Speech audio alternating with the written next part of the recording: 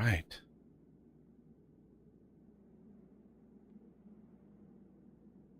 I think we are good. Okay.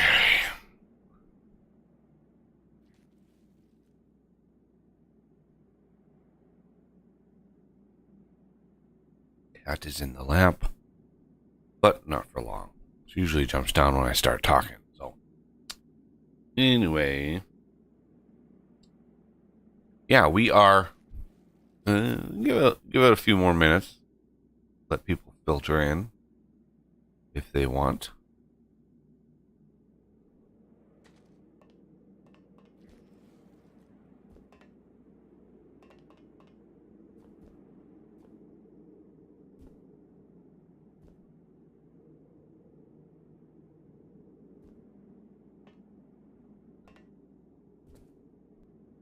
So yeah, you can see we took down the majority of the laser defenses and stuff like that because they just aren't needed anymore.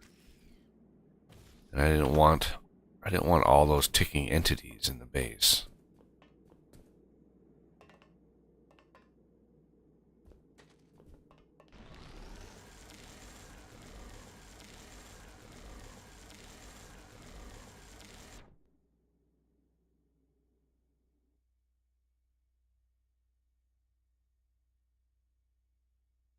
You see this number going up here. There we go.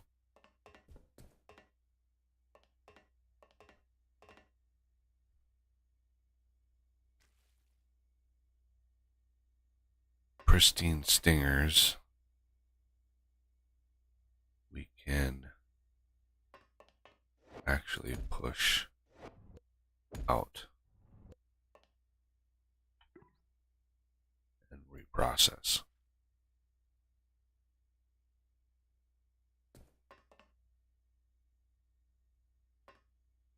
No. I need to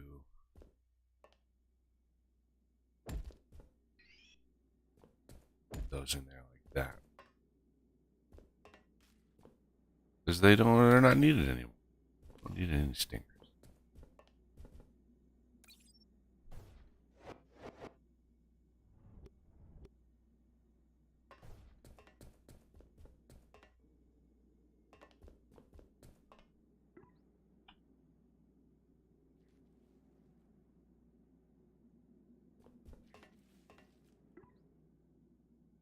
Get those reprocessed. We can turn all of these.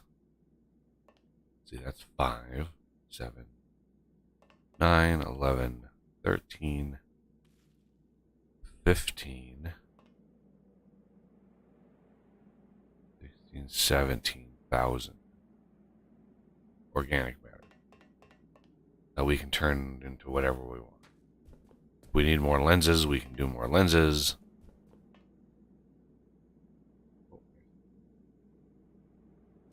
All right, so we are actually we're actually using a new version of the excavator that I updated this week. You know, I pulled the source down from GitHub and went through it. The first time I've looked at that code in 5 years. The last time that code was touched was 5 years ago. So just so you know, it was old. I had to I had to sort of reorient myself and try to figure out what to do and where to do it and all that kind of stuff. But yeah, we got a new version of the excavator. I tried to change its recipe also. It does unlock earlier in the game, and I might do another update because this is the wrong PCB. I wanted a lithium-based PCB. I thought lithium, it's going to be conductive, but no. Anyway, yeah, so this should unlock at lithium tier rather than like gold and titanium tier, and allow you to build it earlier in the game. It will unlock earlier. It's just this gold PCB. You need some gold. But anyway, yeah. So that was one change. I just, having gone through this playthrough here, it was like I had to jump through so many damn hoops and do so many researches just to unlock the excavator, and it just delayed it delayed sort of the final ish level of the base. It just delayed this process so long, and a lot of that research was done off camera, and I just was like, I want to unlock this thing earlier, so if somebody out there is still using it or still playing this game, you get it a little sooner, and you can start molding the terrain, and you can start doing those kinds of changes. I want to unlock it. I wanted it to unlock sooner. But having that wrong PCB in there, it's just super frustrating when I update it. So frustrating. But the other thing it does, we look, the clear mode, Q, drop ore, everybody's familiar with that. Clear garbage, that's people familiar. Clear all, I never recommend people use clear all. But now, there's a clear cryo. How about that? There's a clear cryo in there. Glorious. And you can see once you hit it on clear cryo, the drop mode automatically sets to drop none, because those blocks have no drops. And I wanted to make sure there is no way, I'm hitting T, there's no way to change to drop any other than drop none when it's on clear cryo. So, yeah, you cannot force it to drop blocks when it's in clear cryo mode. But clear cryo mode does exactly what it's called. And if we pop over to the C5, you see, oh, well, this hasn't changed much. Au contraire. Au contraire, it has changed. Ow, I didn't have my jetpack on. You can see we set up a cryo defense network here. Right? So I've got a main, this is directly, literally centered on my C5. So I've got a primary set of defenders going in each direction, and these guys are clear cryo, radius of 15.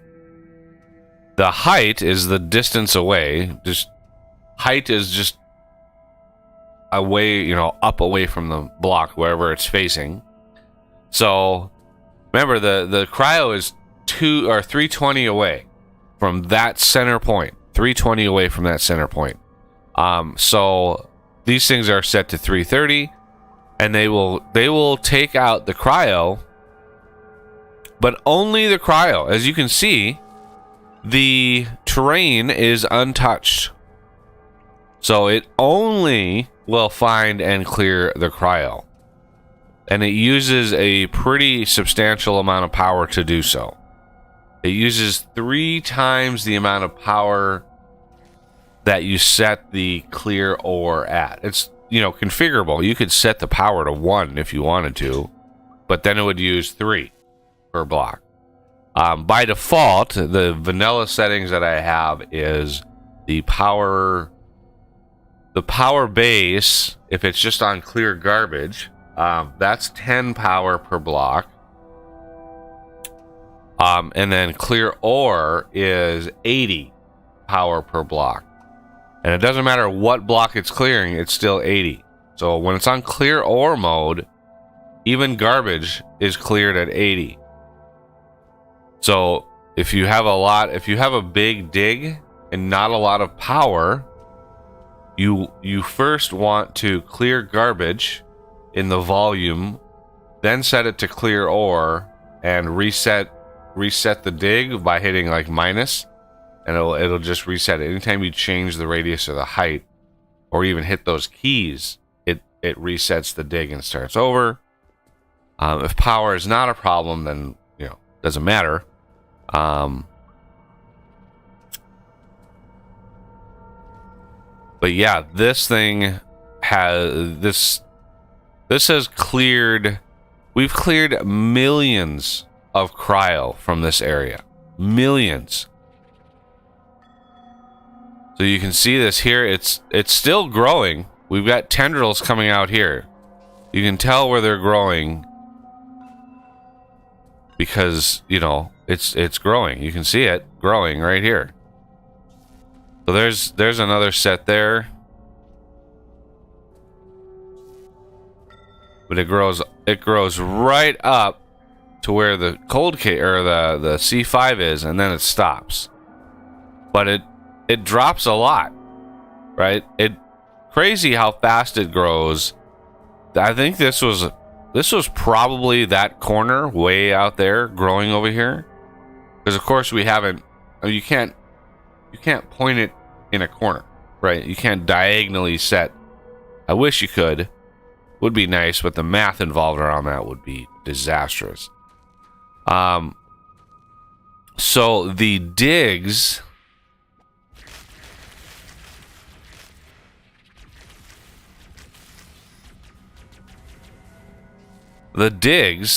We have that central spot, right?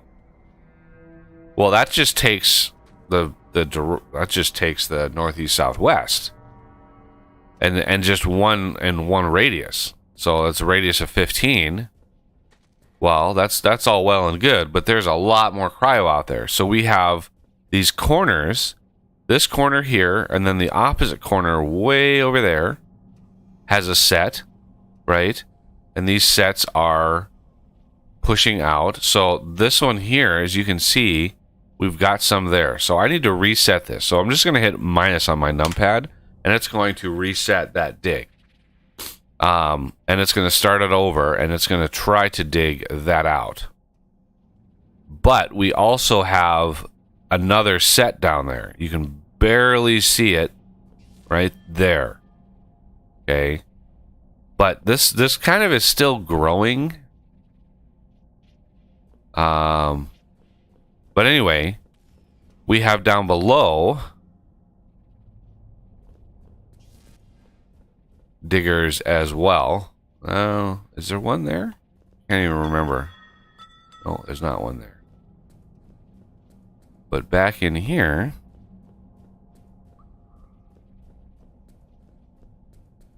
this is underneath. So let's just hit minus on this, and this just will clear the volume underneath that that area, so we can get access to that cryo, or access to that corner. But yeah, this you basically are fighting against a non-stop enemy. It will grow back. One growth spurt from this side will grow all the way up to this area here. I mean, it's crazy how much cryo there is. Yeah, we've fought this back several times now, and there it is again. As you can see, it's grown out again. So this all here was cleared. You can tell this has all been cleared, but it just grows back over and over and over and over and over again until you clear out that spawner. And the only way to do the spawner is to take it out with the magma bore setups, which is what I want to work on. What's what we want to do today. I've already dug it out.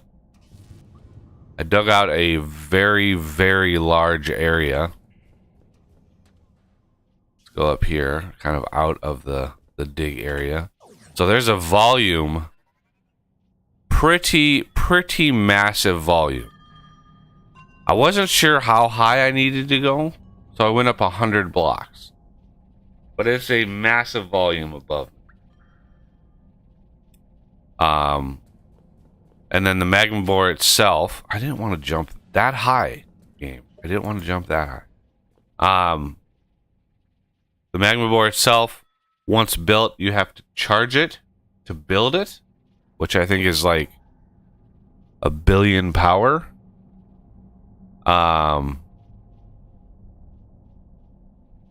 And then it digs all the way to the magma caves. So it is a good idea to build this away from your base. So this was a good idea to build this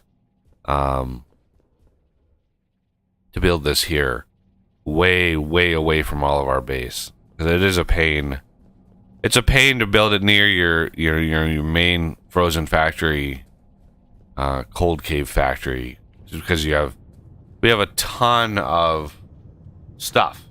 You know, we have a ton of things that a lot of machines and cargo lifts, and it's really a pain to have to try to build a giant magma bore around all of them.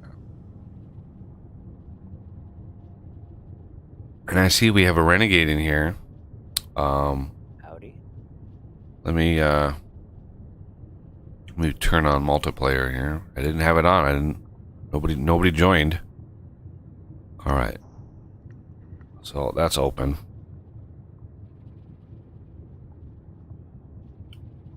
All right.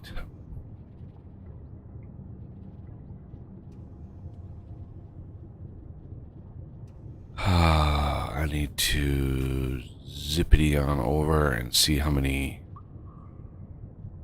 ammo blocks that we have. And we started digging and trenching out to various places. So this is X positive. I need to go to X negative. This side over here. So this side over here, this goes towards the other setup that we have. Right? This goes towards the initial cryo fight that we started. That just is never, it's a never-ending amount of battle because the cryo spawner just never stops shedding. It never stops shedding cryo.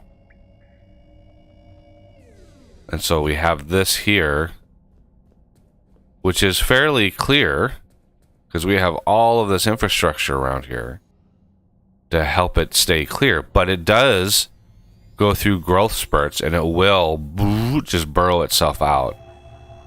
So one thing we need to do here is raise this top melter line about, I don't know, 3 or 4 blocks above, so it's not right at the cryospawn level. But yeah, as soon as we start melting this thing, as soon as we get the cryo inferno in here, this thing will kick on and it will be crazy how fast it'll spawn cryo. I mean, it's just, yeah, it's non-stop. Yeah, and I really wish we had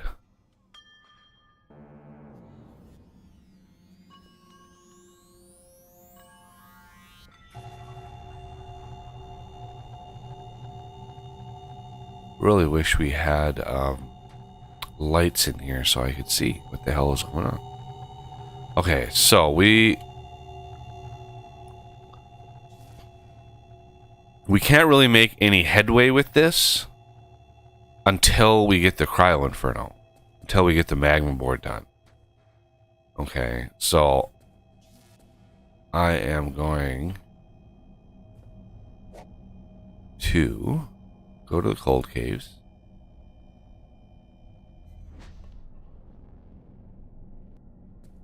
Oh, let it all load in. And let's see how much fuel we have sitting over here. Look at that, 1,700 fuel. And you can see it's sort of updating the cryo. Oh my god, the glare from Arthur is super annoying. How do you even see that? You're gonna have to look at it from an angle. Yeah, somebody didn't think this through, because look at the glare from Arthur's light. makes it impossible to even use this thing. I mean, I don't think the directional ones here, the northeast, southwest ones, I don't think there's that much cryo there. The corners, yes. The corners are rough.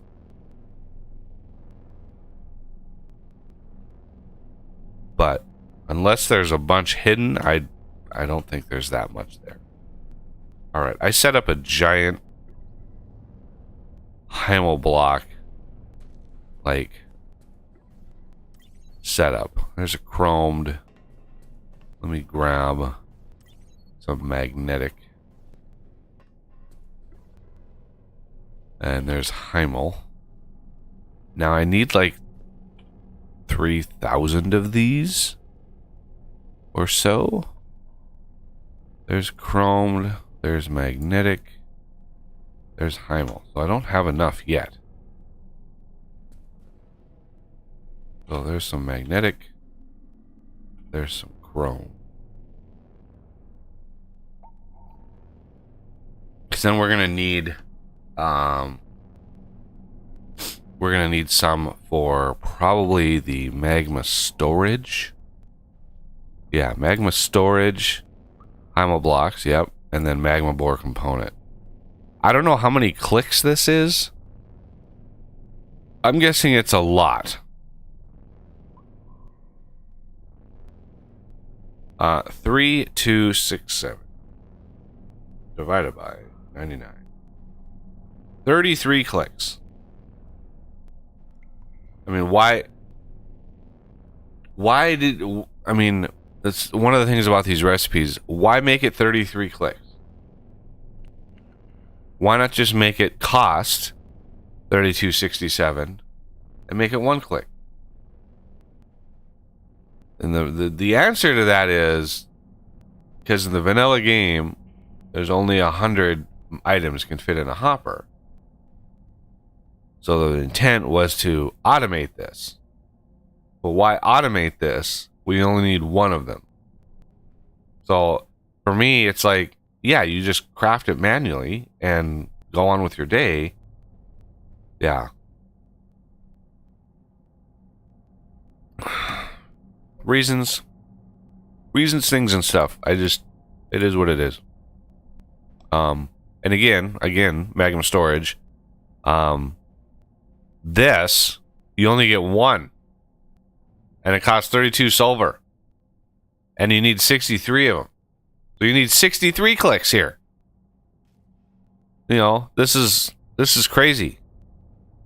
This is a ideal use of a one-click craft recipe thing.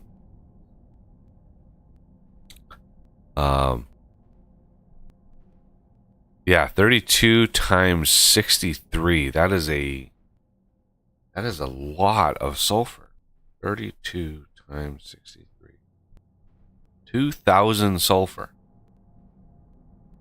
for a magma storage. Woo! Plus the 8 times 63, which is close to 8 times 64, which is 512. So it would be 504 or something like that.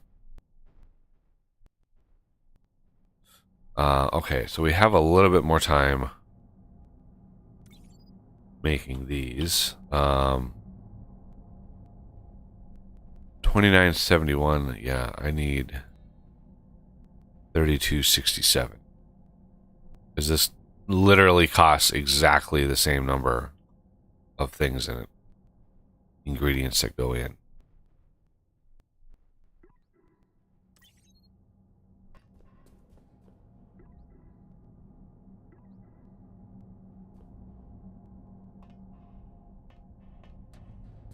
All right. So Heimel blocks are going. These are fine.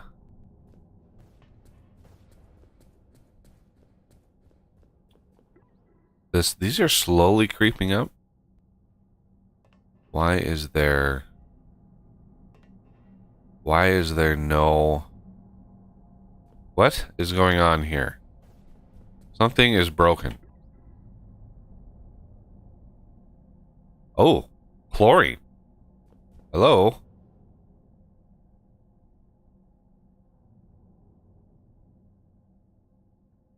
Literally waiting. Let me see if this thing loads any chlorine.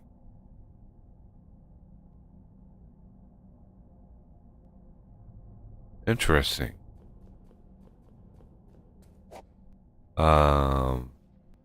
Toxic filters.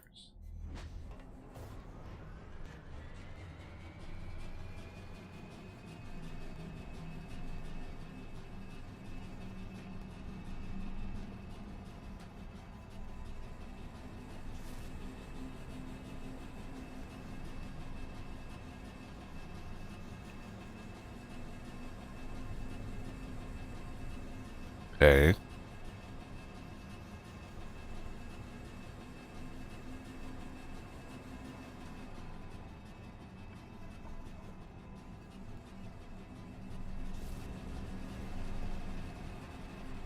So maybe it was not a good idea to use a beefy cargo lift here.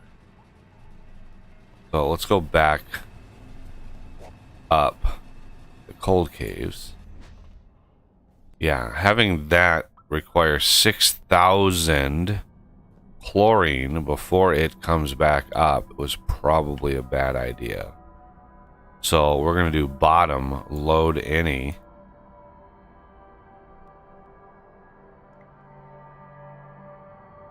And then we're going to craft a crappy cargo lift.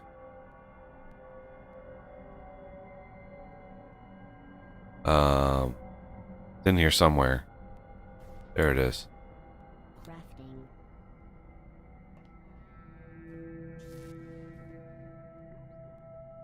I want to let it get all the way up here. Pretty amazing of all the resources. Okay, as soon as it starts, there it goes. And then we want to find, wherever it may be, the basic cargo lift. Well, let's turn this on, load all now. I mean, 600, that's pretty, I mean, yeah, 600 is a pretty decent amount. So,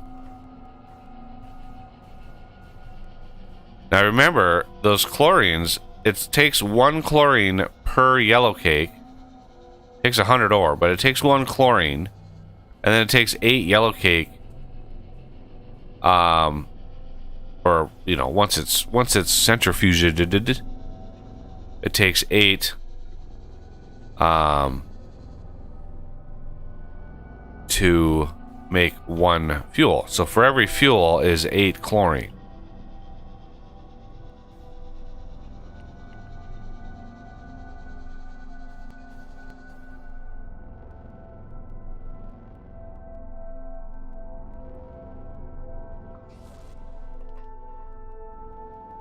All right. We're chewing up the ore. Yeah, I've never had a system before. We might even go, you know, if somebody wants a project,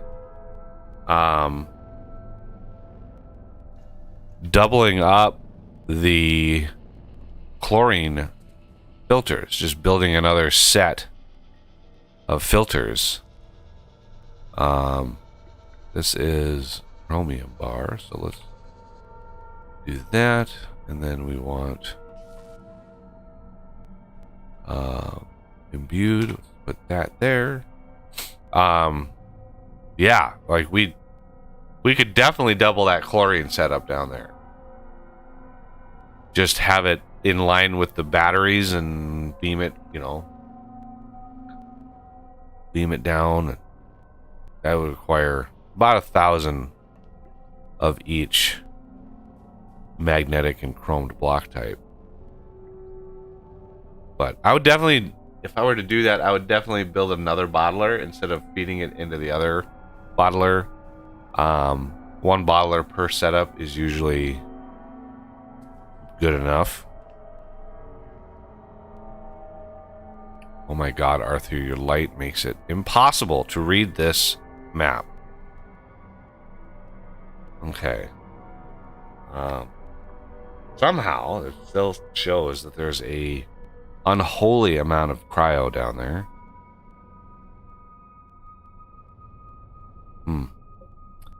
Alright, so this should, yeah, now be able to handle quite a bit.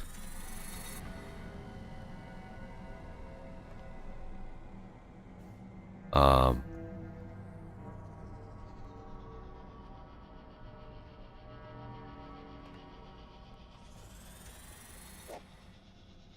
gonna pop up to the surface real quick. Are there any of these?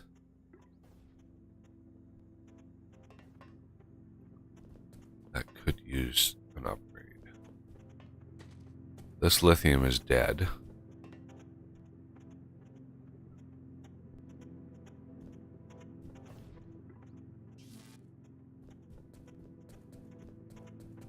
Doesn't look like it. Nickel.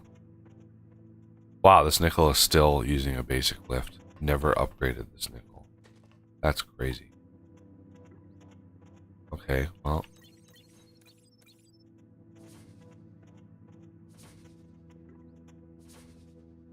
Shouldn't take too long.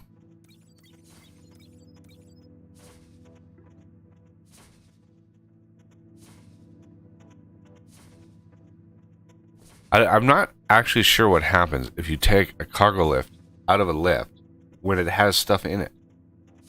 Now, I'm not 100% sure if it just voids that stuff or drops it in the world or what.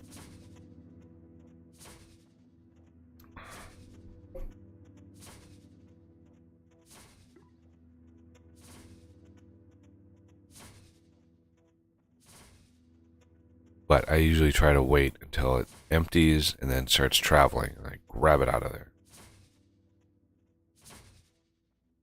I don't even know what hoppers we have down there to feed this thing. Alright, there we go. Bulk hopper on its way, or bulk lift for nickel on its way. Poor Spider Bro. He's just wandering up here. No bugs to kill. There's nothing for him to do. He's bored.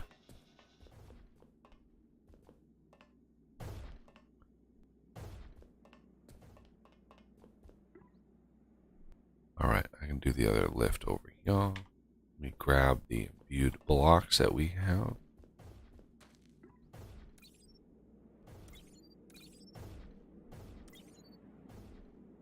There we go. Alright. Let's go back to the C5.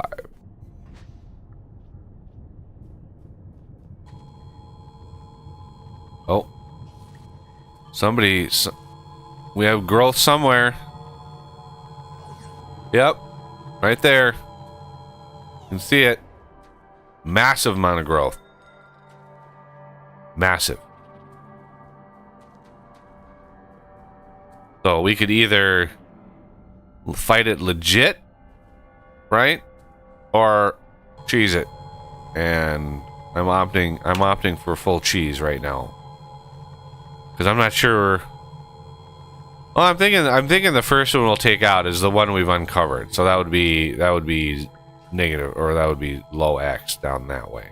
Because that's by far the one that we have the most infrastructure around right now. And you know, I'm not sure how many of these we're gonna fight on camera. Or how many that we're gonna take out, period. Not really sure what people are interested in. It gets boring after one or two. It's pretty tedious. Oh yeah, we're gonna need more pipe too. I just remembered that. I can't remember which pipe does it take. Maybe the Magma storage.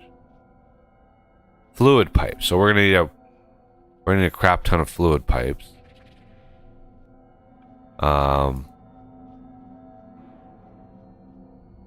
Digs a very, very, very big hole.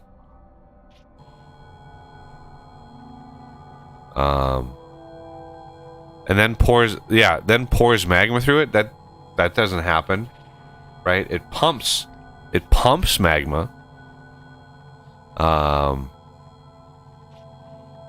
Fluid pipes, I think, they're just magnetic and chrome block. That's easy to do.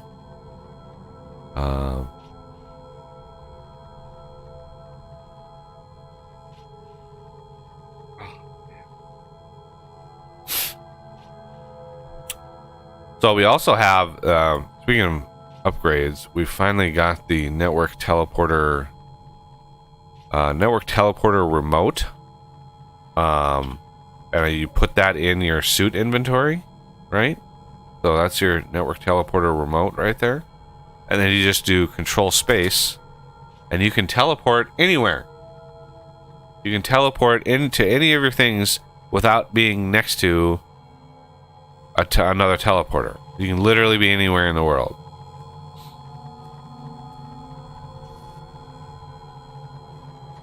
This thing is really going to town. But yeah, because the radius on these is so high, set to 15, it takes it a while to get through. But, you know, eventually it does. Eventually it gets through. No problem. Alright, obviously... Oh my god, look at the camel bots. This is the bane of my existence. I really should have added the camel bot.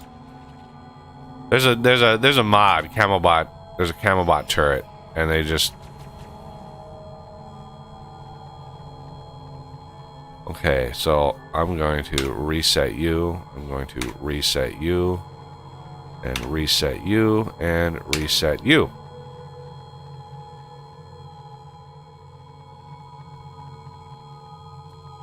And they should start clearing it.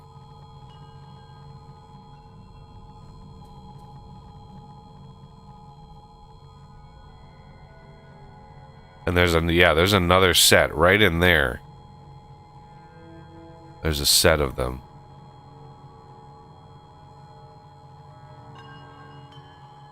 Oh, yeah, there it goes.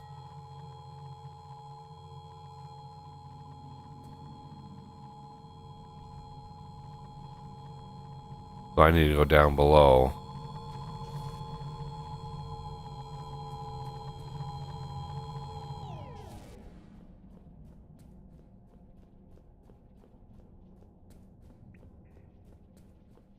And re-engage this one.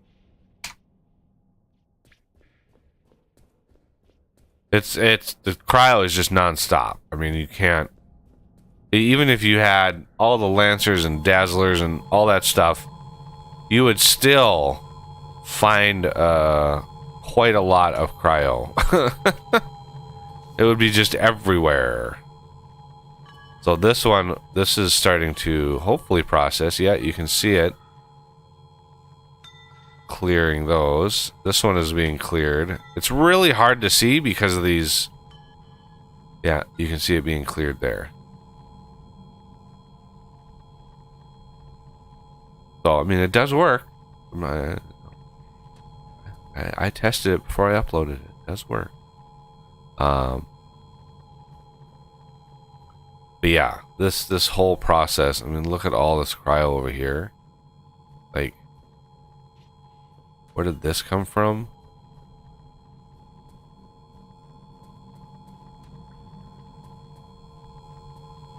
That should be this one. This one needs to be reset. Yep. So by the time they get all the way to the back, right, 320 away or whatever the height is set at, by the time you get all the way back, you need to reset them and start them all over again. The cryo had rebuilt and grown. It's a never-ending mess.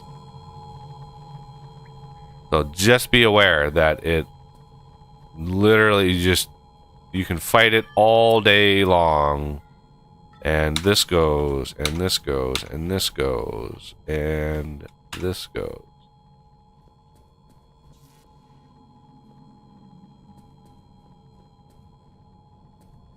Just clearing it out. Give me some walking space. Give me some breathing room. This has started to... Yeah, it looks like this one, you can see this plane right here is where that digger is at. And then it will... Yeah, it'll drop some of the fluid ones, because there's two types. There's cryoplasm and like cryoplasm fluid. And the fluid is what falls. Like sand. That's the fluid. And it's really hard for something like the excavator to see that fluid falling. You know, when it looks at a block, it briefly looks at that block and it moves on to the next block. It doesn't matter. So if it finds fluid, it'll get it. It'll clear it. Yeah, this whole line built again. You can see. Regrew the whole shebang.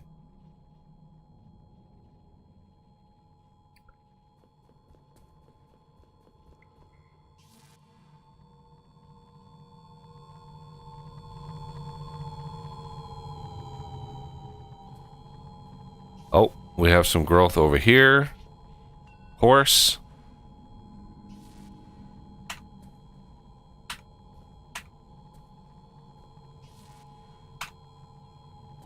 And having all of these running, you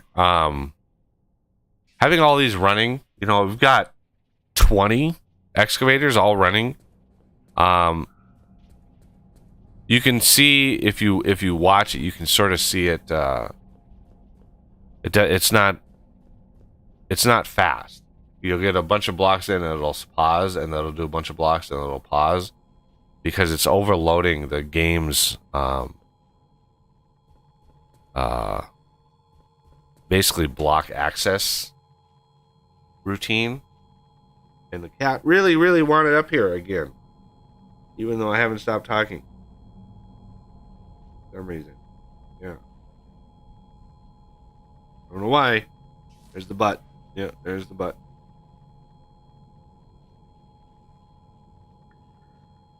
She's like, I want to show my good side.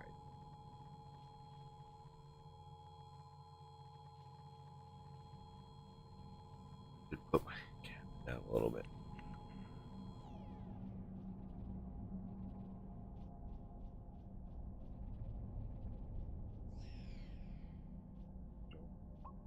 Now she's laying. I wish I could show that, but anyway. I don't want the camera to be focused on my crotch the whole time. Literally, she's right in my lap. So, yeah. Yeah, the fact that there's a bunch of stuff falling means that it's actively growing.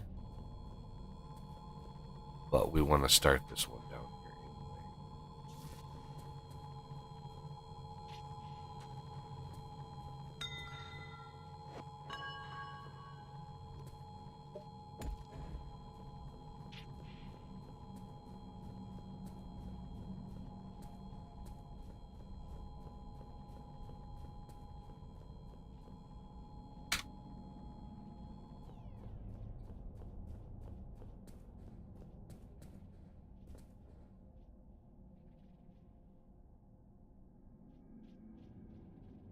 Can't resist the brink.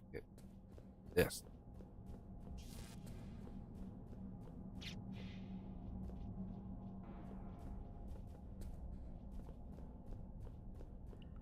So is the Renegade doing better today? Yeah, I'm getting there.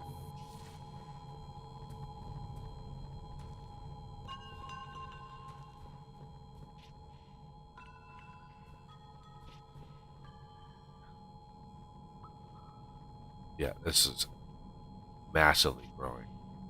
So, oh, it's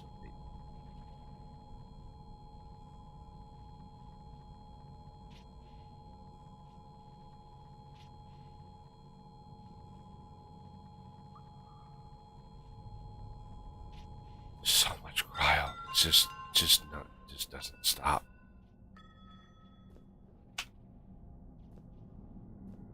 Reset those.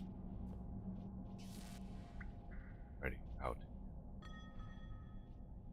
Yep.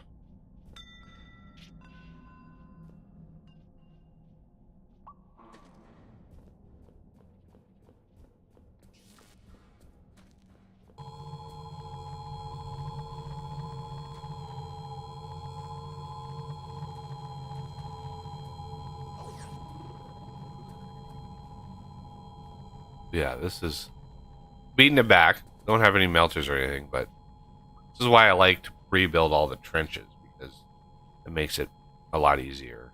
But we didn't do any of that this time around. We should have prepped it. I regretted as soon as they started doing this. I regretted not prepping the cold caves for the fight,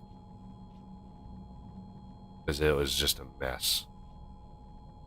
What I would have done is I would have just dug flat, just cleared it all, you know, built all the trenches, done all of that, and got everything just ready. And you can artificially slow it down. You could put walls, you know, a lot of different places, make it work for it, but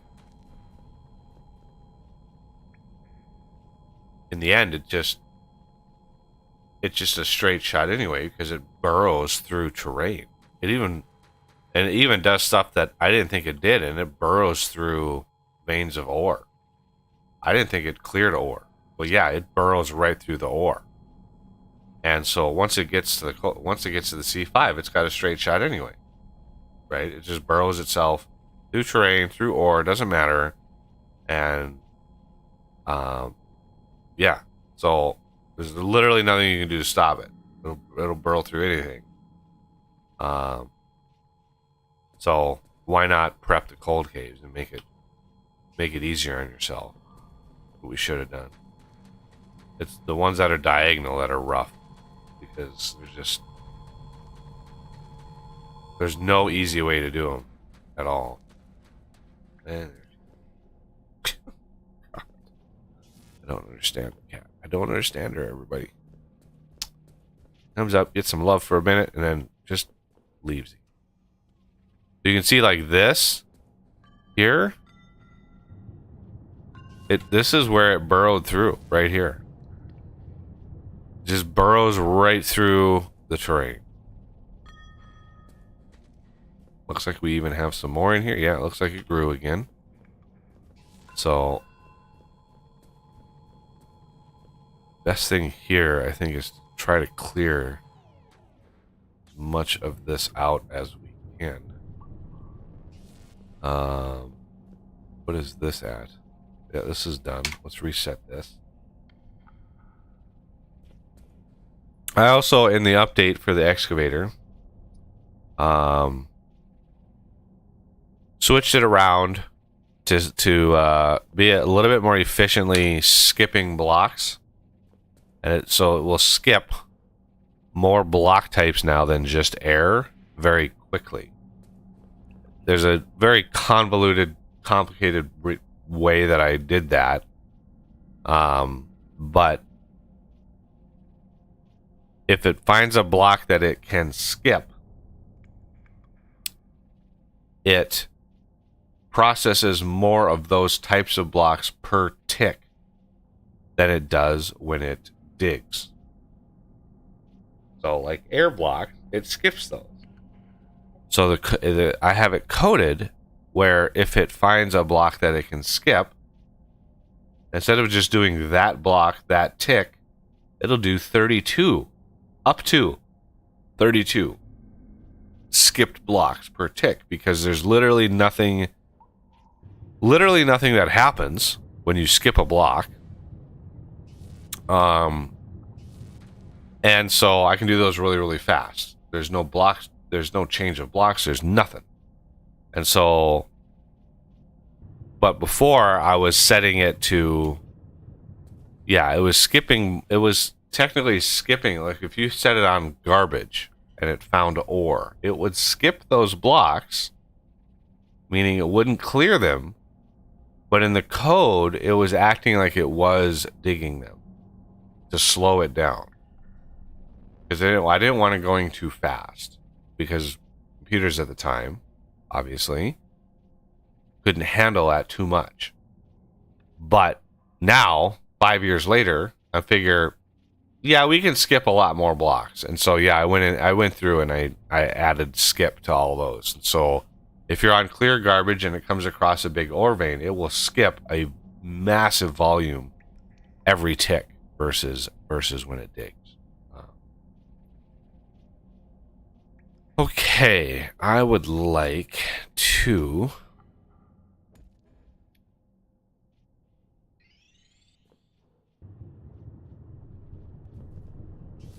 let's see, 1, 2, 3, 4, 5, 6, 7, 8, 9.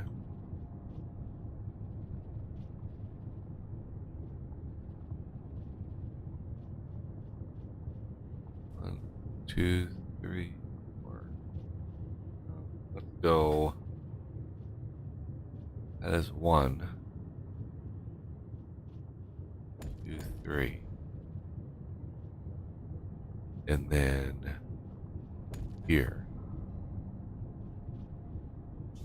And then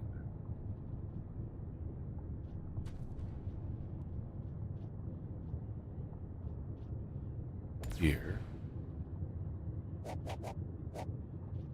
That's 9. 10. Want a nice straight shot. Whoa, whoa, whoa, whoa. Okay. Oh yeah, I also added an alt key. So you can see down in the bottom left, I've changed the text. It used to be shift in parentheses. Well, now it's shift/alt. So shift, if I'm going to do the height, shift plus adds 10. Alt plus adds 100. Okay, so you can alt plus a couple times and it adds 100 every time. We're going to clear ore. We're going to drop none.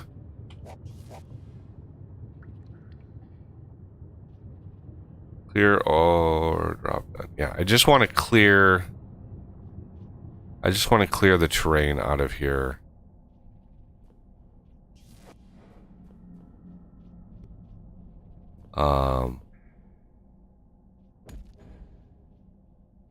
I should have a near infinite supply of power here as soon as it finds it.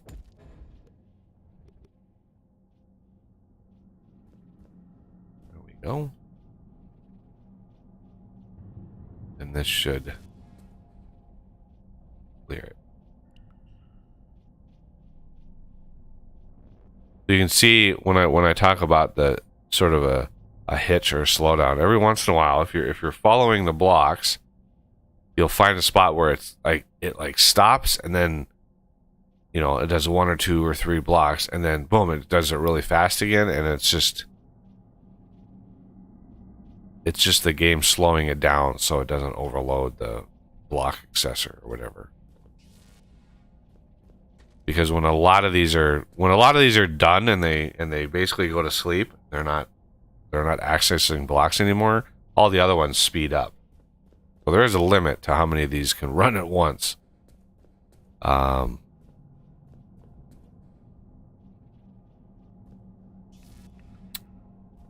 do I want to do that on all sides? I kind of do.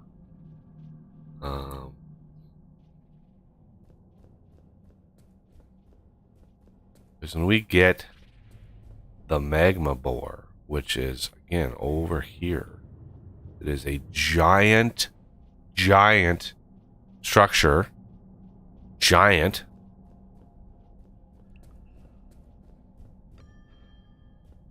Oh yeah, we broke into a thing that was a true mountain of sand. Look at all this sand.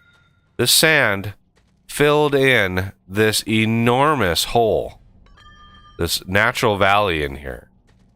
This is all empty space in here, and this sand, it was a unbelievable amount of sand. But yeah, this cave goes down and down and down. It's a huge cave. Huge.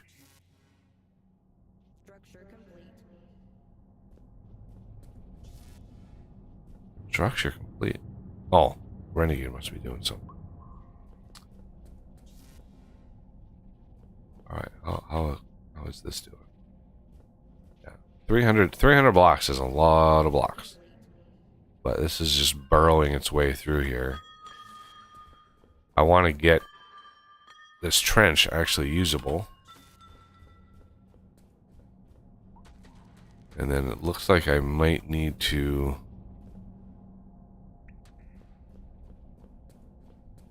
Yeah. I don't... Yeah, we have...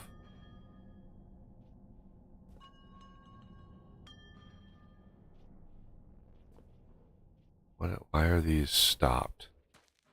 These are stopped because they don't have any power anymore. They don't have any power anymore because I've rebuilt.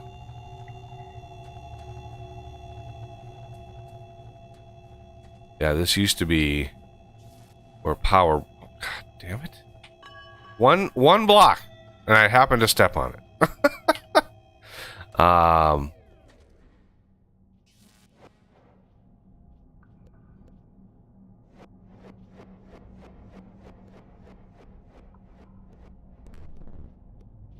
What'd you step in?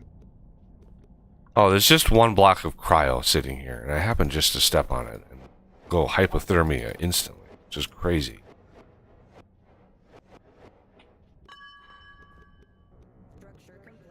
Thought somebody might have let a dog down to there. Alright, I need to find a way of bringing more power in here.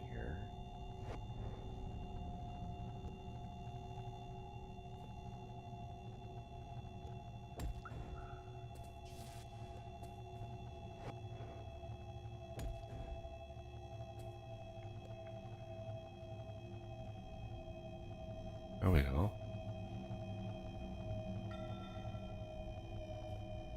Not really needed, but it is what it is.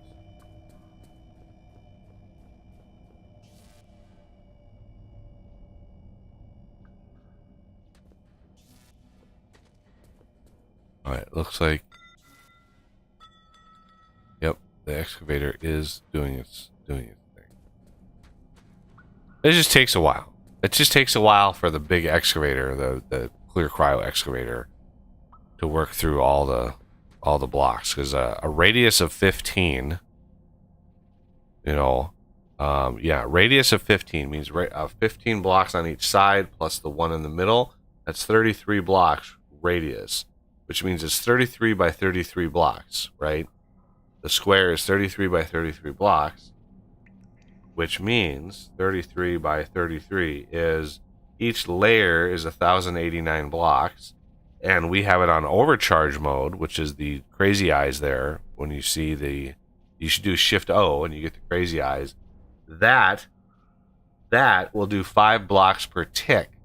That will literally increment 5 blocks per tick. And if you're doing a lot of skipping, right? I just talked about skipping blocks. That does 32 blocks per tick, right? So you can, if you do 5 blocks times 32 blocks, that's 64, 128, 128, 180, 196, right? 128 plus 64. 192. 6, 7, 8, yeah. 192 blocks that it will skip per tick if it's skipping them. So But if you divide that by 192, that is basically 5 ticks. A little over, it's 5.5. So you're looking at roughly a second to do one full plane, which is why, like I say, this thing kind of having all of these going all at once kind of slows it down, because it's a lot of blocks to process. It is just nonstop.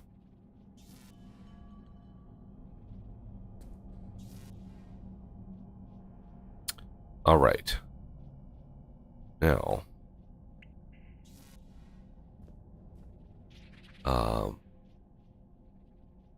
this is just about done. You can see, yeah, you see how that was a little bit slow right there when I looked at it, because, yeah.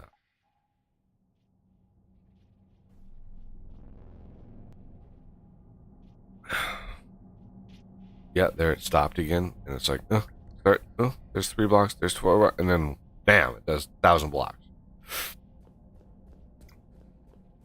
All right. I want to get the magma board. I want to get the magma board going, so we are going to go to the cold caves and check on our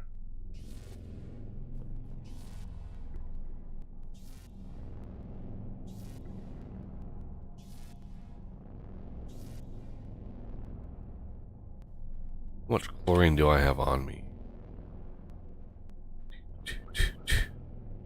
Reason.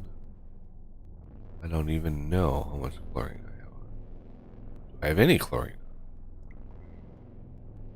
I mean, there's sulfur.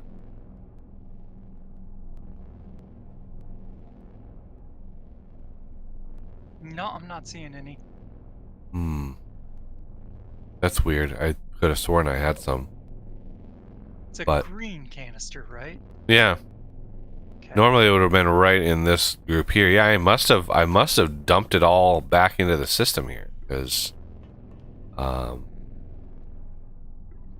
yeah, I had to swap out the cargo lift on the chlorine. It was taken, because it had 6,000 capacity, and we're not making chlorine very fast, and so the thing went down, and it was just sitting there like waiting and waiting and waiting, and so the entire system up here stopped because it ran out of chlorine.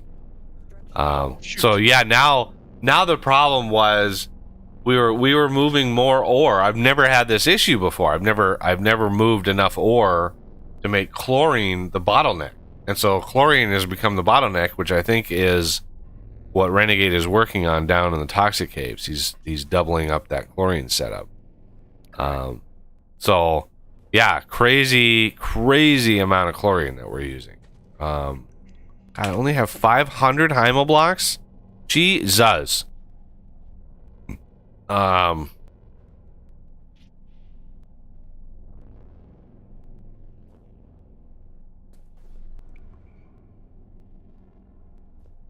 There's got to be a way to make this faster.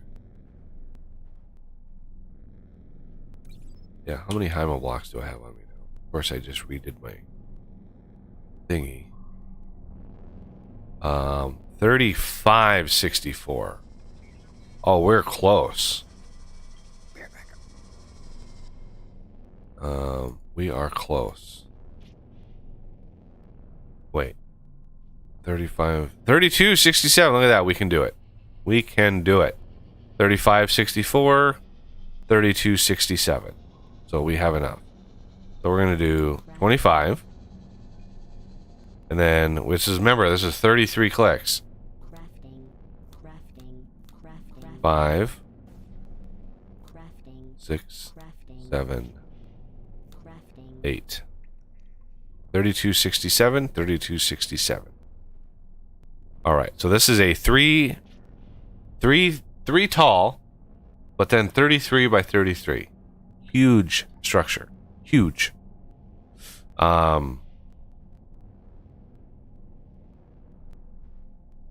Okay. And then magma storage, I'm not going to worry about that right now. But that is 8 times 63. 504. Yeah, don't have enough.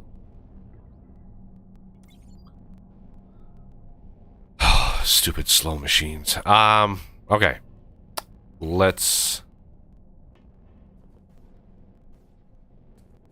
Oh, yeah, we just had it.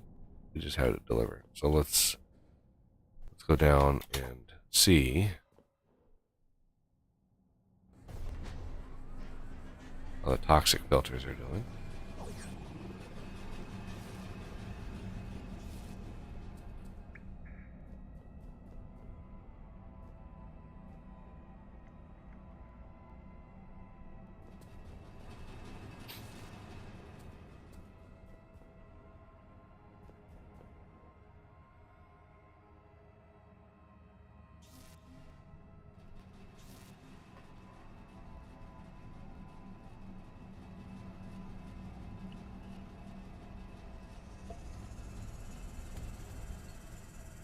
Okay.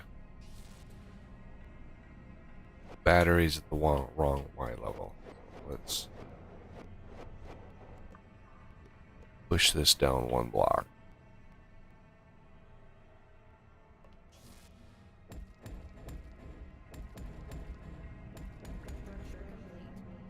There you go.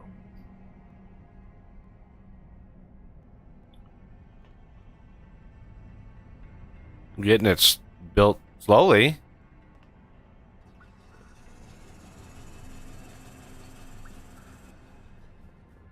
You do not have enough blocks? Or what's the slowdown here?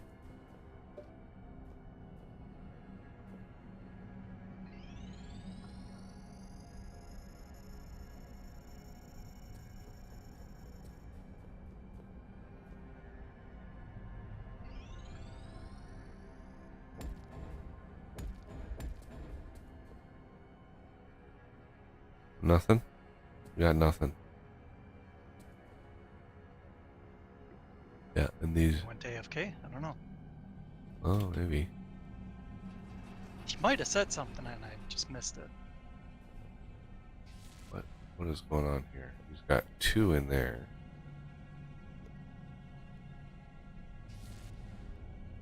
And, yeah.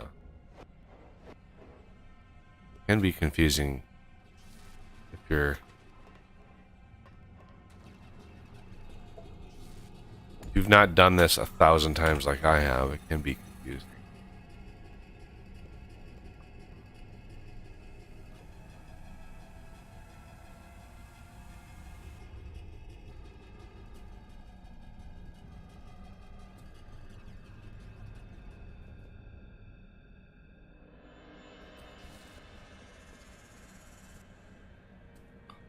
Lights.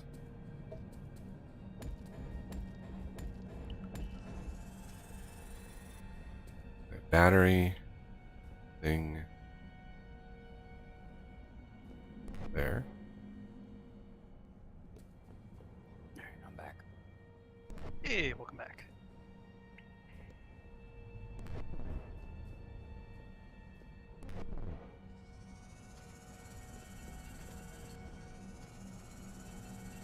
Must have some tubes on me.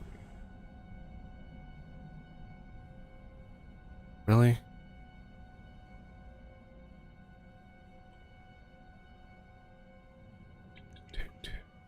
Maybe not. Oh, it sees them.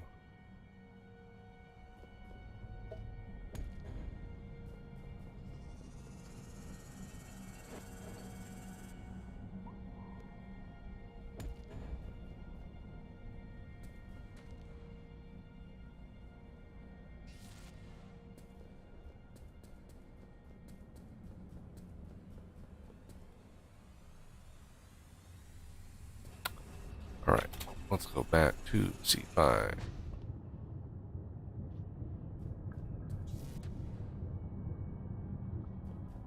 Oh, this is growing again.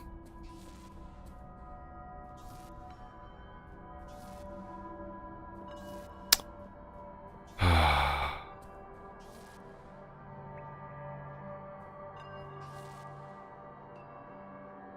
to reset you. Like, I am so tired of falling into these.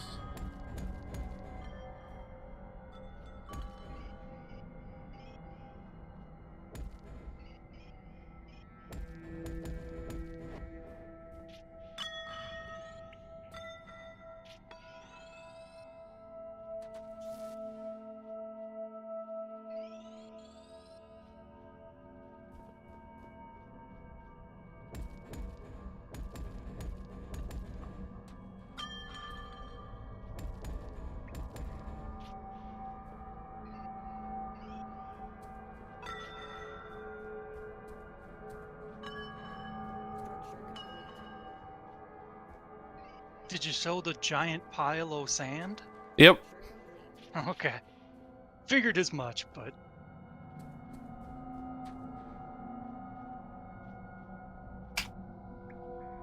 that chamber was just ginormous. Oh, I don't think I showed where it came from. I don't think I showed the giant hole where it came from. It was right at the top of the dig. Like, really, like, right at the last second, it busted into this cave. And yeah, this was completely filled with sand. This area. Completely filled. This entire volume. And all of that sand drained out into the hole. It was just this waterfall, a sand fall of sand coming down here. Look at all that cryo that just appeared down. This is why I want to build this up here. Okay, so I'm pretty sure I dug this one larger than I needed to, just so I could walk around. So if I'm gonna build,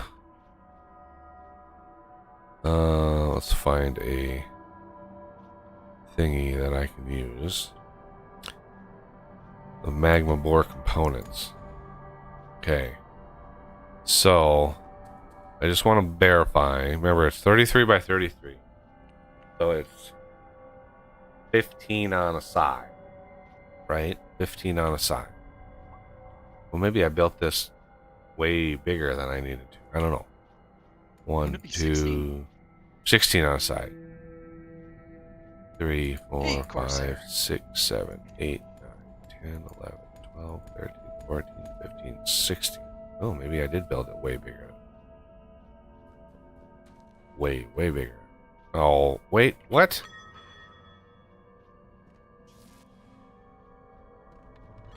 Oh, wow, I got completely turned around. Okay.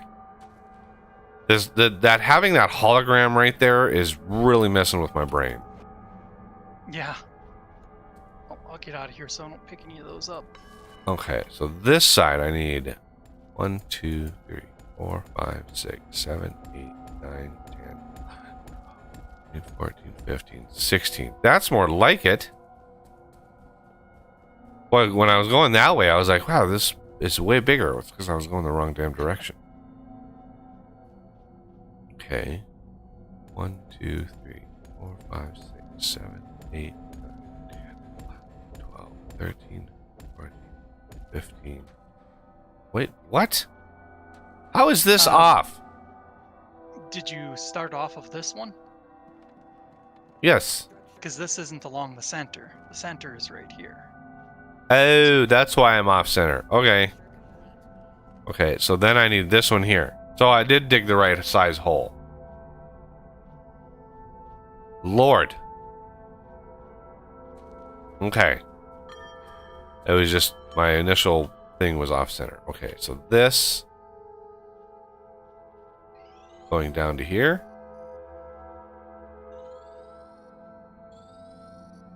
That should be 33.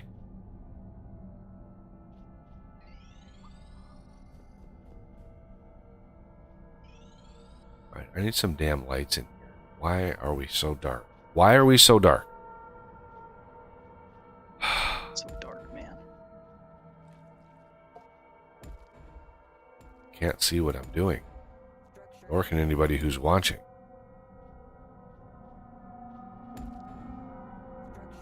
Wait, they actually came to watch? It's weird. I know, right? I don't like the lights being blue. Don't like it. Oh, sorry. I'll repaint the other ones.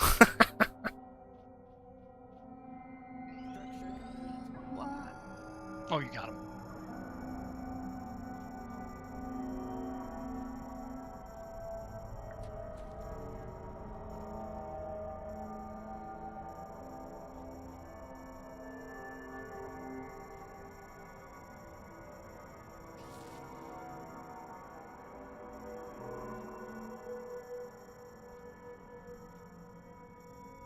Let that And finish.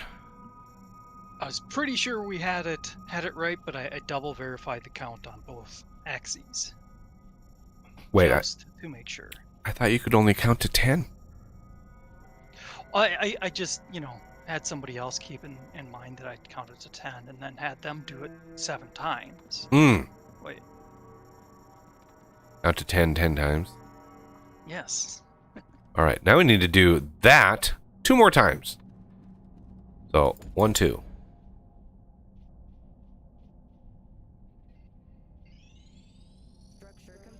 And I don't like to build like the whole thing and let it all fill in because I've seen it before where you overload the block queue that you're super building and it doesn't build some of those, but it takes them out of your inventory. So you want to be careful super building too much. So we're going to do a frame first, and then we're going to subdivide the frame.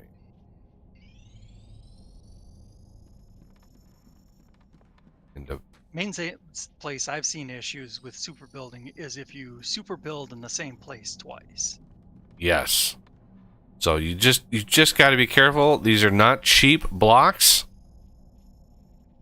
So you just you know, take your time. Divide it up. This is a huge structure. There's no rush. Missed a couple over here. You must have been standing a little too close when you super built it. Yeah, I was probably hanging over the edge when I built it. Yeah. And Corsair Bowl. Best to have it on TV while cleaning the house. Well, that's great. Yeah. That way you can just ignore my vacuum sounds.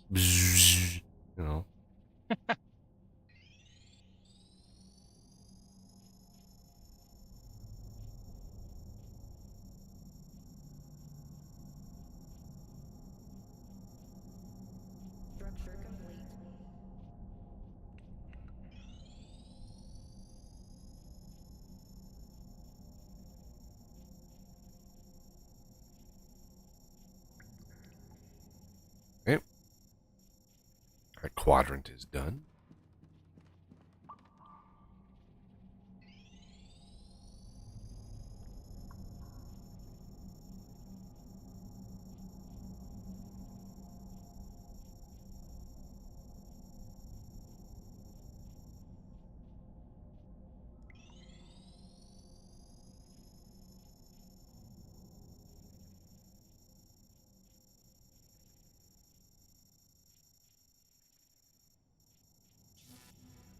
Yeah, it's a lot of blocks. This is a huge structure. Oh. Oh.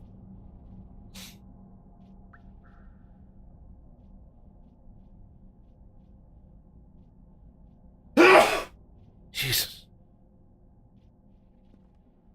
Oh, he's got a home theater. So yeah, you're louder than his vacuum, he said. Ooh. Well, hopefully that sneeze didn't blow out your speakers. Yeah, I used to watch on my home theater, but my PlayStation died, so I can't use my home theater anymore for watching TV.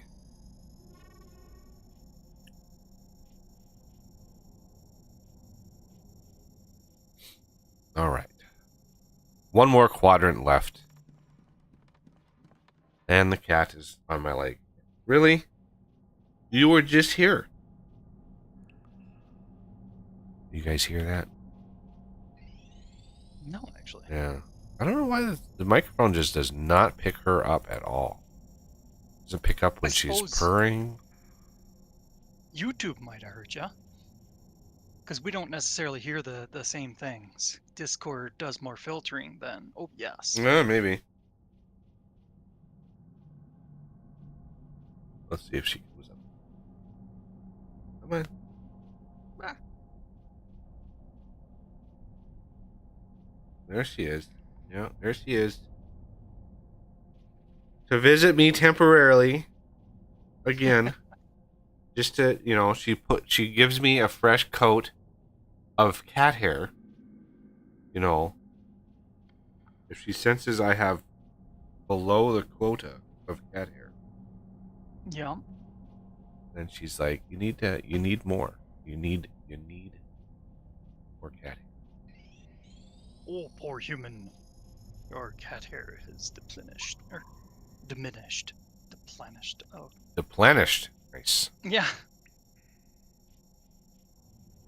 What, you don't Oh. speak, must speak? And there it finished. And yeah, the 3D model is like, it's derpy. Don't overthink it. I mean, it is what it is.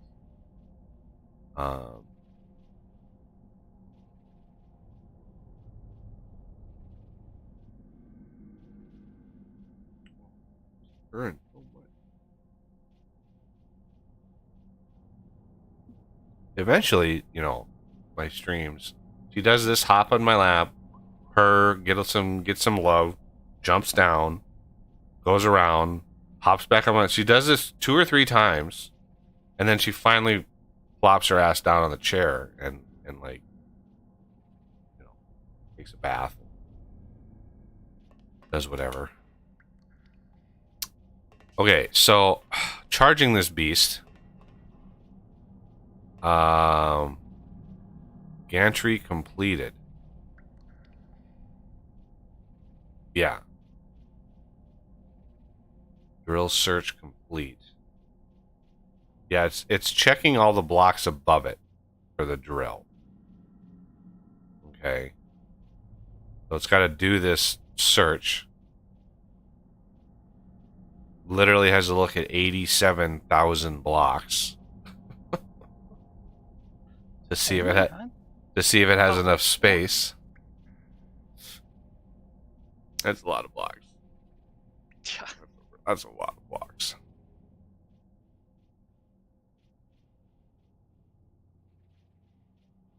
Alright, second chlorine thing is online. All right. Is it pushing into the hoppers and stuff? Yeah. Sweet.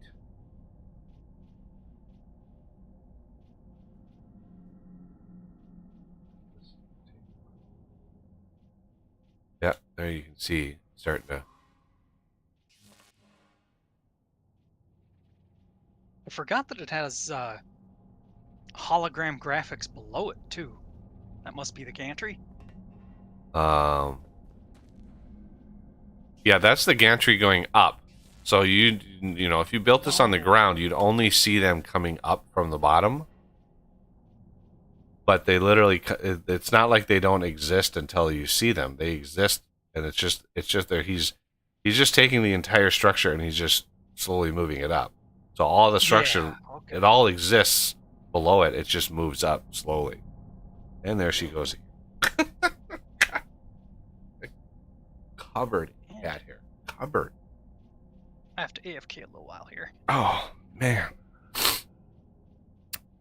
All right. So this is not even half done. We got to figure out how we're going to charge this thing. I'm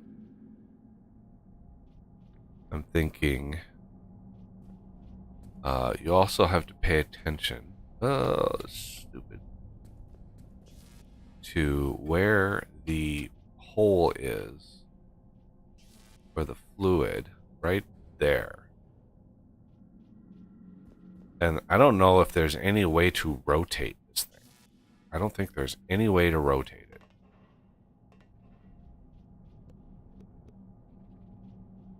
No, I don't think there's any way to rotate.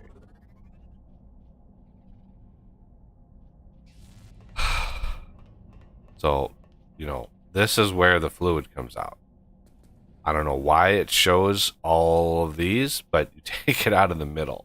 Like, I don't know why there's a bunch of pipes showing right there, but maybe you can take it out of, like, this one and this one and this. No, you can't take it out of that one, but you can probably take it out of that one, or maybe you can take it out of the other sides. I have no idea. This game, the visuals of this game do not necessarily match with the functionality, as you've seen with the air filtration systems. The pipes come out and go, you know, kind of willy-nilly into the other machines. Temperature exposure? How did you die there? Ran out of power. Oh.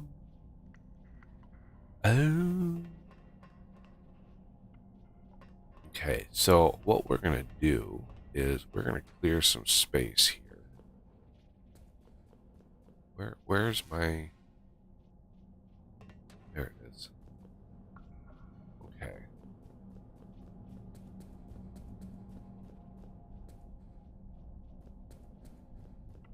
I want to clear... Let's do 1, 2, 3, 4. 1, 2, 5, 6, 7, 8.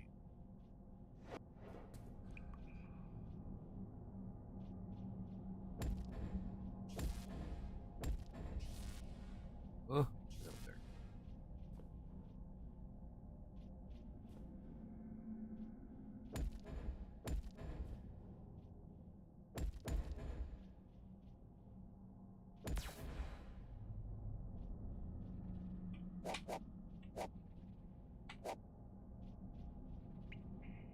I don't need it to be 30 tall.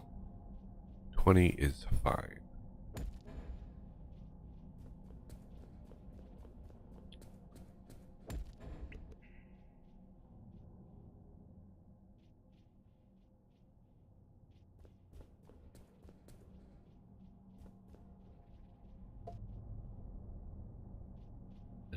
I just need some space around this thing so I can plug in a metric ton of power. Just a crazy, insane amount of power. Because once it's done checking its whatever, you see that power 0 out of 1,000,000? I guarantee you this thing is over 1,000,000 power. The OET was 100 million. That was the base game. This, he had to one-up himself. So this, I believe, is 1 billion power. So we're 10x the amount of power.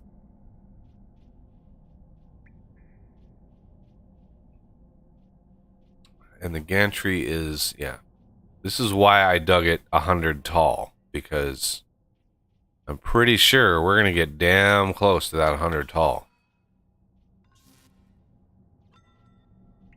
Like I said, it's a giant structure. It is huge. Okay. We have ourselves a area.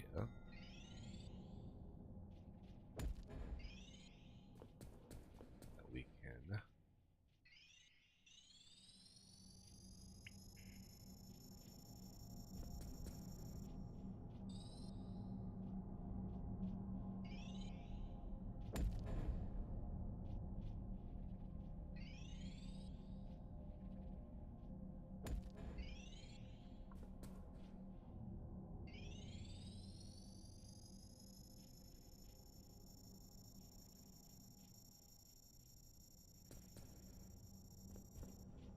Oh.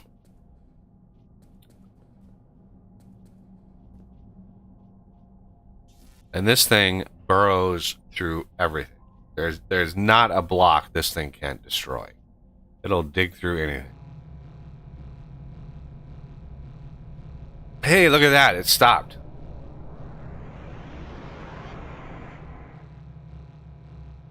That means it's all good. So Digi-structing drill. Digi-structing drill. Okay. So, what we're gonna do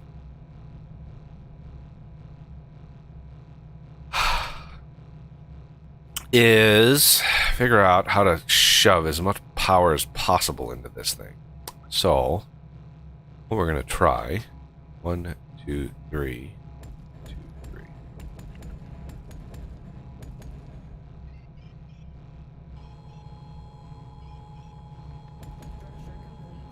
Okay, this thing got done. Good, good, good. And no, you don't need power. You don't need power.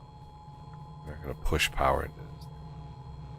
But we got our first 640 power in there. Look at that. We're on our way. I want to. We're gonna go full nuclear on this baby.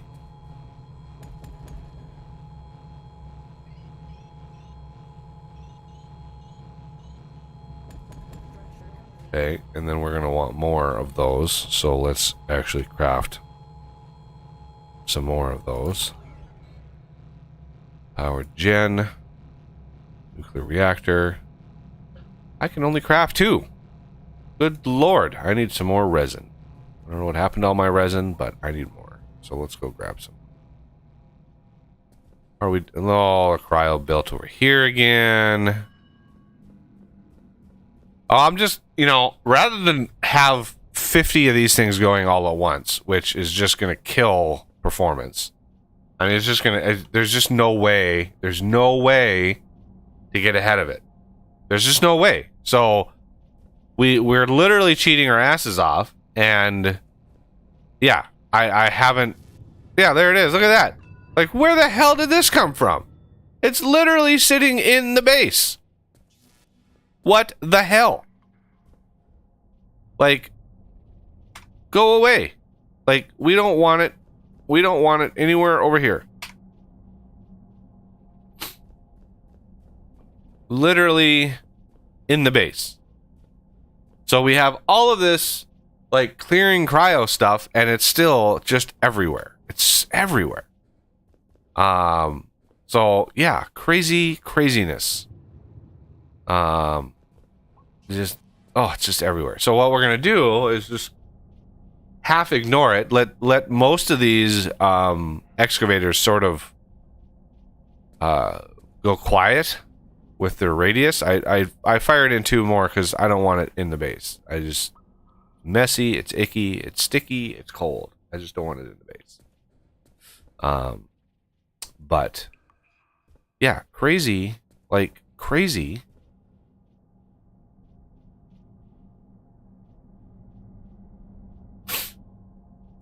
Anyway, I need to zip on over to the surface.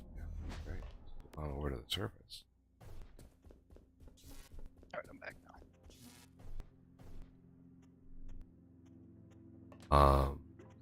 If you want to start prepping that cryo battle arena area, you want to move the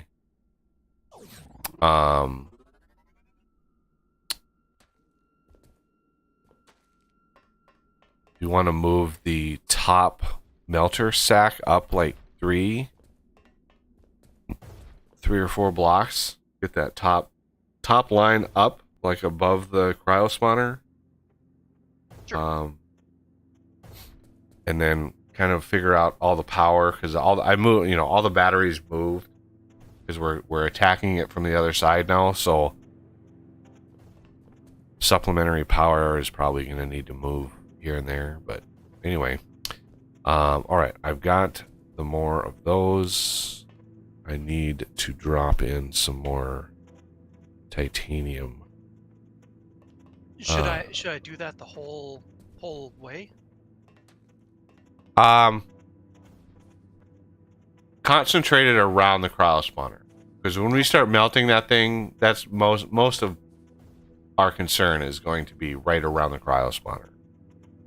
Yeah. Just showing how crazy it gets.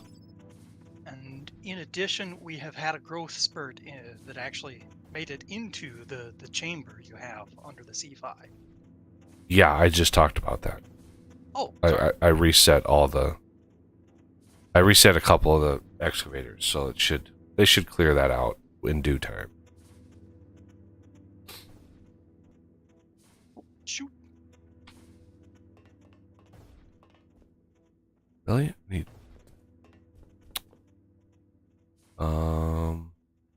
Darn.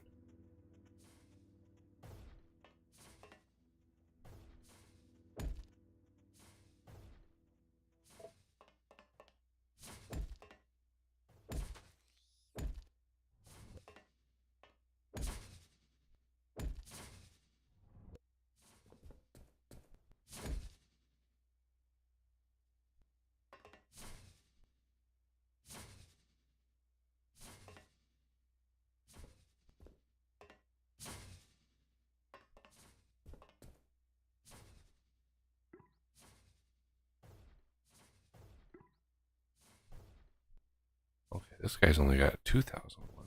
He can be upgraded.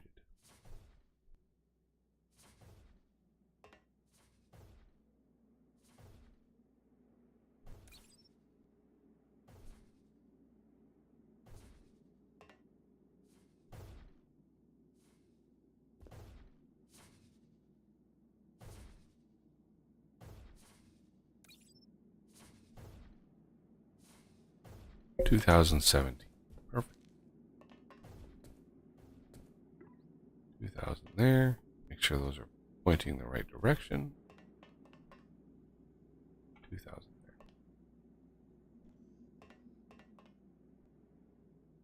there.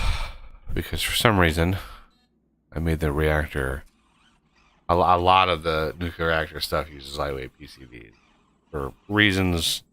I think when I made the mod, he didn't yet have the titanium housing. He didn't have the secondary, like, things yet. Damn it.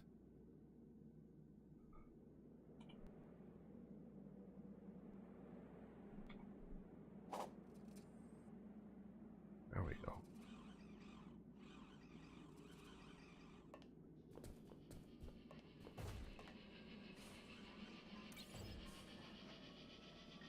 So, like, these things here, these did not exist yet.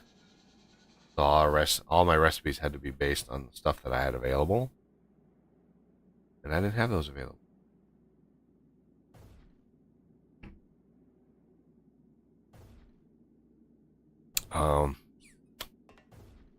So, yeah. Anyway.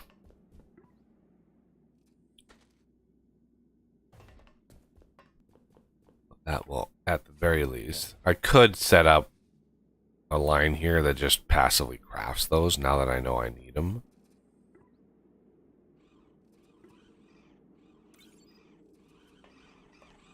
So I should be able... Nuclear reactor. It uses 5 per craft. So I have exactly 600. Well, let's see. 25, 26, 27. So 600, that's 135. 135 PCBs per reactor.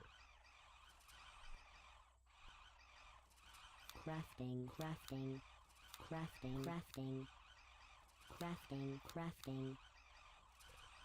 There's a few more reactors. I want to get this thing really beefy.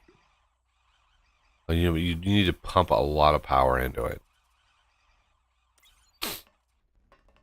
This poor Spriter, bro. He is so bored. He has no friends to play with. Yeah, he's nothing. There's nothing up here for him to do. All right, I don't need more. I don't need logistics hoppers. I don't need advanced filter. Doodaloo. I don't need nano hopper. Don't need medium hopper. Don't need small hoppers. Or whatever those are. Wow, I'm down to 15 tubes. Wow. Didn't know I was that low on tubes. I must have more tubes. There's 500 tubes. Let me grab a bunch more energy transmitters and a bunch more batteries. And then let's see. Go here. They really needed Crafting. that. Bunch of batteries. I wanted a bunch of transmitters just in case I needed conduits. I probably need some conduits.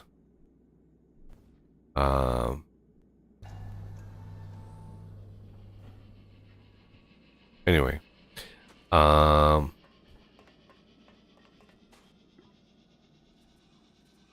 3, 4, 5.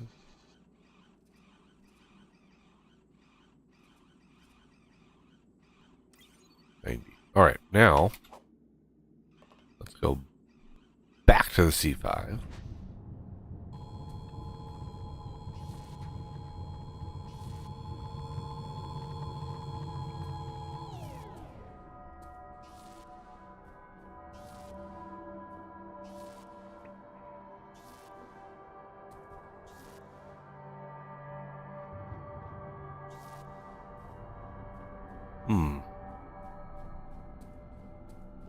Yeah, it looks like it encroached on more than...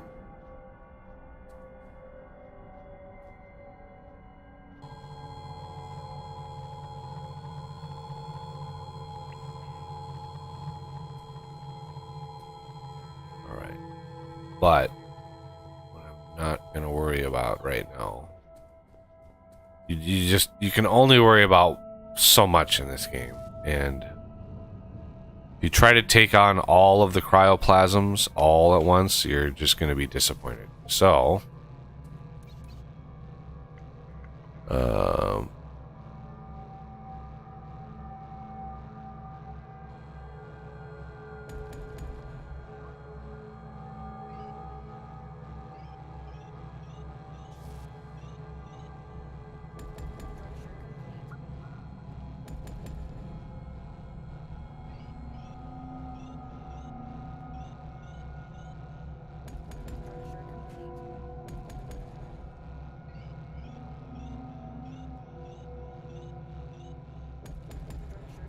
all right. Now, what we want, basically, is...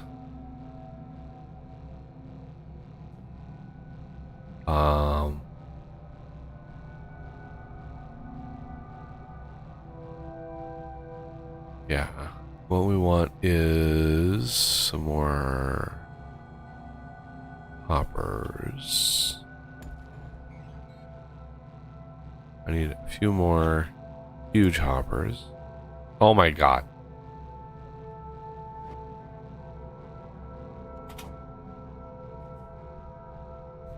Thank God for that network teleporter remote. Jesus. Crafting.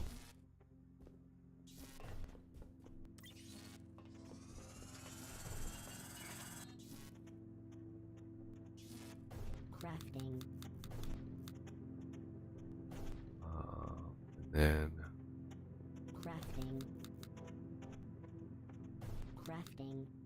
okay.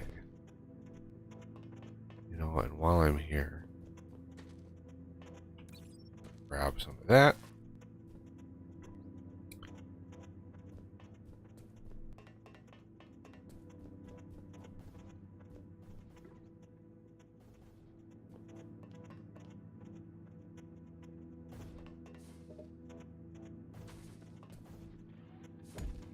No, middle click that.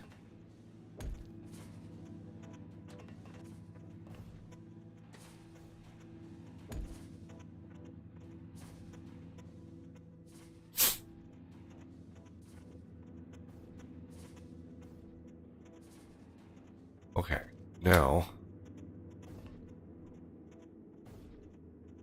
back to the C5.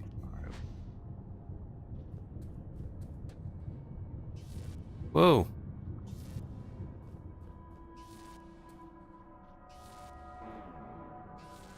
Where the hell did that one come from? Is that another corner one? Jesus.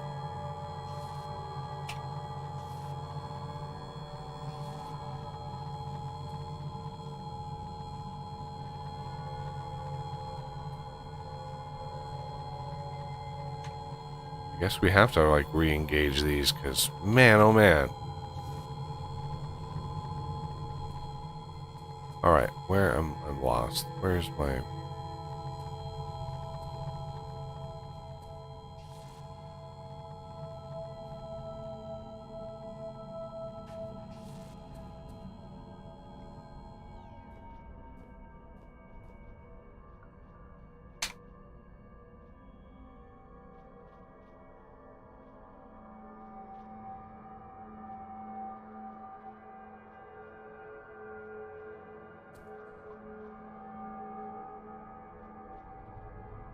Okay.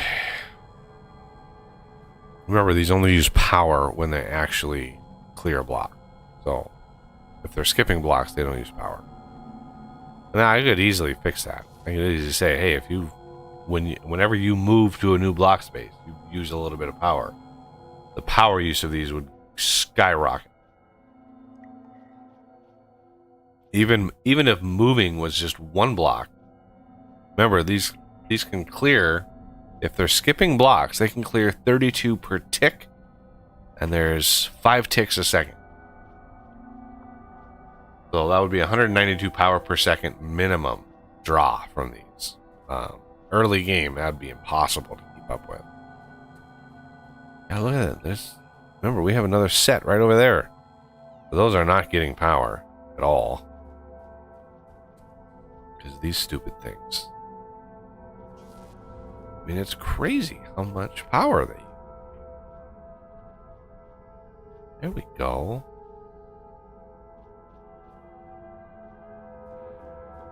Okay, where's my... There it is, way over here.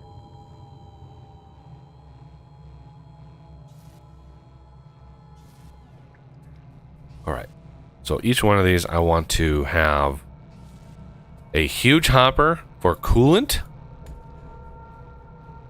Okay. And then a normal hopper for fuel.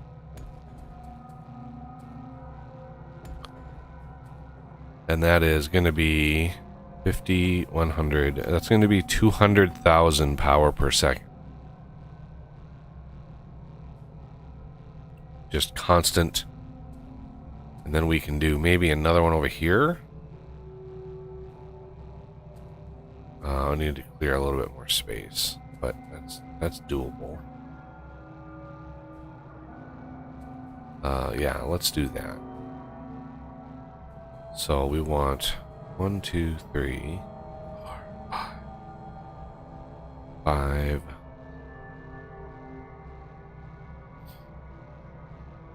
2, 3, 4, 5, 6, 7, 8, 9.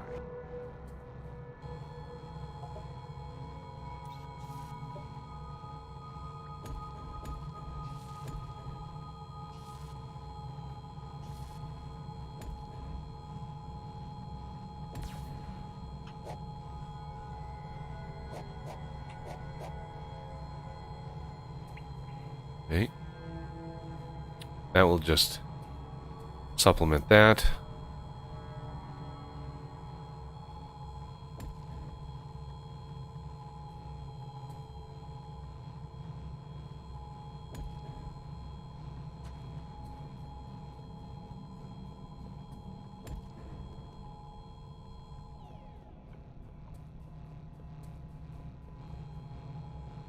Okay, so if we want another one of these. Oh, yeah. Middle mouse button doesn't work with these.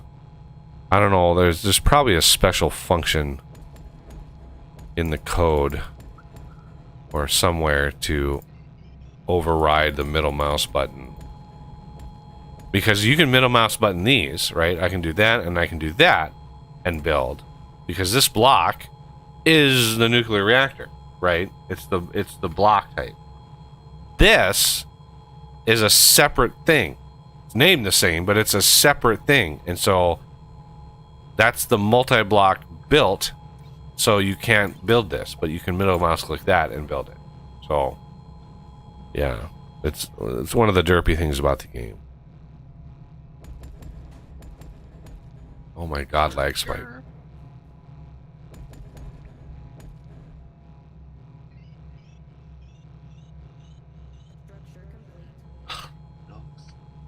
Cat. Ugh. Okay.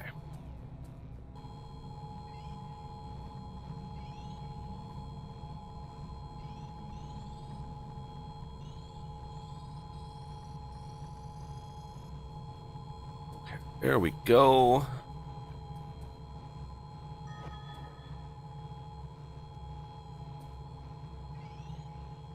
I can just hear the damn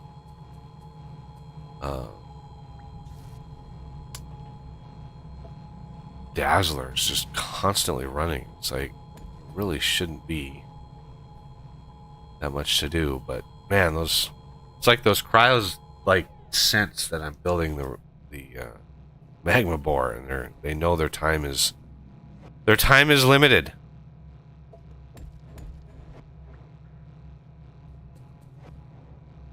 Yeah, this one in the cryo arena area is, I think it's just getting over with its growth spurt. Because yeah, it had quite the pile over here.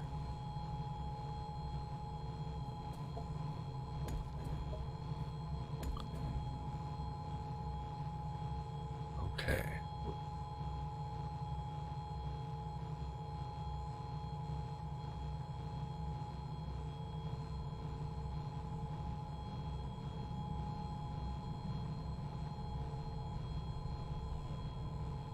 I need to go up, grab some more, whatever.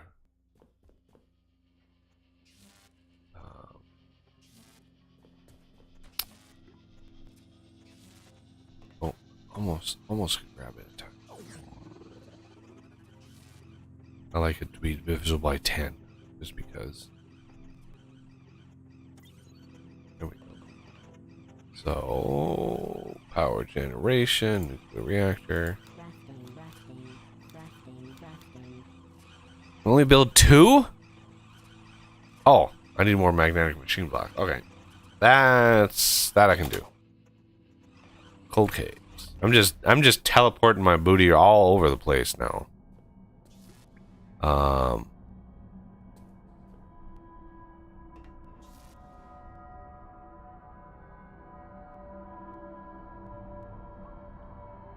Anyway, let's see.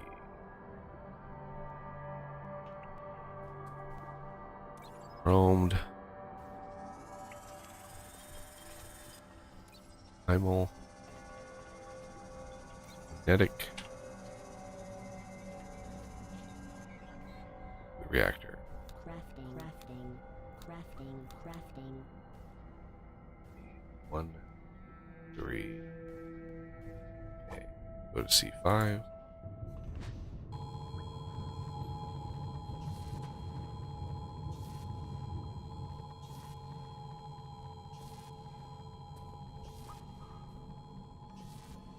Oh my god. Seriously?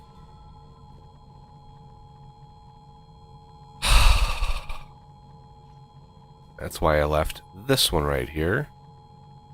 So I could clear Cryo and just reset this smaller one, and this one can just burrow its way through if there's any Cryo left in. This one's still going. Okay.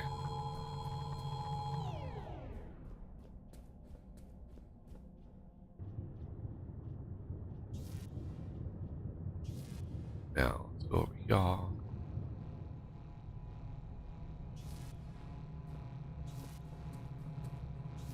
2, 3.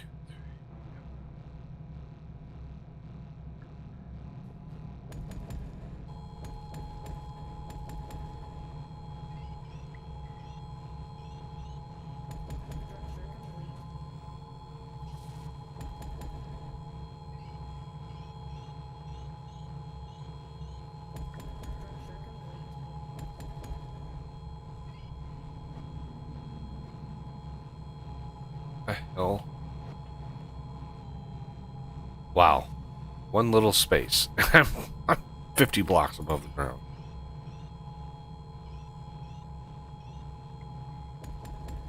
Okay.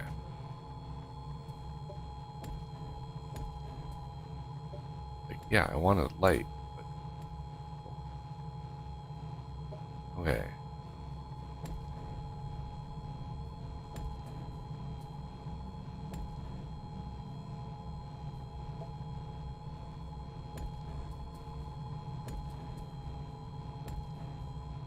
Okay, the first thing that goes in is the freeze on. You just want to make sure these things are not going to overheat. Because that would be very, very bad. Very, very, very bad. Be a very bad day.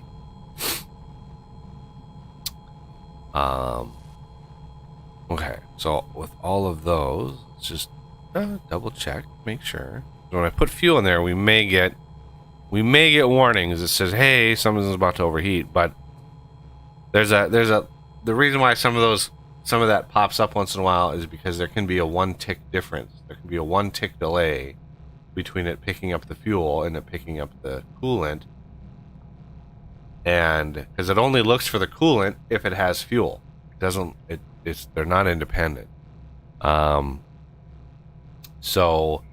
If there's a tick delay, then the next tick, the check that comes in, checks to see if it has coolant. If it doesn't, it'll give the error and then look for coolant. You know, maybe I should switch those around or something. But so there's one there, and there, and there, and there, and there, and there, and there, and there.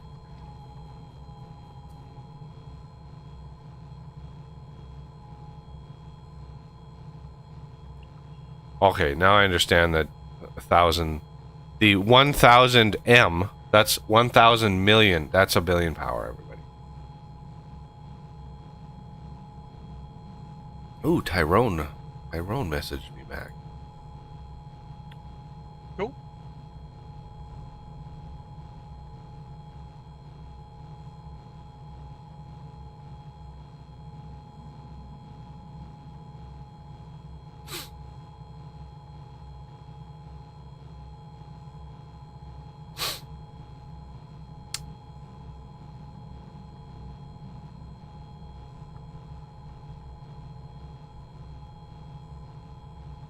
All right. He says there is a value that I can mod. I asked him in Vintage Story. This is for Vintage Story. Tyrone is the basically the owner, lead developer, whatever. I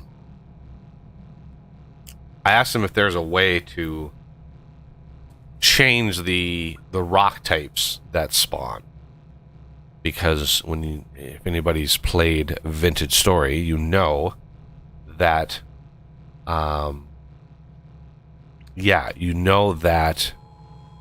you can go thousands of blocks and not run into other types of rock, right? You can be in a literal ocean of andesite, and it's just andesite for thousands of blocks in all directions, and there's just no way to get out of it. And you might be looking for granite, you might be looking for, some other rock type, because rock types determine what spawns in them, right? You only get marble spawning in certain rock types, and they're all sedimentary. So, you need to find like limestone in order to have a chance at marble. I've literally in worlds past just teleported myself, wherever my base is. I teleport myself 5,000 blocks in one direction, and then look around at the rocks, and then teleport myself 5,000 blocks in another direction, and I just keep like ping-ponging my way around the landscape to try to find it. Because doing it that way is beneficial, because you're not generating too much of the world. If you actually walked out 5,000 blocks away from your base, you're generating the terrain the whole way out there, and that would exponentially increase the size of your world on your hard drive. So by just going ping over, you're generating just that little circle. And yeah, it's so I want to see. I might have to play with that value. But yeah, there's a terrain gen config file or config value for the scale. And if I know my scale, I want to scale it down. Right? Scaling it up would be like if you take the scale and double it, that would increase the size versus going down. So we're doing a solid 400,000 power per second into this beast, and so 1, 2, 3, 1, 2, 3, 300,000 billion divided by 400,000, roughly 2,500 seconds divided by 60, 41 minutes, give or take. But you only need to do this once. Unlike the OET, where you need to do it like 4 times, this, you only need to charge it once. So once all these are done, they're done. Like, we won't need them anymore. The interesting thing is we may need to give it more fuel. Because each fuel rod is 3 million. No, maybe not. Each fuel rod is 3 million, and there's 100 in each one of these. That's 300 million for every hopper. Yeah, I think we're fine. We won't need any more fuel.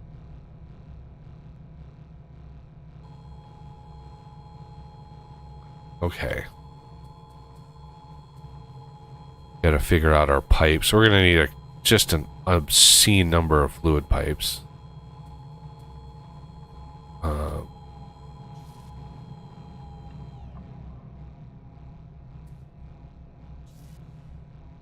Oh, cryo. You hate me. That's a lot of cryo right there. That is a lot.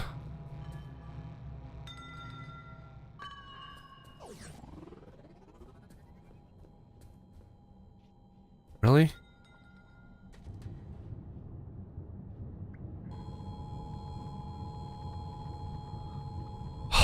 Yeah, it's angry. The cryo is angry.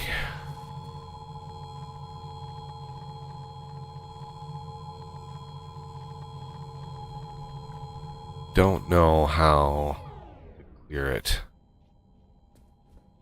from here. We're gonna need something.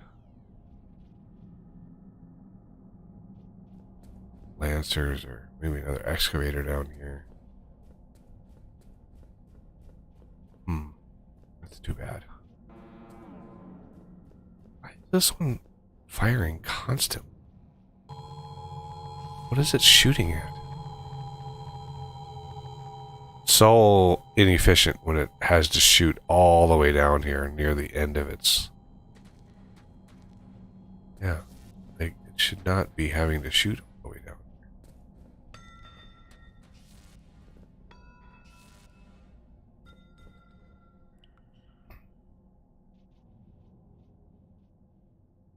Yeah, it's all grown. Like, we had cleared all of this. Like, all of this cryo, this was all cleared when I first came down here. And it's just filling back in. So it's just crazy how fast this stuff grows. And it grows as you clear the cryo spawners, because they all turn on in sequence, right? So you have one turn on, it grows for a minute, maybe 2. Then it goes to sleep, and then it turns on the next one down the line. And that does the same thing. Turns on, starts growing for a couple minutes, and then turns off. And the next one turns on. And it just does that all the way around. And then, boom, 10, 20 minutes later, the next one, or the first one clicks on again, right? So it goes all the way around. So as you start killing them, it skips those as you go around. And so they start growing faster and faster and faster and faster by the time you get down to the end. So it gets a little crazy. It gets a little crazy near the end. they're just growing non-stop. Just constant growth. And yeah, looks like this area cleared again. You guys want to work on clearing the cryo out of our little arena area somehow, some way. We need these machines, and we need all these machines to stay clear. Sure thing. I'll put down some lancers and such. Not as efficient, but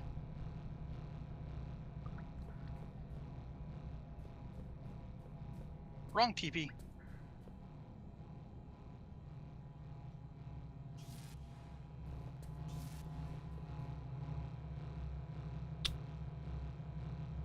Oh, hey, interesting thing to note. The cryo map is actually working for me, or at least it's given me a newer image. Yeah, I've noticed that too. Whenever I've seen it, it looks a little different. I don't know how accurate it is. I think we have a lot of cryo that it's reporting that is not, like, all that cryo down in the pit below the magma bore setup, like where all the sand is. Like, there's a ton of cryo down there, and I don't know if it's counting that, because there is a, when I say a ton, there's a ton of cryo. I mean, look at all this stuff down here. It is unbelievable how much cryo is sitting down here. This is one of the reasons why I actually like to just clear the cold caves, fill in all, you know, make sure the floor is even, make sure my trenches are built, because, you know, it just reduces the disastrous mess that is this stuff. It's just everywhere.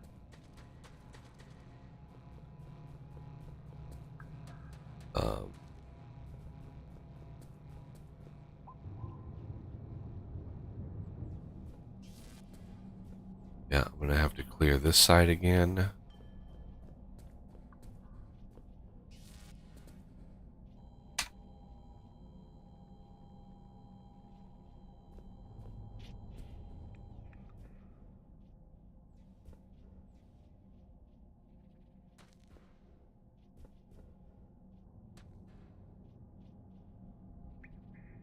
Thought I just saw some grow, but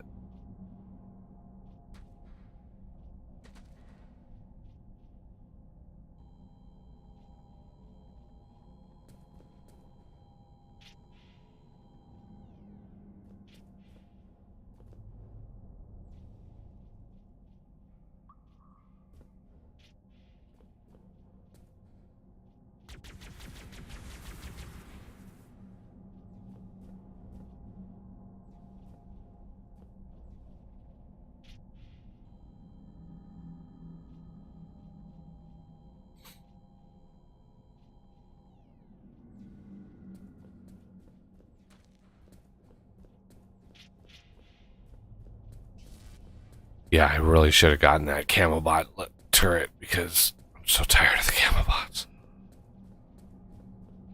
Yeah. They're just everywhere down here. Every nook and cranny. And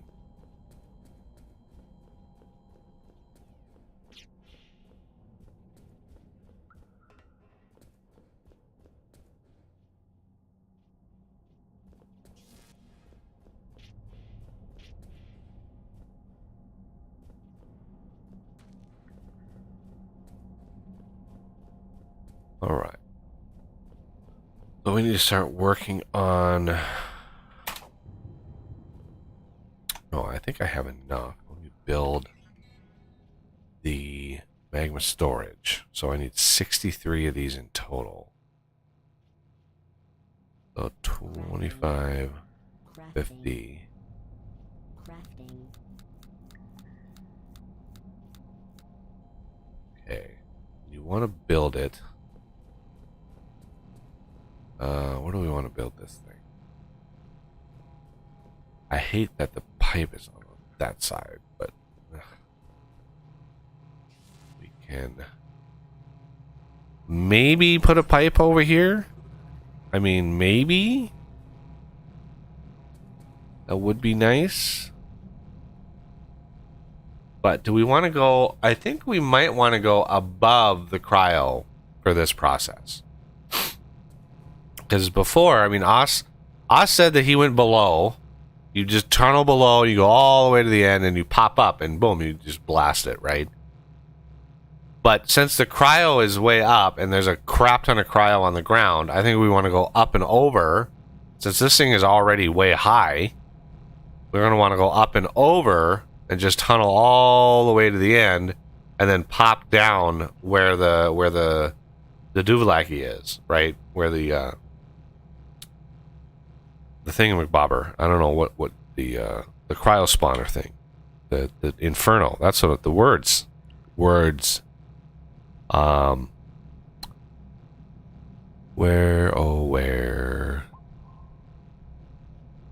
that? Oh, there it is.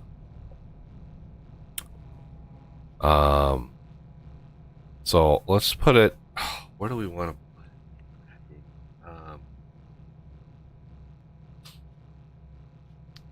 You build it right in the middle, like almost right under the C5. There's a block limit on how far the pipes will go, which I think is 512. It's got to be higher than that though, because if the spawners are 320 away, unless you can link two storages up together, or if you have to move the storage closer to the corners, because the corners, you know, if you go out and then over, no matter how you cut it with taxi cab geometry, it's going to be 640. 320, 320. You have to move. Yeah, you would have to move the storage to get the corners. You have to.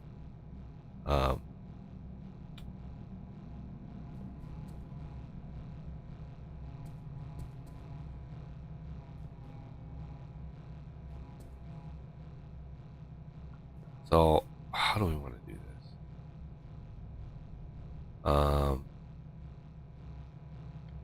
Let's go.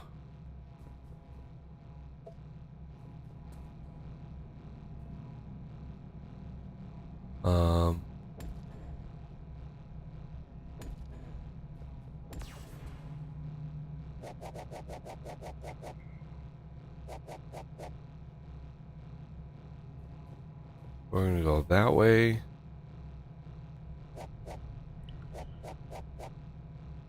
It's some arbitrary amount. I have no idea.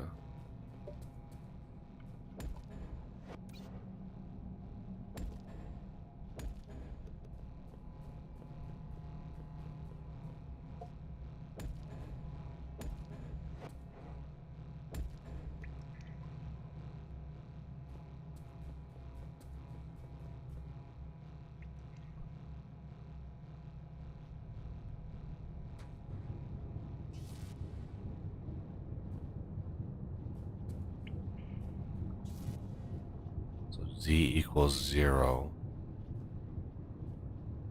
here.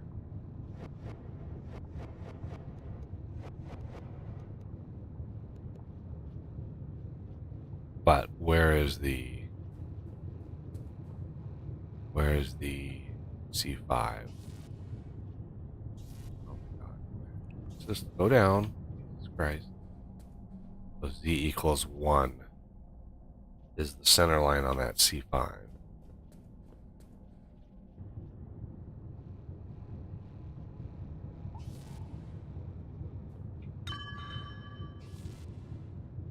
Right here.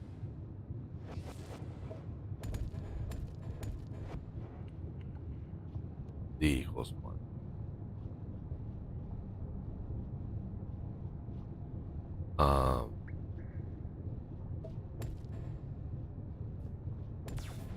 No, one of these, and one of these.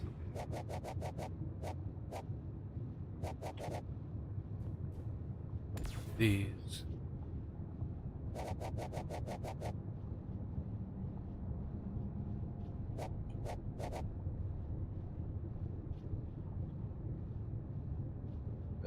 new Alt key.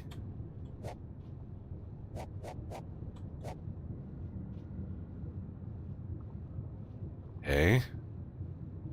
This one's not going to go as far. I want to see where it pops in. If we're going to hit that C5, we probably will. Not sure what I'm going to do about that. But we can just jog the pipe over one, maybe. I want to take 2 of these out at once.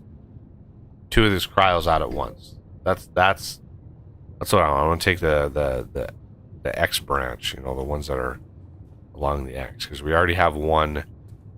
The one way out there.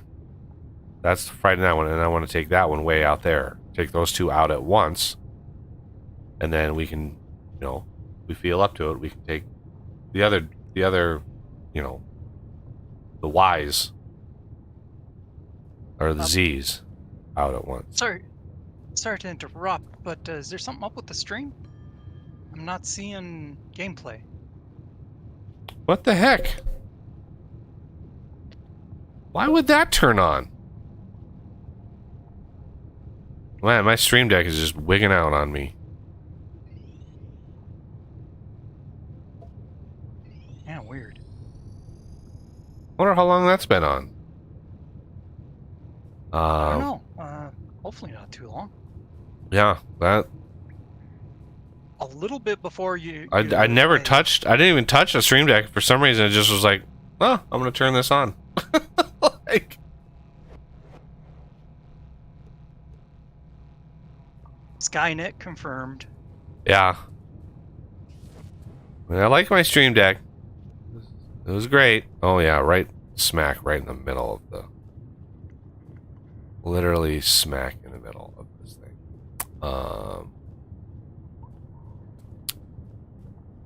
Yeah.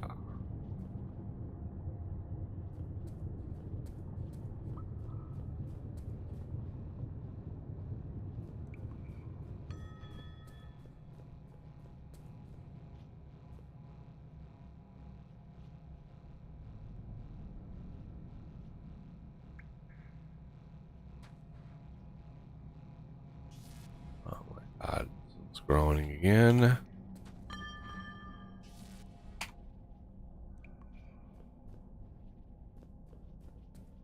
Back, you foul beasts, back.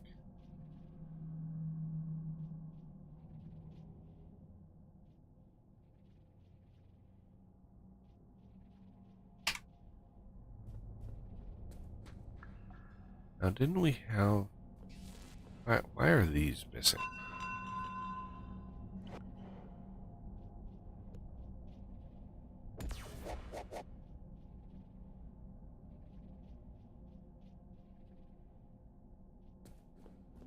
You should not...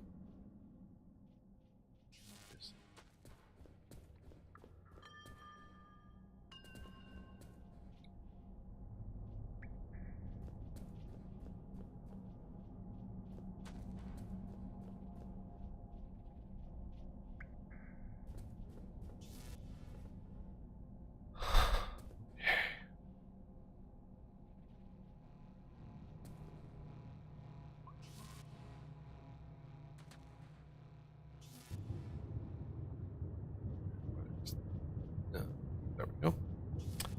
I am at minus 243.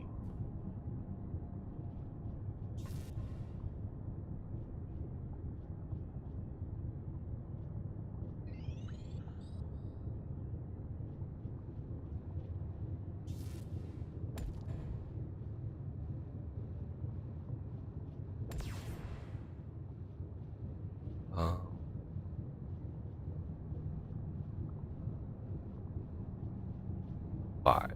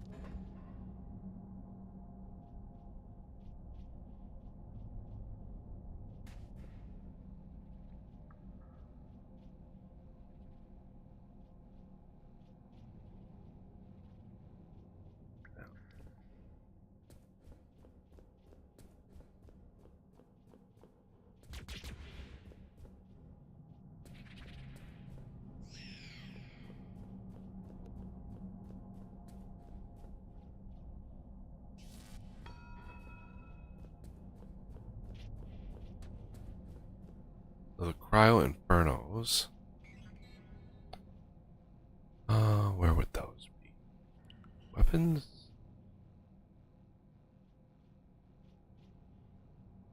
There it is. 27. The Inferno needs 15 minutes of burn time with a maximum interruption time of 30 seconds. Okay.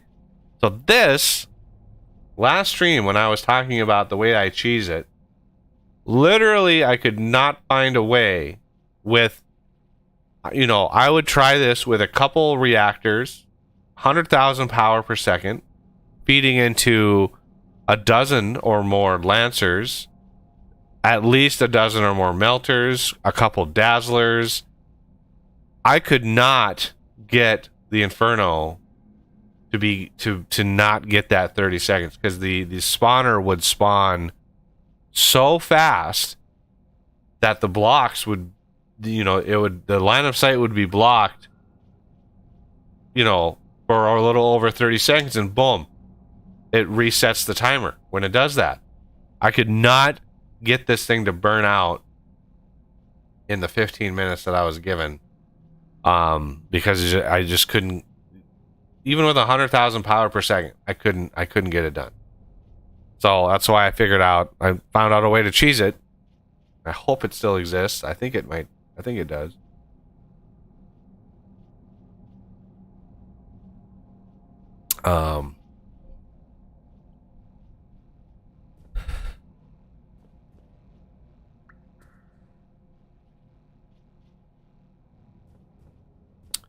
All right.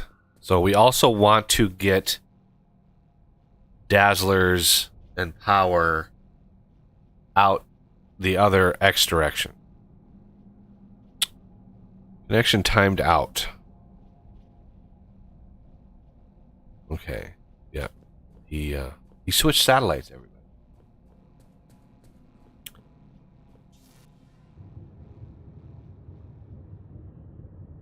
So yeah, this side here has only got, no, the other side. The other side has only got the one dazzler in the battery. I don't think we've expanded out to the cryo spawner yet.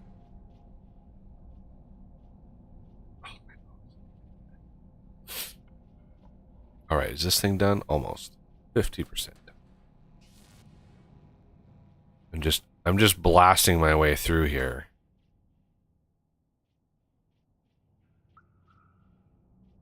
In order to get some room for melters and all that kind of stuff. I just don't care about ore. I'm just burrowing through it. It's going to waste all this ore. Oh, it's so painful. But the cryo has already completely severed that. So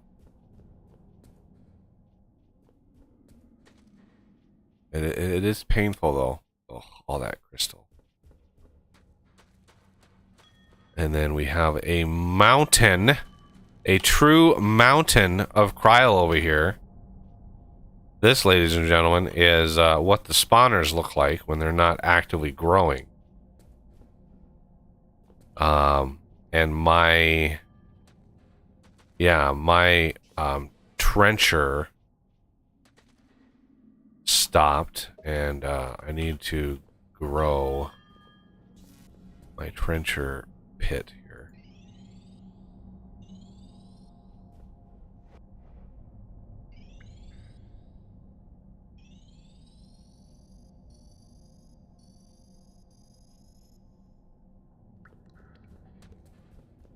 I like basically building it up to the edge of the excavator here. So, but yeah, I want to encapsulate all of that too. So all that stuff falls into the trencher, and then the dazzler that's close can just keep blasting over and over and over again and just clear thousands upon thousands of cryo. Once this turret here is done with, you know, clearing the ore and the rock, I can come back and do a clear cryo, and it'll help clear a bunch of the cryo out.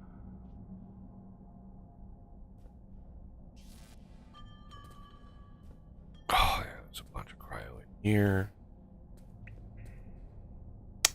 I think, yeah, I think the one supposed to clearing it. No, it's still going. It's just, I think it's back here a ways. Yeah, there it is. See, clear, clear, clear, clear, clear.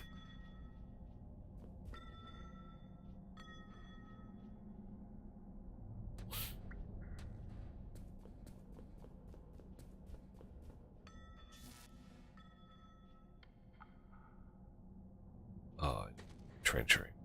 Okay, so let's bring the Dazzler system in here a little ways. So what I do is set up a laser here, because remember the conduits can go 128, which is twice that of a laser. Okay, so there's one laser.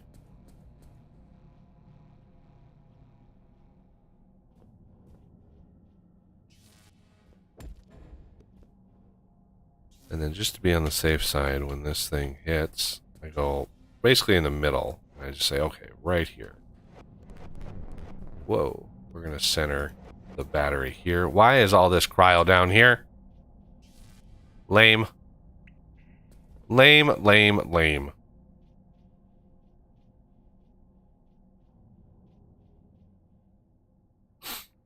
Yeah, this is out of the scope.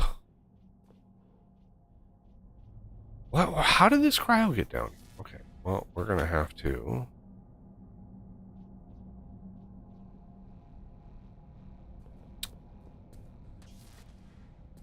get a temporary line here.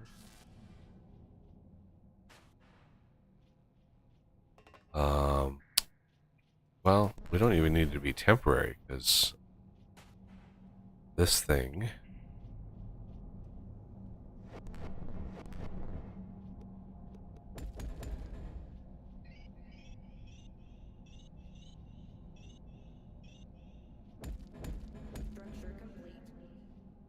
do this, and we're gonna need a line for melters anyway.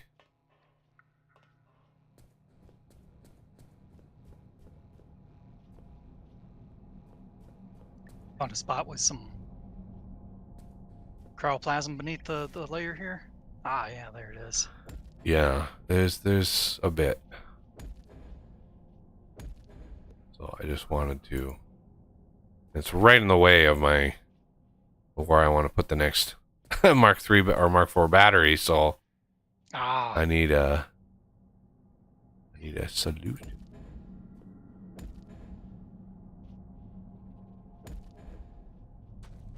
All right, and we're gonna go down here, and I know I've got one on me somewhere. That's a melter. A Falcor bomber. How about a medium hopper? I don't need that on my hopper. Where's my Lancer? There it is.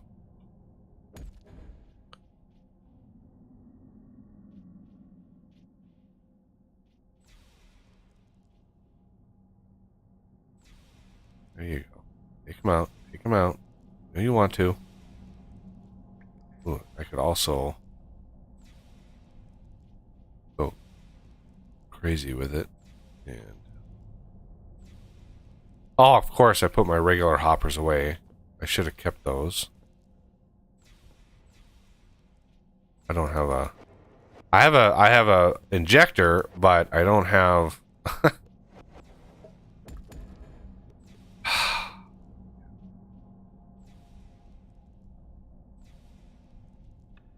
Yeah, where did all this cryo? Oh, I know where it came from. Yeah, just fell down here.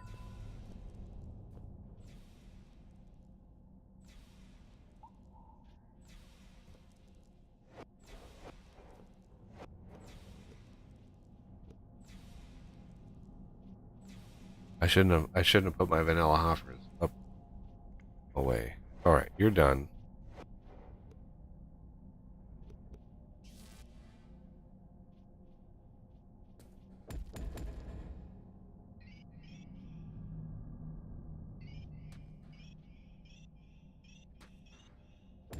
Structure complete.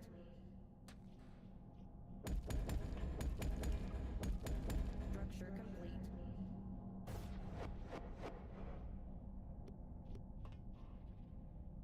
All right, now I can put a couple lancers on here. And even though we can't see it, they can.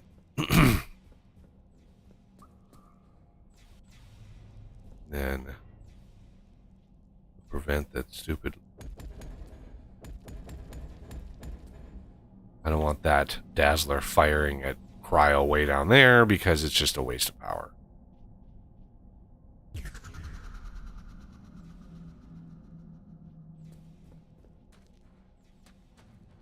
But I do need to set up another one.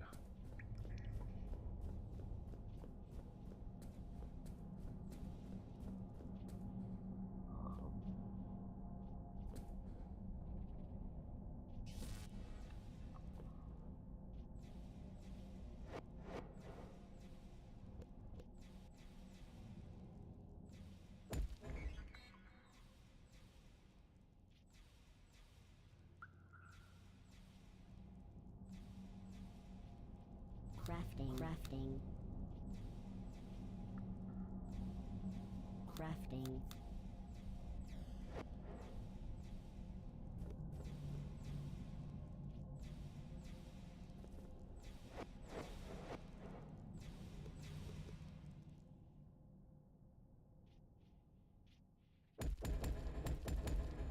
Structure complete.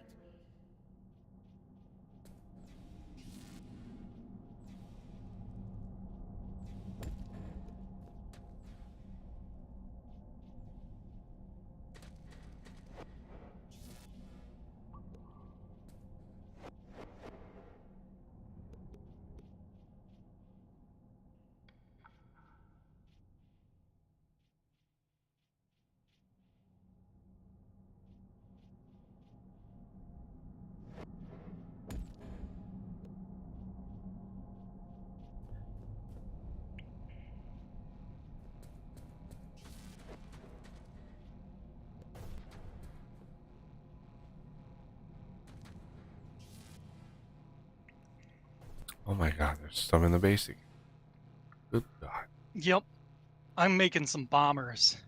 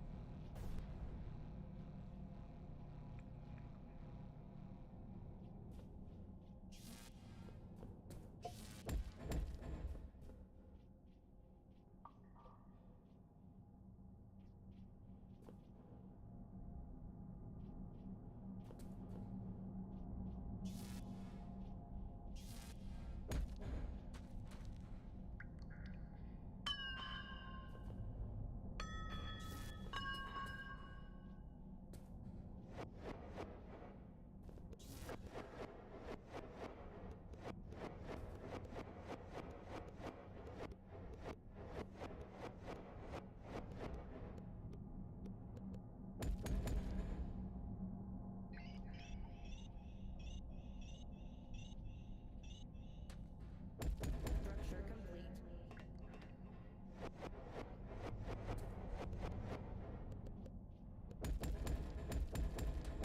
Structure complete. Okay, and I need to come back a little ways and build up. Alright, please get some white. Please get some white.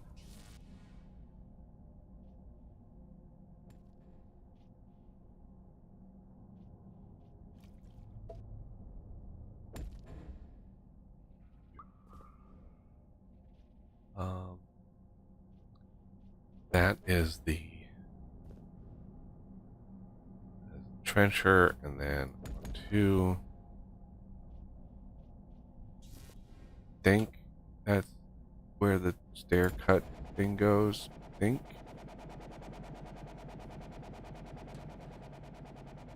Loud as hell, but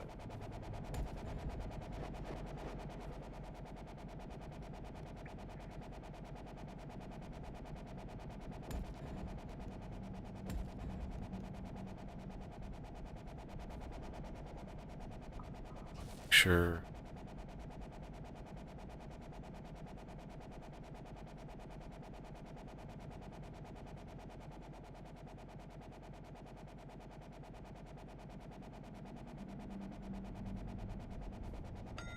Yes.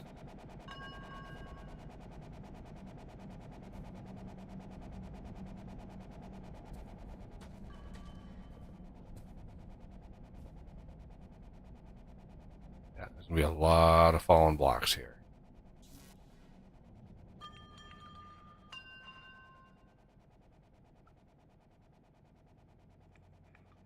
There's the cryo spawner right there.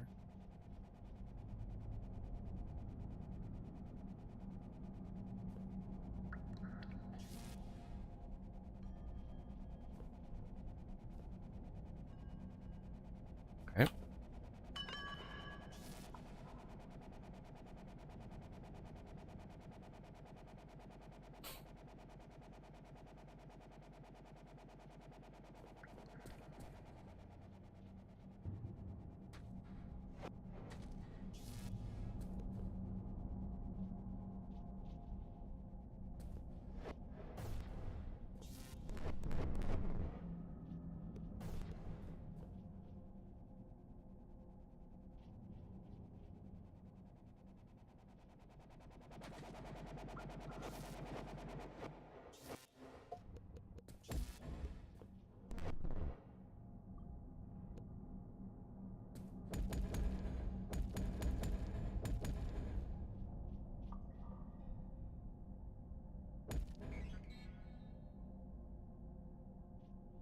Crafting.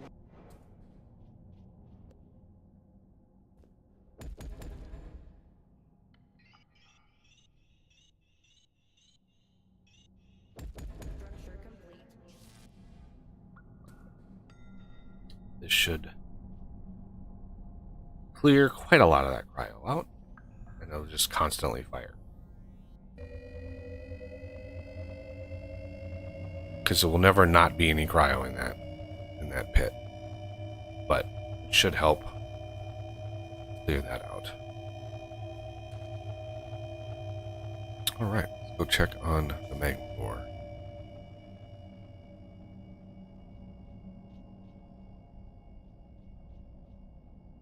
It's got about 3 minutes yet.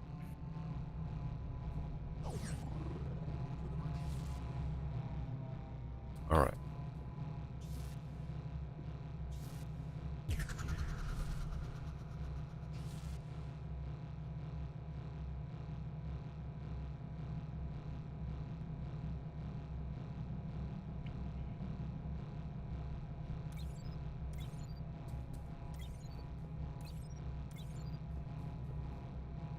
I'm going to go on a quick break. I'll be right back, everybody.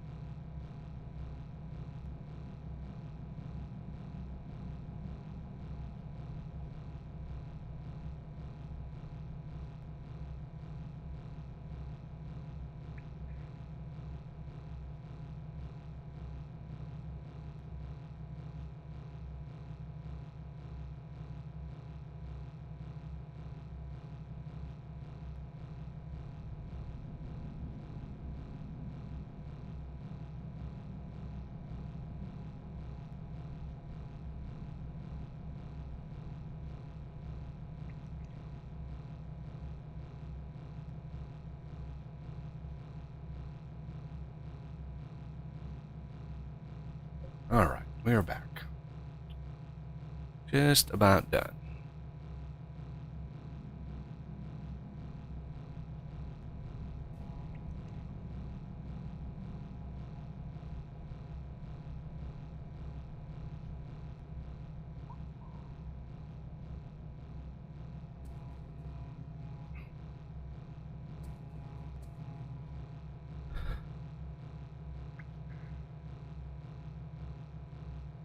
I took the fuel out so it didn't finish while I was attending to matters.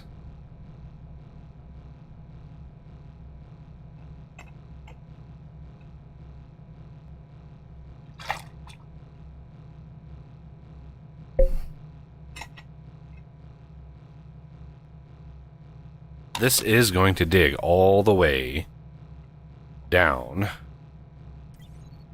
to the magma caves.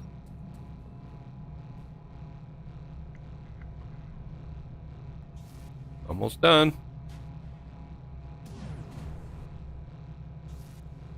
Boom, there it is. And there it goes.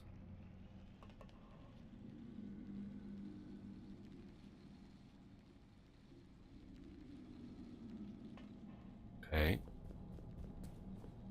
So, we wanted to follow its progress. We can do that. So it dug through that sand, which that's going to be a few block updates. Crap. Ugh. We should have cleared that sand. Oh, it didn't. It didn't actually clear out the cryo. That is interesting. Really? Yeah. It went through it, but it didn't clear it.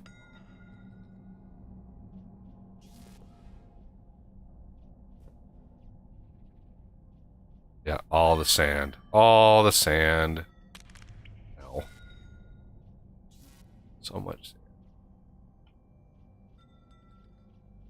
See it digging here. It just digs, and digs. It's just... It's fast. It's really fast.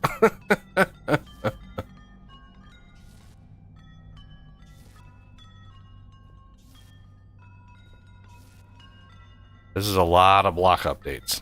It is Yeah. just so many. All right, now we're gonna.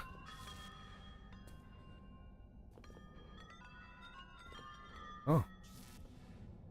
Yeah, look at it. There's a crap ton of stuff following us down here. A bunch of cryo and sand. And, ugh. I suppose I could just place torches instead of having the chimney. That would make sense.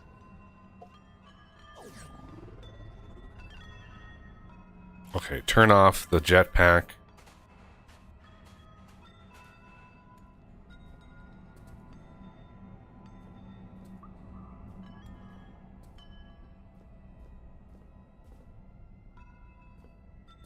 Oh.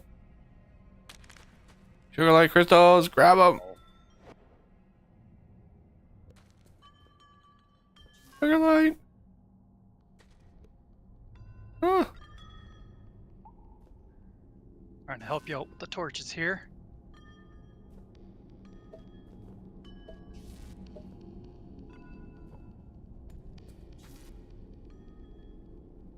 Whoa. Get. Go away, help menu. God dang it, I'm not trying to hit that.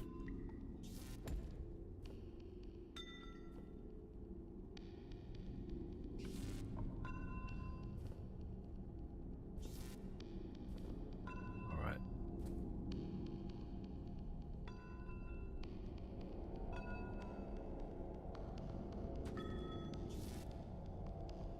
Oh, that was a big lithium vein we just obliterated. I mean, that was a big lithium vein we just tore out. Oh man, look at that titanium. Oh my god, look at all that titanium. Oh, geez. Oh, Jesus. Oh my Oh, god, where? look at the chrome. Oh man. That was a big vein of chrome. It's so Somehow. disheartening. Yeah. It's so like, oh. I know it doesn't matter. There's infinite amounts of it in this world, but oh, there's a nickel vein. Goodbye. Somehow I ran out of coal. So I can't help you with the torches.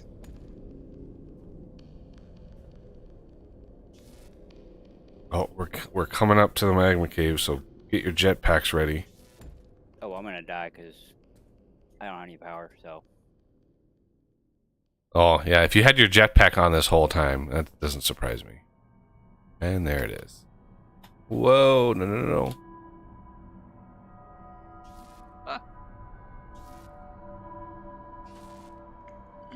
It literally burrows into that.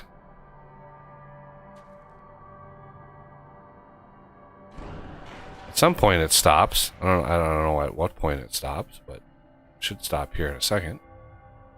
And then all of the shit that's fallen down, all the sand and the cryo and all of that crap is now coming with it.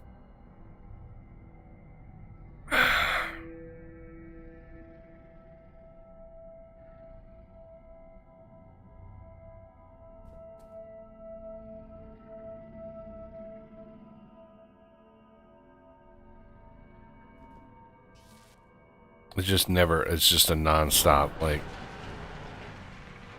Yeah. just a waterfall of material. Yeah, we should have cleared that sand out. Dang it. I mean, it doesn't matter. It's just like time consuming. It's all these block updates. So the magma bore is retrieving drill head, so it's pulling the drill head all the way back up again. For reasons. Oh,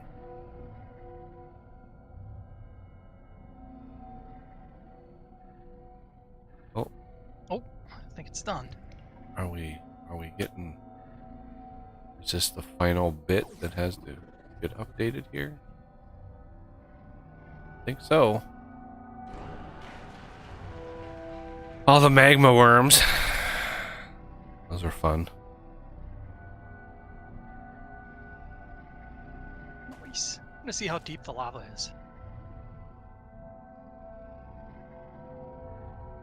Well, you can see the floor. The floor is right here. So here's the floor, and the magma goes up to there. Well, I meant for how far the drill dug down. I needed to die anyway. I was out of power. Ah.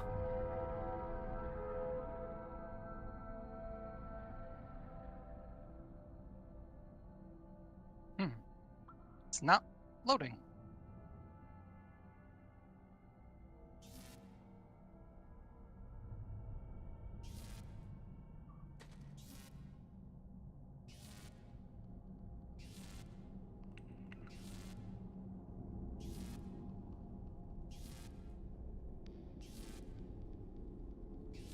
Come on, Arthur. Give me more than 64 at a time, please.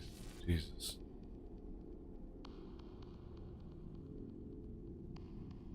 Lazy Arthur.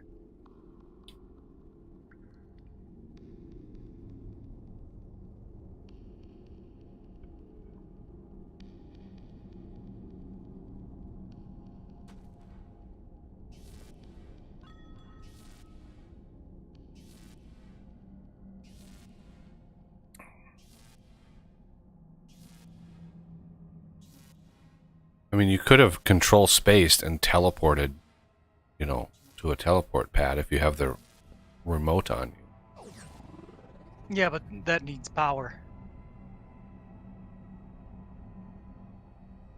Alright, so now it's showing an absolute crazy amount of inferno-ness.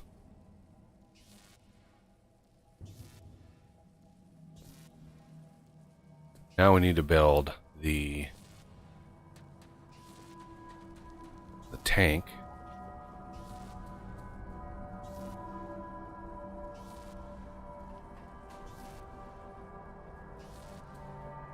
Which is over here. I want to build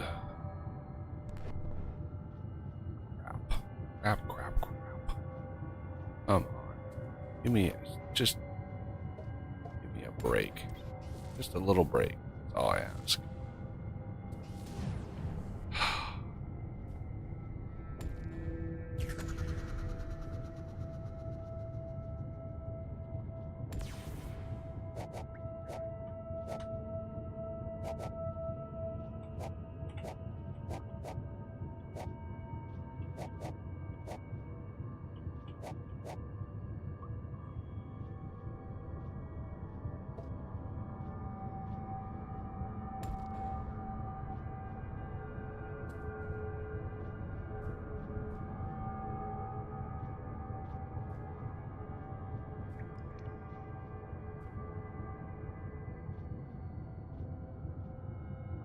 All right, now for the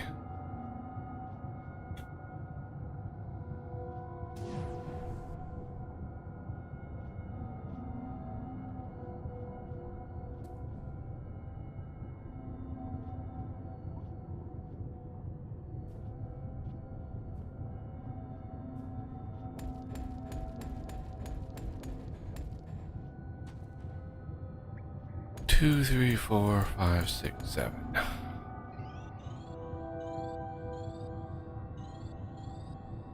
Man, you might need to go back to school.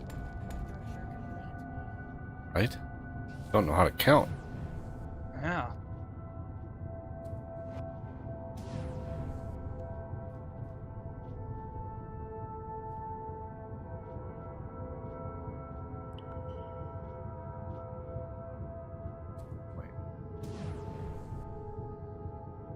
That's enough of the blocks. I don't need 20 blocks high.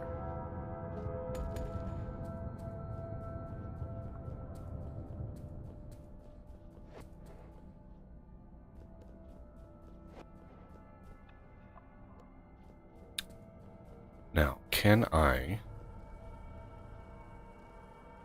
fingers crossed, let me craft up a ton of fluid pipes. Crafting.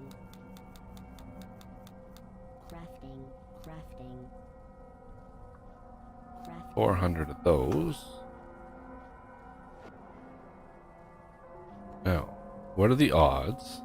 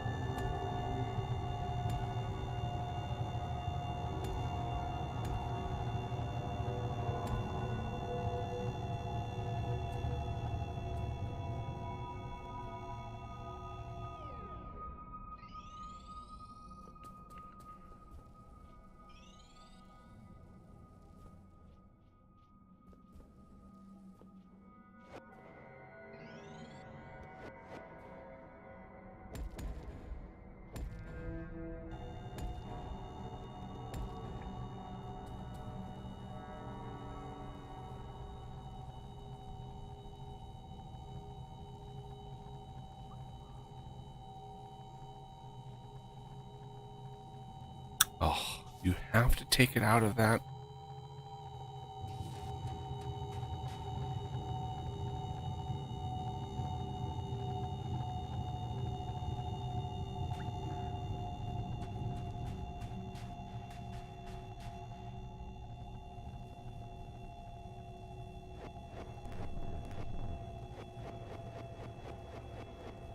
All right, one more spot.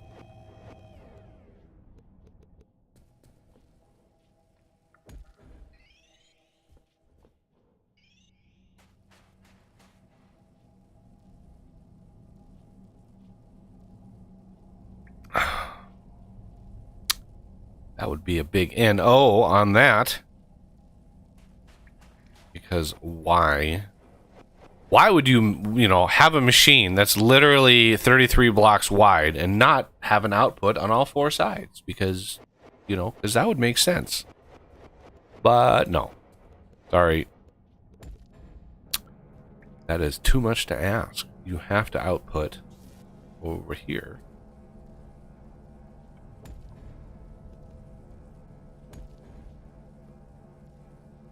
Crap. Boss, you're kind of in the way, buddy. Oh, sorry. I was going to mention, if I remember correctly, the pipe actually starts at the bottom block. All right. It says it's offloading. Let's Okay. see. Let's see if we can do it off the bottom. Because if we can do it off the bottom too, then we can have two pipes coming out of this thing. Yep, we could. So we could have that one and that one offloading. That's technically not the bottom. That's the middle. So we'd have the top and the middle offloading. Okay, so that's offloading. I hear a Dazzler trying to start down there, and it's struggling. Yeah, I'll go take a look, see what's up. What's going on? Alright, so storing 150x compressed magma. That's great. Oh, the hopper's out of fuel rods. Ah, I can toss some more in there pretty easily. It's like right below you. Oh, yeah, there you are.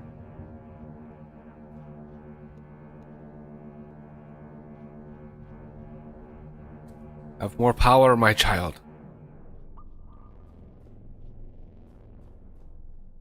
Oh, you got the freeze on.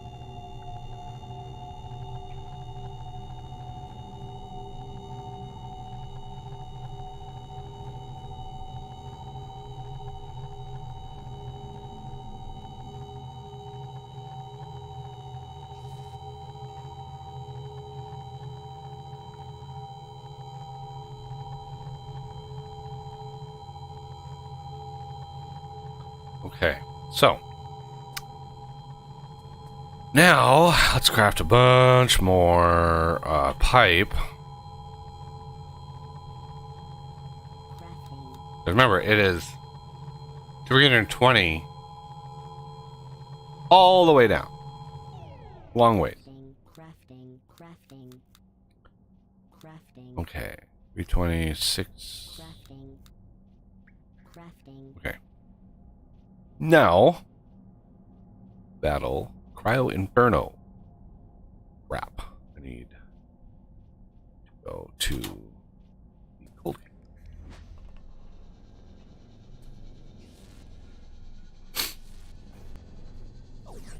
Waking up again. Okay, now.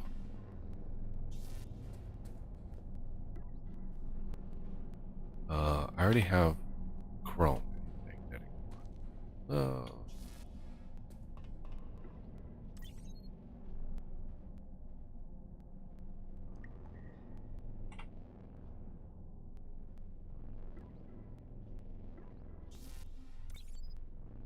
Okay, now I can probably make Inferno.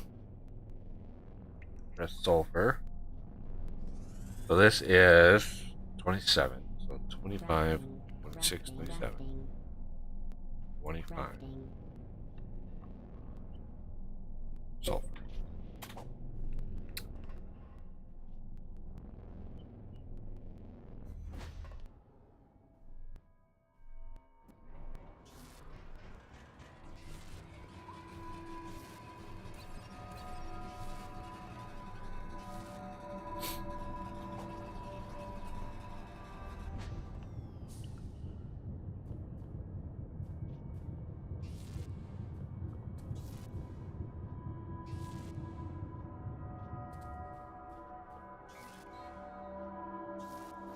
There we go. Now I've got 2 Infernos ready to rock and roll. Apparently, bombers don't like to function upside down. They don't like the function, period. So, Fair.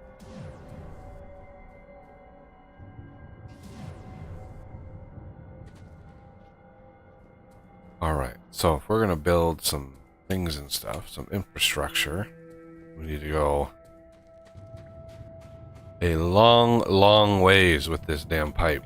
So I want to get this ready to go. Would you dig the 3x3? God damn lag spikes. The tunnels to the... Yeah, I need a tunnel, 330 or so blocks down this path. I started it, but yeah, I need to... Get the wire, or the... You don't have to worry about the pipe. You don't have to worry about anything. Just get that thing dug. Make sure there's nothing in the way. Make sure there's nothing gonna upset the balance of the force here.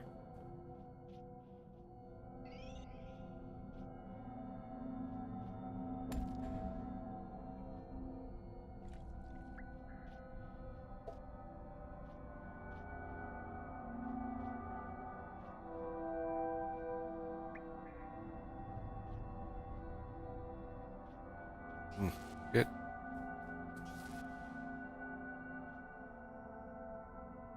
Oh, wow. Long ways away.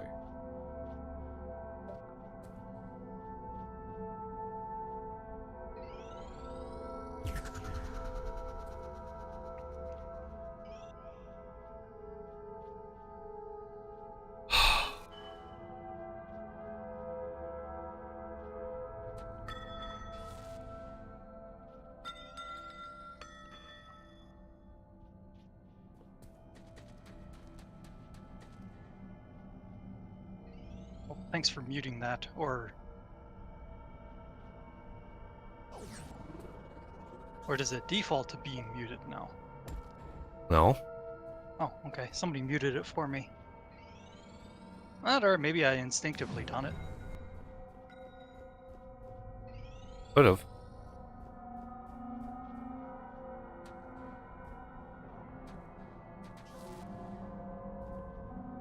See how far away this thing is? It is so far away. Oh, you stupid. Why is there cryo all the way up here? God damn it.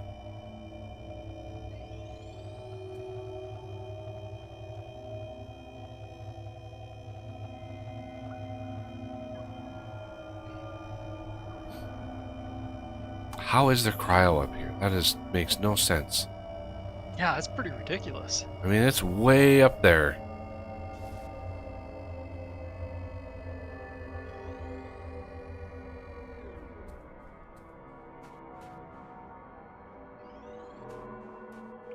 Jesus. There's just so much of it. There's just so much of it.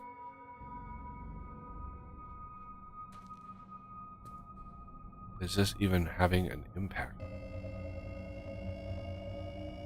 Do we have to go to the other side and hit it from both sides, like double team it?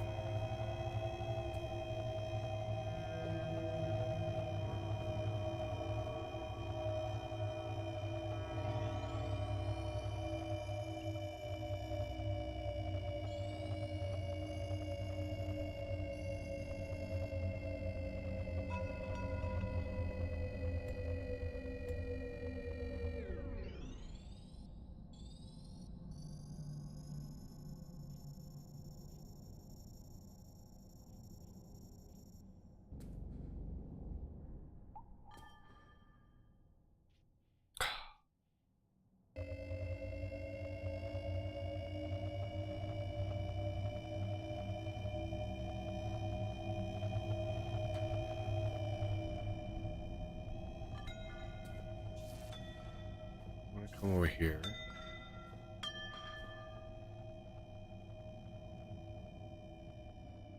Just arbitrarily build.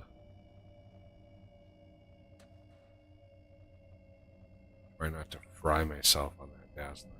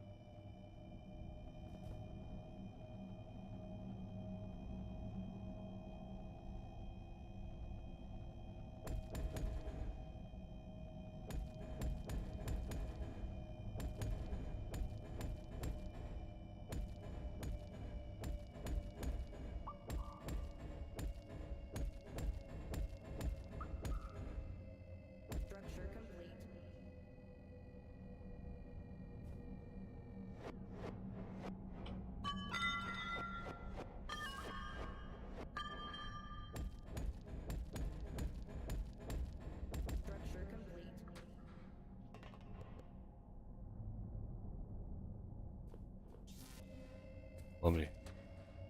A little trick. If the brightness of the beams and the lasers and all that kind of stuff is too much, you just go /detail bloom,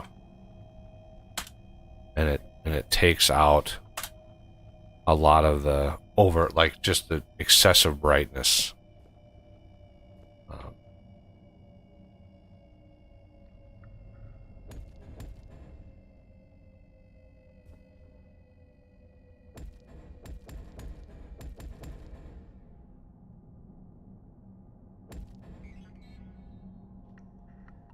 Crafting.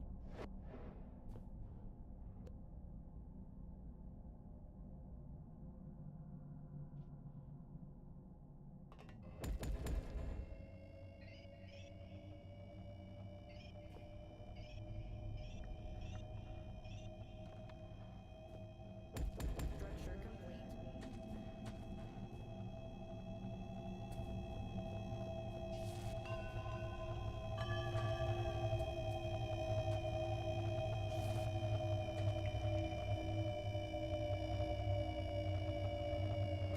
God damn it.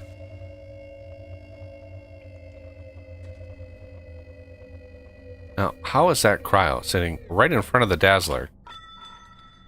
And the Dazzler isn't clearing. Like, seriously? Dazzler? Oh, we just had a growth spurt. Yep, there it is. Massive growth spurt. There it is. I can't really do anything until this growth spurt is done. Because we're gonna need melters out here, or could always add another excavator out here.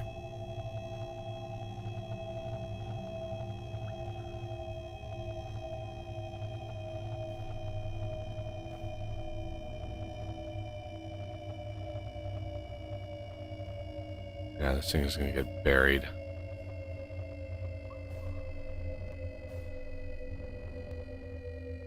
Damn it.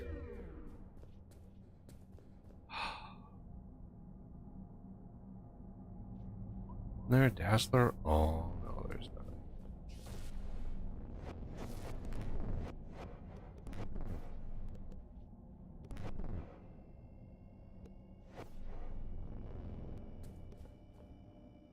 Should this Dazzler take care of a lot of that?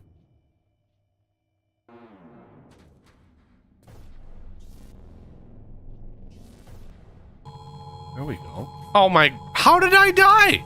I'm not even in the trench. Weird. What the hell?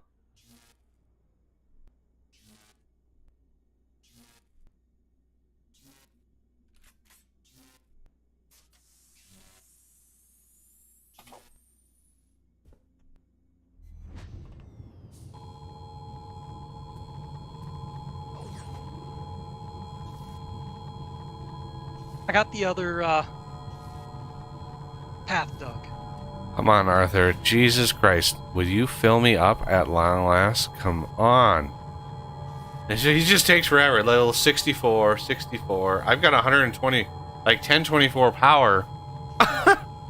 This little 64 at a time is just... For some reason, when you upgrade your... You know, when you max out Arthur and you max out your power, he should be able to burst you more power at a time. You should upgrade that feature.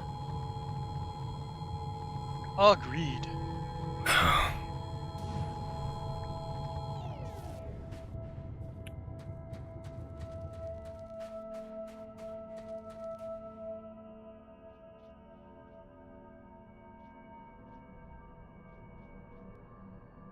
Yeah, I was just standing like, I was standing on that lower level down here. I was just standing, and the beam hit me and killed me somehow. I don't know. It shouldn't have been able to, but it did. All right, are we clearing some of this damn cryo out of here? Stupid growth spurt. And it's coming up over here for some reason. I don't know why. Coming at an angle. Not sure why. Or is this not the other path? I don't think this is the right path. No, it is. There's the pipe. Yeah, I see the pipe up there.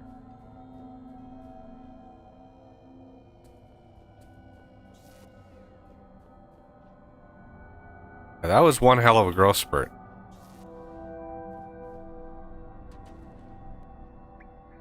This is not getting any power? No, it is.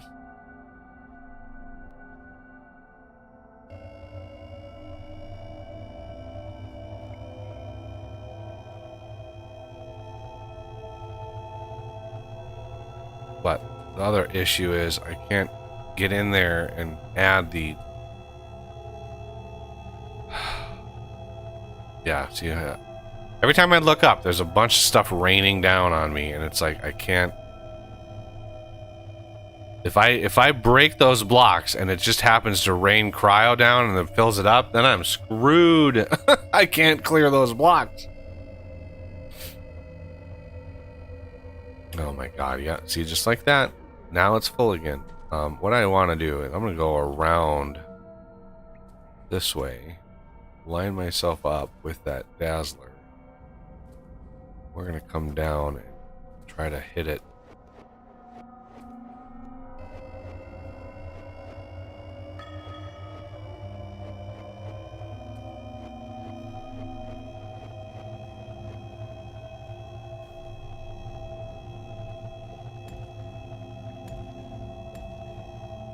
Okay, what level is that at?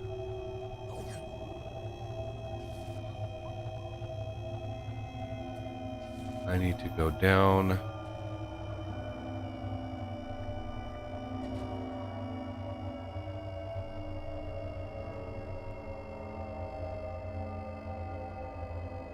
Jesus.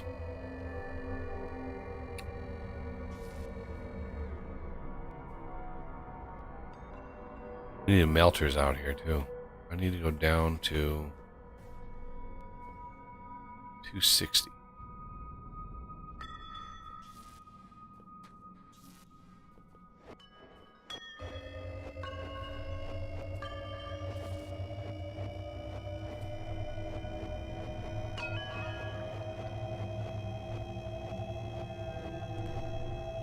Bingo.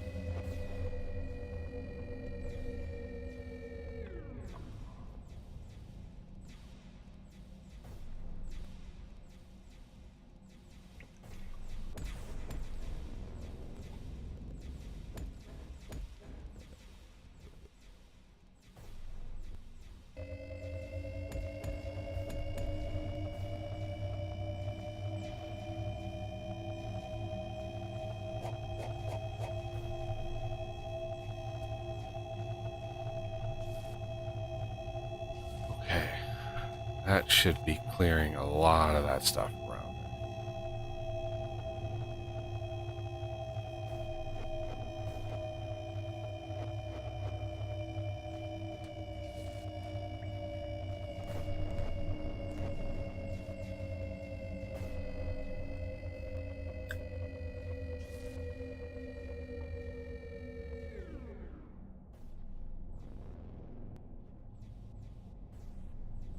Come on, turn around, turn around.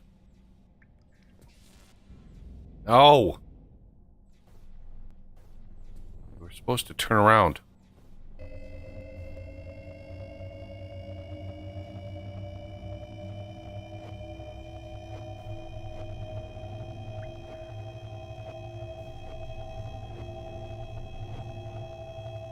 Oh, man, there's one block.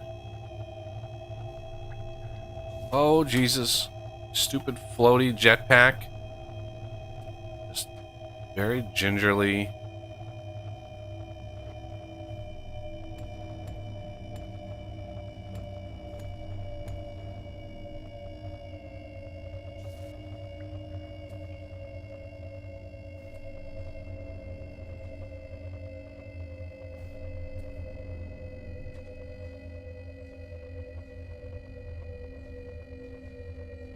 Need that thing to stop. Please stop. Pretty please? Pretty please? Please?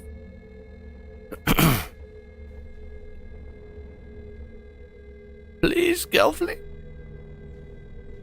Come on. Thank you. Structure complete.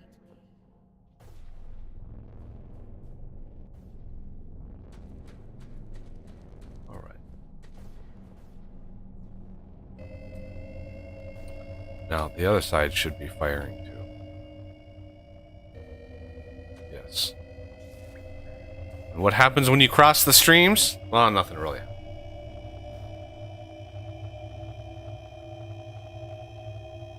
Since we don't have any melters in there, we're not, for some reason, I don't know. It like drips down and then maybe becomes solid when it lands. It's not falling down, so obviously we're gonna need some melters up in there, or we just maximum cheese.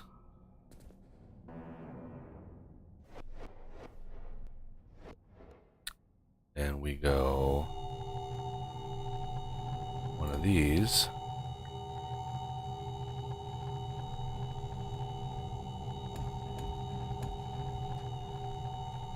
And we go maybe 1, 2, 3, 4.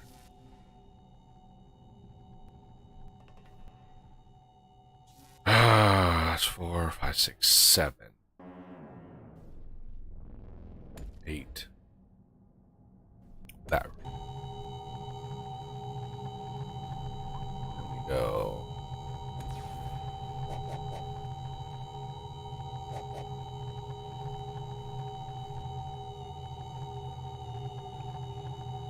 Not the whole shebang, but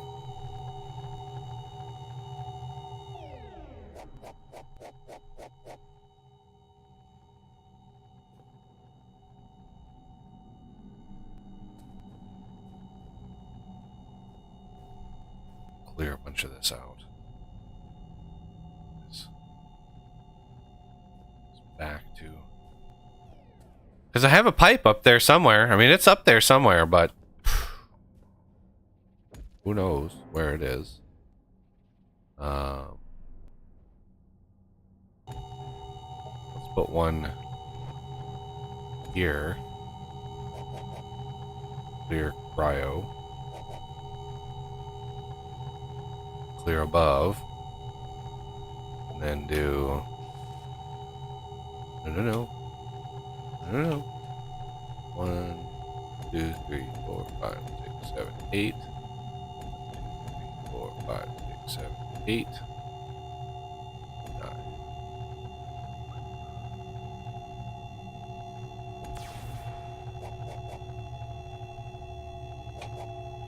I'm back.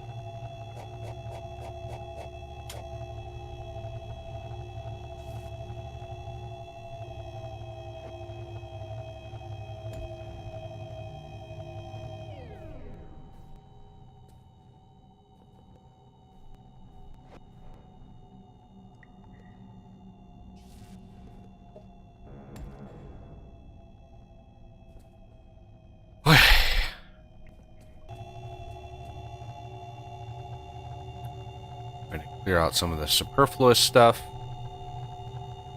That one's done. Good. That one's clearing. Good. These are finally emptying.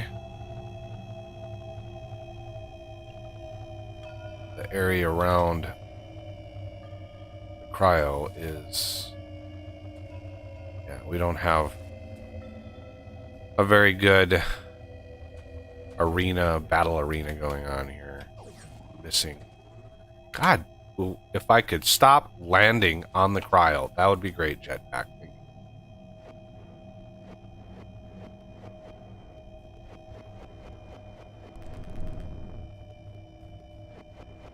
Back.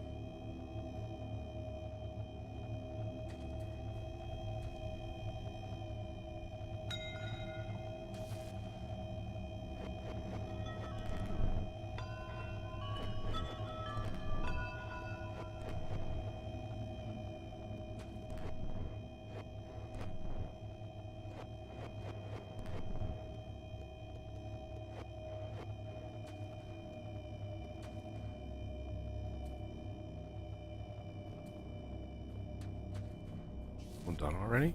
It is. What that? Raise you up a little bit. A little bit more radius. It'll clear a little bit more of the area around it. Allow us to expand the arena a little bit. Make it nice and clean.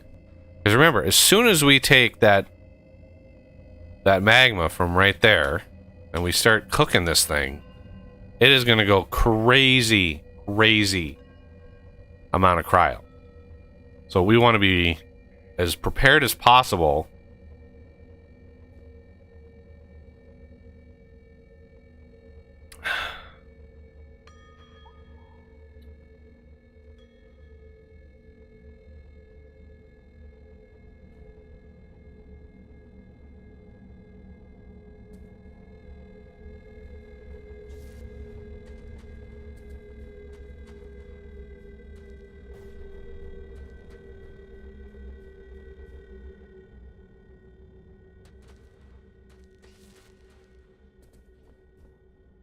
Wow, look at all this cryo. Look at it all. Alright. For some reason, it was like going straight and it just bent that way. I don't know why. Let's see what it.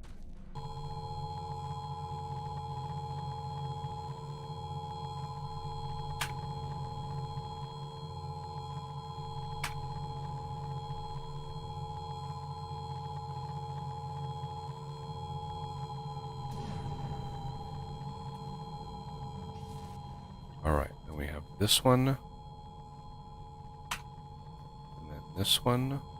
Get those two working. We're going to focus on these two directions. So that means I want this one as well. And if I can reach it, which I can't, because this is completely saturated with cryo again. Gonna come down here. I think. Yep. Clear that. And then we might as well get the opposite direction of that going as well. Clears it this direction.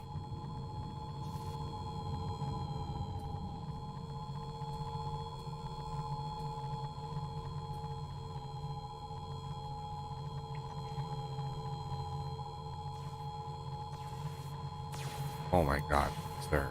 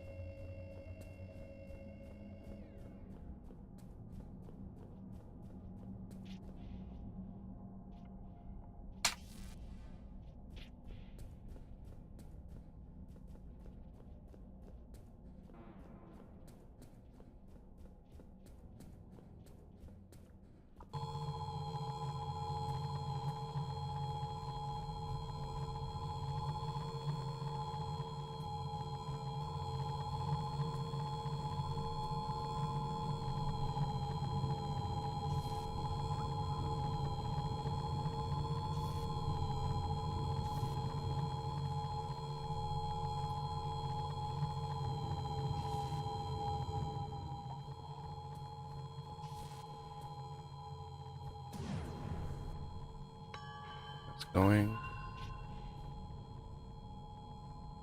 It's going.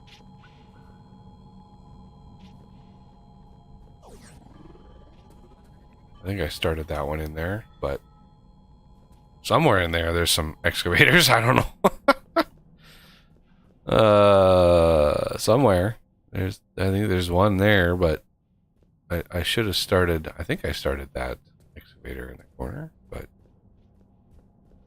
over on You this need side. an excavator locator mod now? Yeah, just like, I know they're in here somewhere.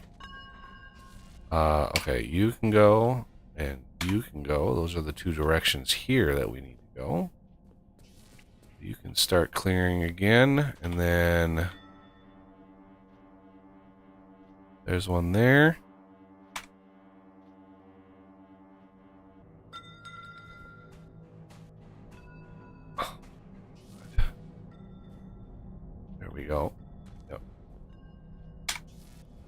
clear this direction. So we're just focusing on the X positive negatives. So only the excavator is facing that positive negative X. Positive or negative X are the ones that are going.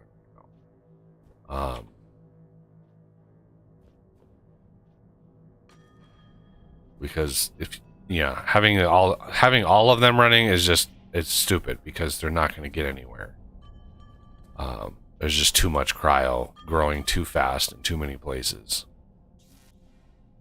Now you should be running. You are running. Okay, you are just...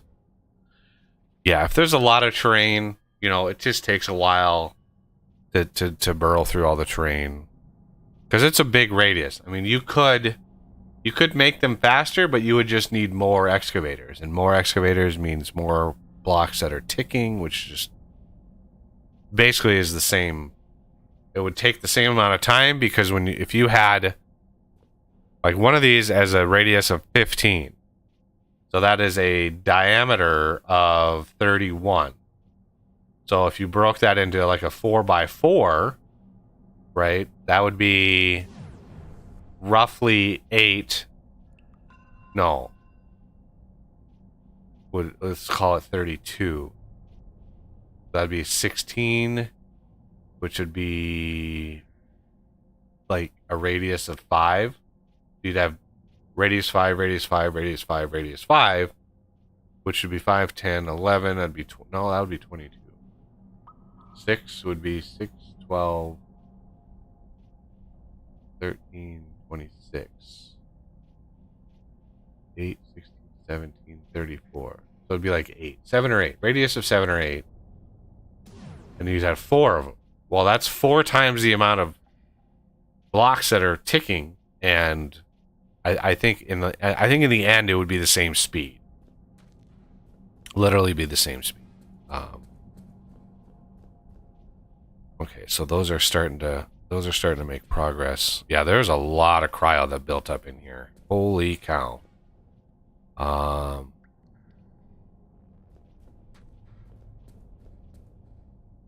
need to have this one restart too.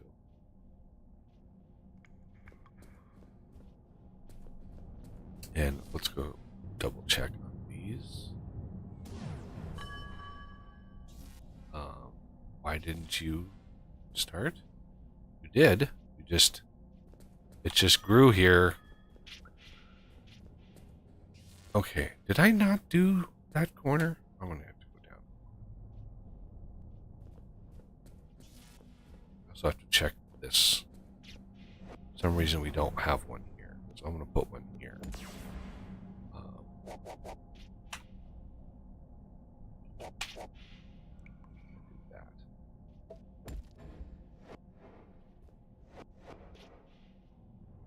Just because we need one here as a fail-safe. I could have sworn I reset this one. Could have sworn I did, but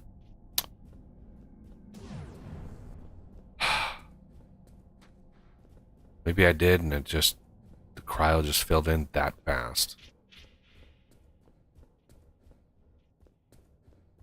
What we could probably do is set those ones to dig only like 4 blocks. So 4 blocks, and just clear the garbage. That way we could navigate diagonally without clearing all the way up and having cryo fall down on us. That would have probably been a smart thing to do. Yeah, now I'm just waiting for this to clear. But these, I mean, it clears fast. There's nothing, if it finds nothing to do, it'll process the blocks really, really fast. And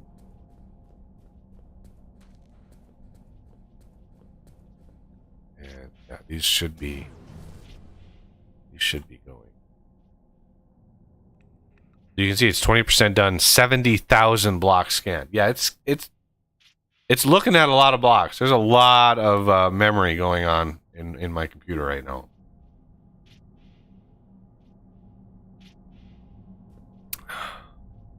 78,000 blocks.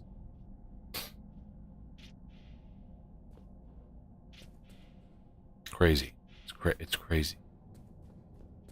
Sometimes isn't it amazing to sit back and think, okay, you know, you got all these numbers flowing around and all this graphics, and then you think a computer only sees ones and zeros, and just how much of that just zips past in the blink of an eye. Yeah, just the sheer number of calculations per second. Like, we can't even... The fact that they're on, like, nanoscale timing. Like, nanoseconds. You know, milliseconds. A millisecond, right? When you think of a millisecond, that's a thousandth of a second. That is an imperceptible amount of time to a person, to a human being. Absolutely imperceptible. And a computer... a computer in that time can do billions of calculations in that amount of time. It's crazy to think of just the capabilities, the amount of stuff being calculated. And again, they're just ones and zeros. How do you get all this information from ones and zeros? You know, I've been in computers for 40 years, 30 years, and I don't understand fully how we're able to do what we can do. With such, I don't know, it's not ease, but it's certainly pretty crazy that it's possible in the end.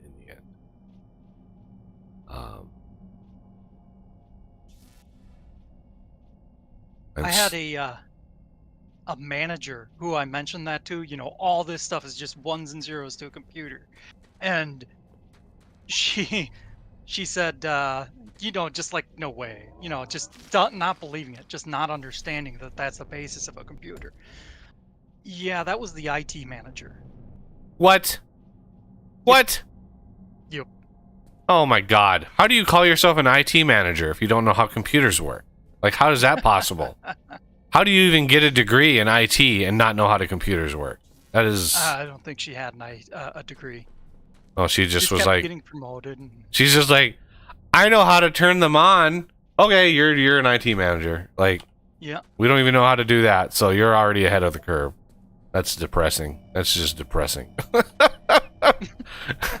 Makes me question why I got a degree in computer science. Like, I already knew. Yeah. Well, going into my degree, I already knew a crap ton about computers. I had already built my own machine. Like, I already knew a lot. And then, you know, my senior year, I ended up teaching a class. I ended up teaching a class in C#. So, like, I was already ahead. My professors didn't even know what C# was. Oof.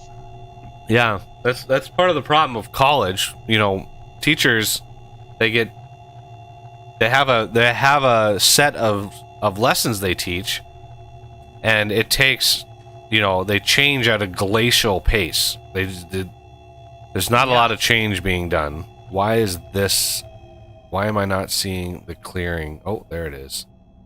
It was just far enough away that it wasn't registered. Okay. Yeah, they don't change very often. So, like, when my brother went through, he went through the same degree and the same professors as I did, and when he went through, they were using I think the development environment they were using was Borland C++, and that had its own, like, crazy, like, specific syntax and stuff that you had to learn.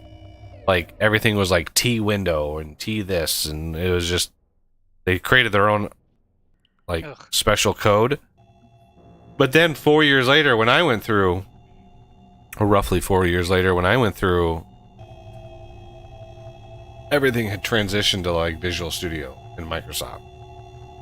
So I was, you know, early on, I started using Visual Studio, and I just loved Visual Studio. I mean, it was, I think it's the greatest product Microsoft has ever put out. Like, it revolutionized programming.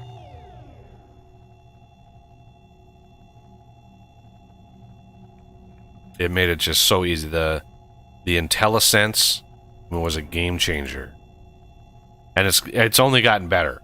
Like, if anybody's watched or is watching my programming series for Vintage Story, which the first episode went up on Thursday, there are times where I'm in that and I just am like surprised at how good the IntelliSense is. Like, you declare a variable and then you go under a piece of line of code and you want to add a variable, and it just knows the line of code it ghosts in there is the exact line of code that you want. And it's like, it's crazy. It's crazy because how does it know? How does it know that's what I want? But it's amazing that it does. And it's all AI. It's all machine learning. And, you know, say what you will about it, but that is phenomenal. And it will come to a time, believe it or not, they're working right now. GitHub is working on an AI-driven helper assistant called Copilot. And you're literally, while you're coding, and if you have this up, you can literally, voice commands too. You can literally say, write a function that sorts this list by the last name attribute, and it'll just write the code for you. It'll just write the code for you. You can copy paste it. Like, it's that kind of stuff is crazy. That you can have it write code for you. The AIs, because it, you know, you go to websites like Stack Overflow. So Stack Overflow is an old site of just programming tips and tricks, and people post like, hey, I'm having trouble, blah blah blah, and you'll get lots of people helping you, and because there's some prestige around it, right? A certain person who's super helpful can actually get really good jobs because you can prove that you know what you're doing. So yeah, being helpful is actually beneficial, and so they just took all of the code, all of the stuff that people have written in websites like that, and basically fed them into the AI learning algorithm. It said every language, you know, you can even go to ChatGPT and say, write a JavaScript routine that, you know, that shows a refresh button on the page or whatever, and it will give you a Java. It's crazy. I don't think it'll replace programmers. If people are afraid of that, I don't think it'll replace programmers. I think it'll supplement programmers quite a bit. It'll probably reduce the need to a degree, but yeah, there's always going to be efficiency tweaks that a human can do that a computer just won't be able to understand. Vice versa to a degree as well, but yeah, there's always going to be a place for programmers.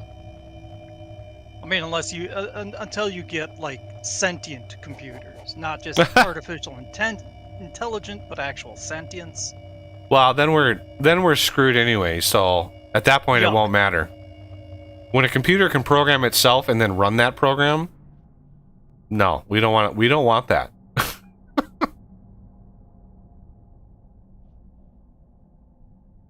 Yeah, when a computer can be like, I want to write a routine that bypasses the firewall and bloop, and then runs the routine, and boom, now you're past the firewall, and it just that's bad. It's a bad day. You don't want that to happen. That's like Skynet level shit. You don't want that to happen.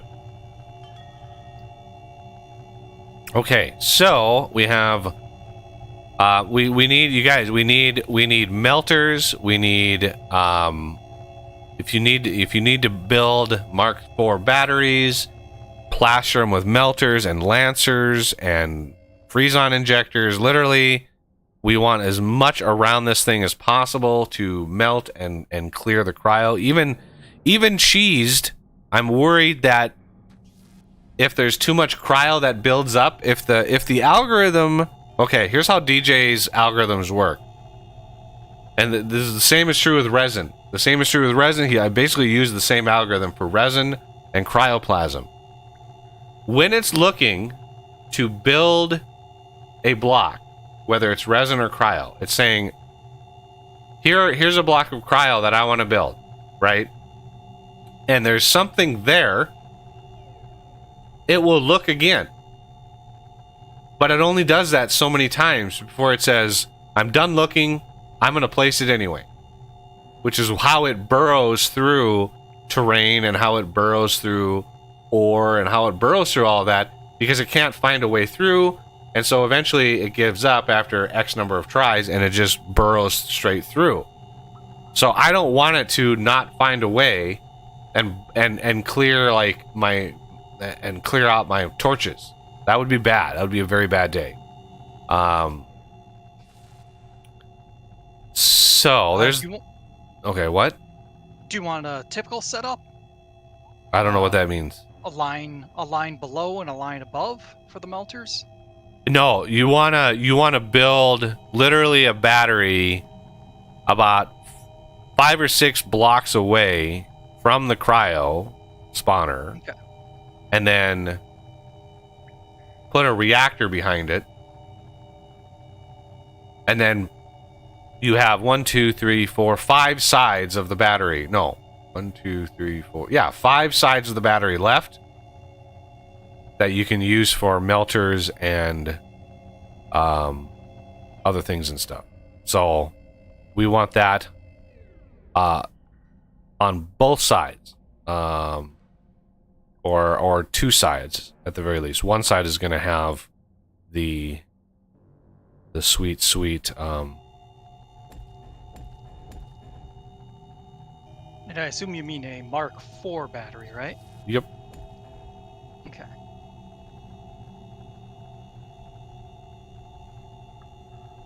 Okay, this stupid vein of crystal. Of course there's a vein of crystal right here. Of course. Of course there's a vein of crystal.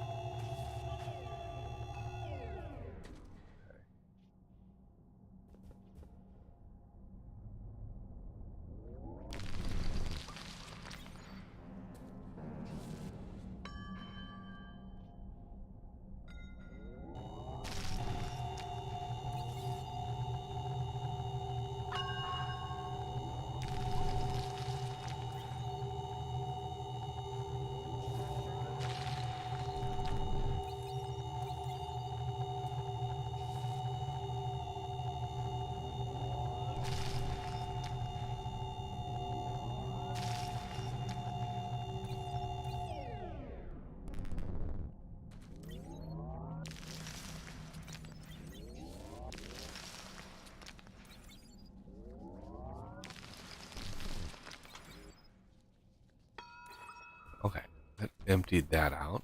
God.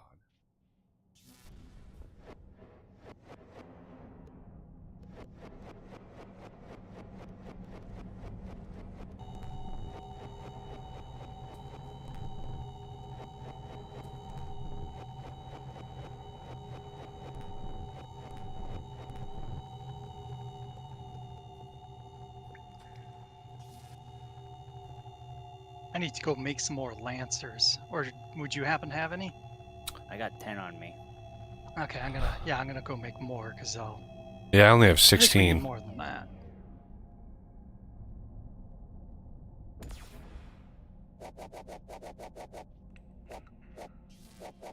Well, yeah, control space is a thing.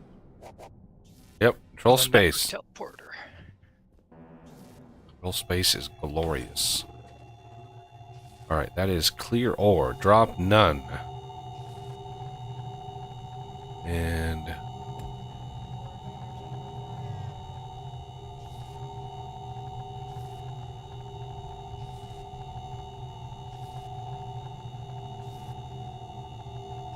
okay, I'm gonna go wide.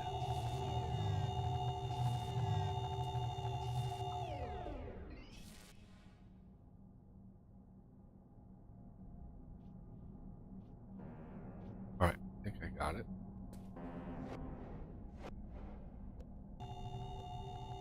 Oh, just the cryo is just non-stop. Yeah.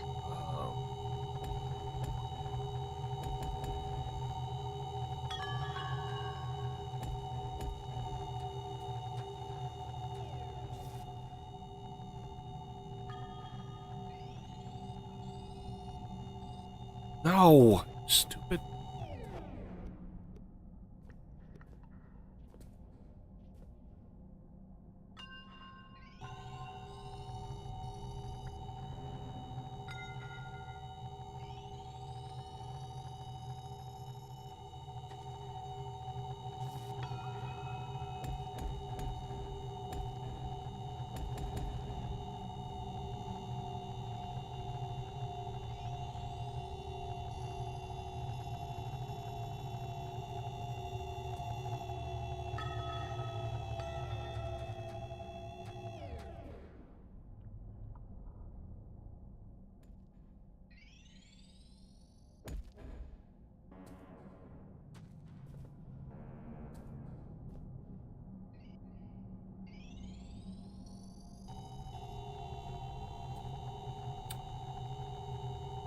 What am I going to do about this?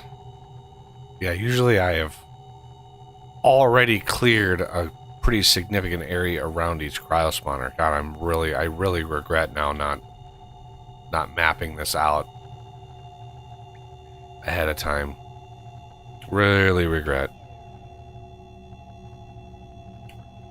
Okay, where the hell is my...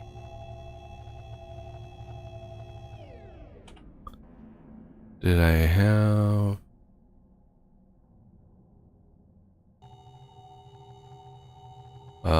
There's the Cryo Inferno right there. So you want to build it, but the torch is on the top of it.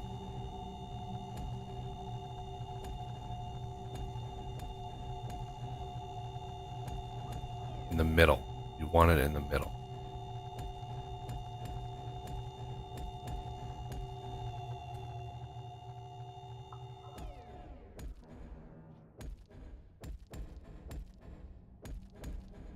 Structure complete.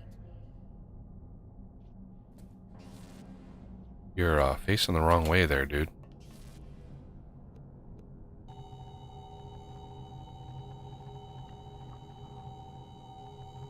Oh, why are you facing the wrong damn way?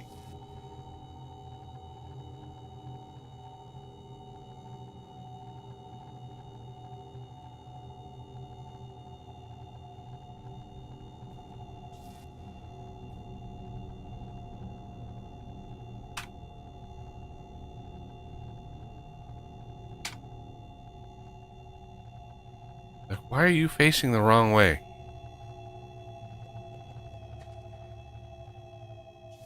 I don't get it.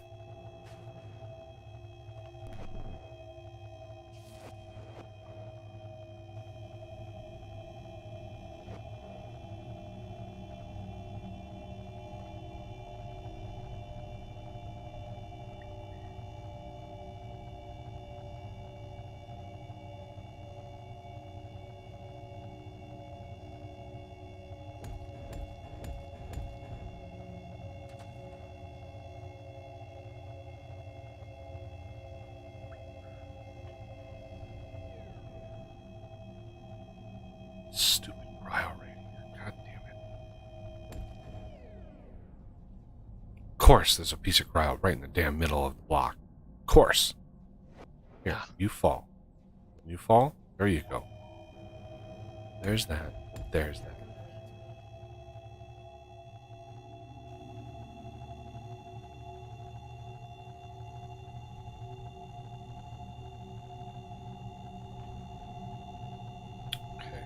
So, pipes. Pretty sure you have to go right in the middle.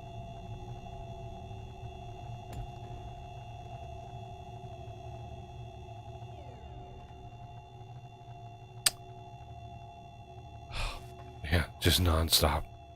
It's the rain of cryo coming down. It knows. The spawner knows. It's like, look at that. It is just growing like crazy.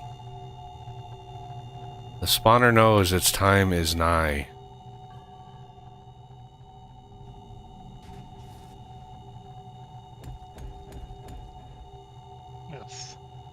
why do the injectors take the lancers? It's just silly. Isn't that the stupidest recipe ever? Like, what the hell is up with that recipe?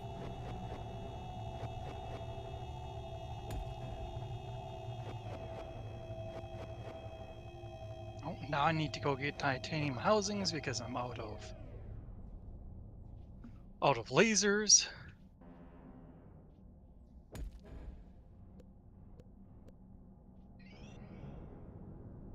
Alright, I do not want to hook this up yet. That would be bad. Don't hook it up yet. In fact, what I should do is go back to the C5.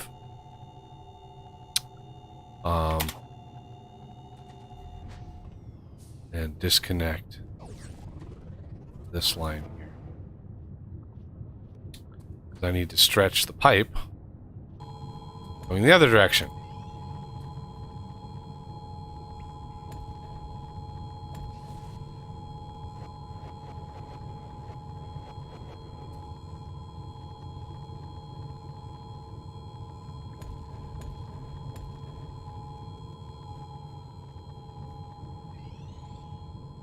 Alright. Unless we get to see how well Oz did the... Yeah, I didn't get a chance to finish it just yet. well, this thing is dug. It looks like you dug the Oh, that one. tunnel.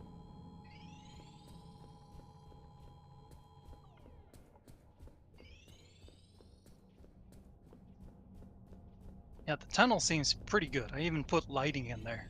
Yeah, very helpful. Yeah.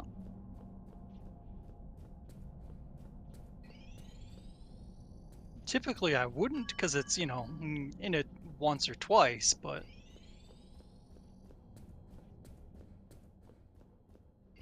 especially since you're streaming, make it so you can actually see. Alright, where are we in relation to all the things?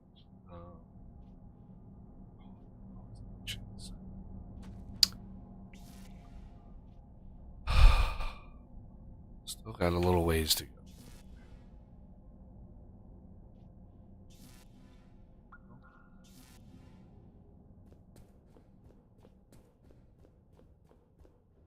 Well,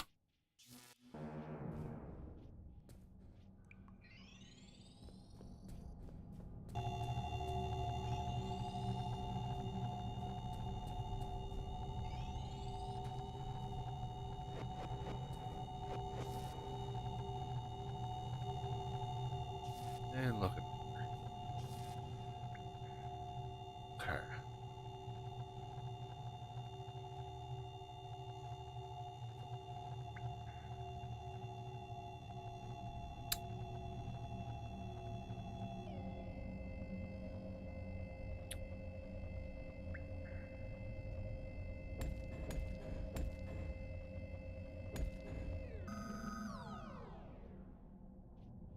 Now I want to build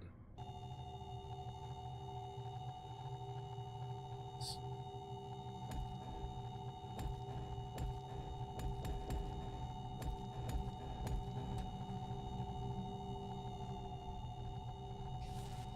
Come on. Land on the damn... There you go.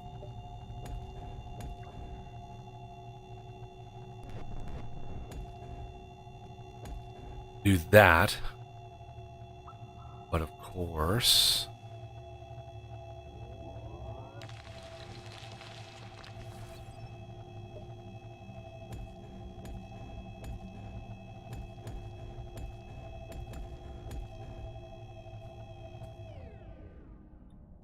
But we're going to need the same treatment on this other cryo if we're going to do two of these at once. Structure complete.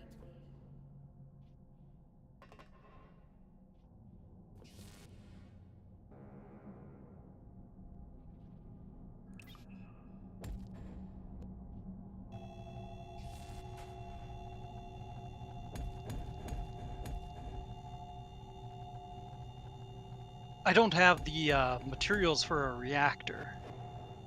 Or well, I don't have a reactor, I should say. So I might have. I have enough for one, but you can disassemble the reactor. There's the left side batch of reactors on the magma bore can be dismantled. Ah, okay.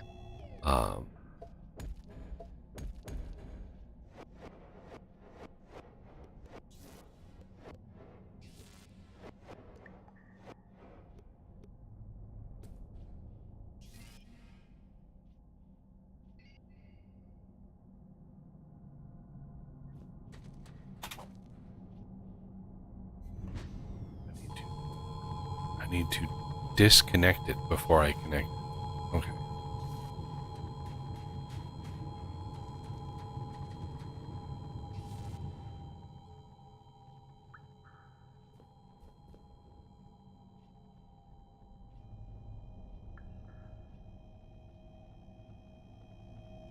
Right back.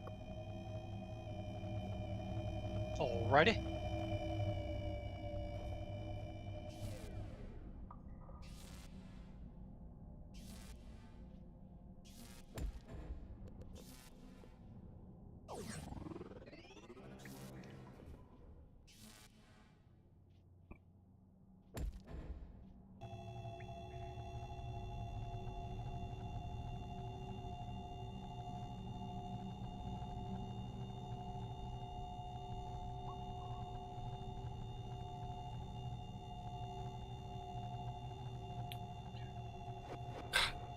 Floaty jetpack. Yeah.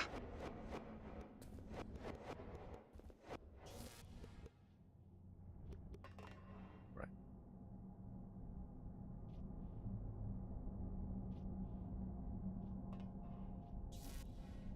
Okay. This one's ready and the other one's ready, but we need the... I don't want to hook them up just yet. That one's disconnected. Okay.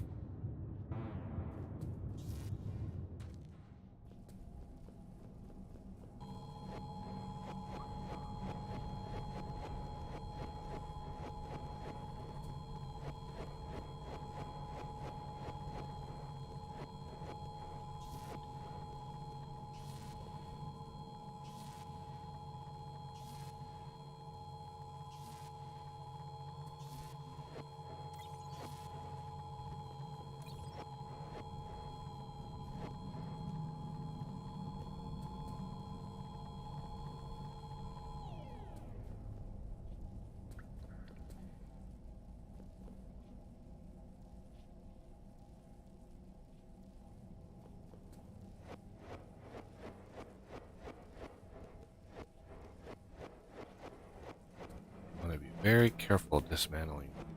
Not want to accidentally shift right click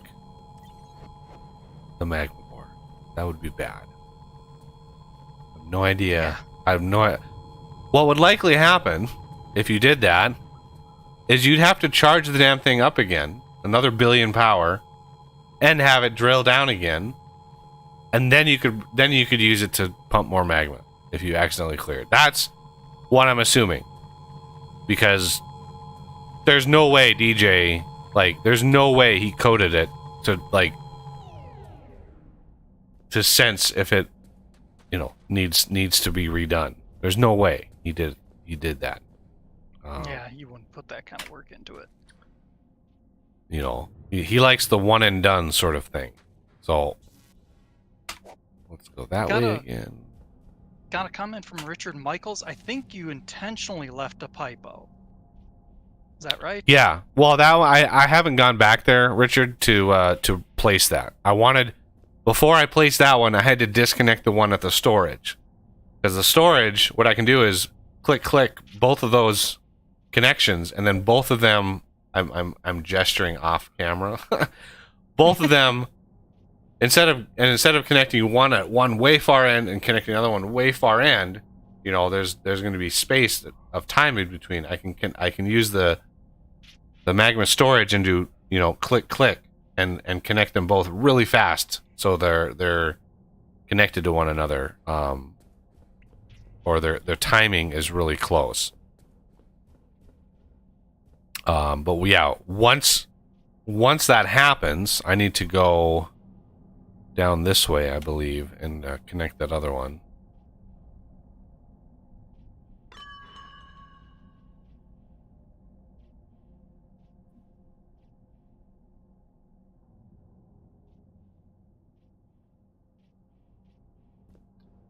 Far end of the first was. Oh, Okay. Oh, I went the wrong way. All right. How many of these do I have left? There are only 30. Wow, I've used almost 100 Mark V power boosters. jeez. That's a lot of power boosters. That's a lot of power. Because those things fill you all the way up. Or fill Arthur all the way up.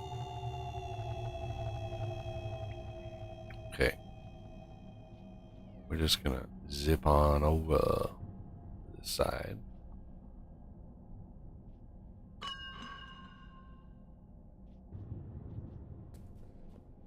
Let Arthur charge me up. And since we're so far away from the main base, I haven't really had that big of an issue with my FPS over here. It's just when we're over at the main base, there's so much stuff going on. And it tries to render everything rather than rendering only what's on the screen.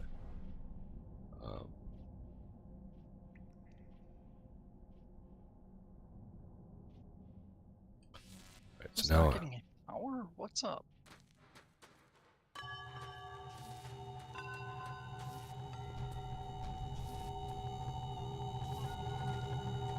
Got one piece of cryo preventing me from finishing it, so I reset your excavators that are clearing cryo, but they don't seem to be doing anything. Or maybe it's just taking that long. where are you? Oh, Look at all. the side you're on, because I see you right now. Well, we're in the middle of a growth spurt, so that's happening. Yeah. Let's well, did you reset them? Yeah, I reduce the height and then increase it again. Yeah, it's the radius is set to 15. It's gonna take a hot minute for it to actually reach over here. It's right here where I'm standing. This is where it's at right now. Ah. So it's just, you know, there's over 1,000 blocks that it has to parse before it progresses. So you'll see it progress, and it will clear all that stuff out. Got a new comment. My cryo phase, yeah. We're cheesing and cheating our asses off, and we're still struggling. My new Mark II, the new version of the Mark II excavator has a clear cryo mode now. I added that on Thursday, and uploaded it to Steam Workshop. Figured all that stuff out. All right, your thing is almost cleared. Excellent.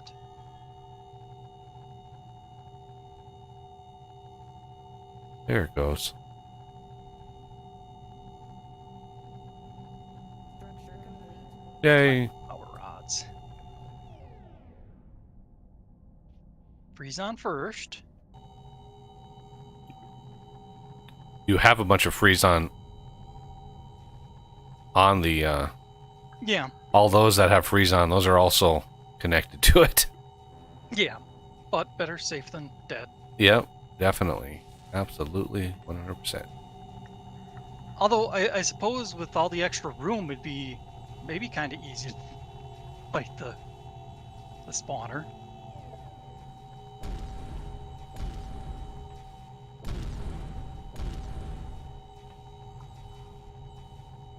All right. That's 50,000 power per second punching into that system. All right, I'm gonna go finish this setup on the other side then. Yep, we need one on the other side, and we can connect them and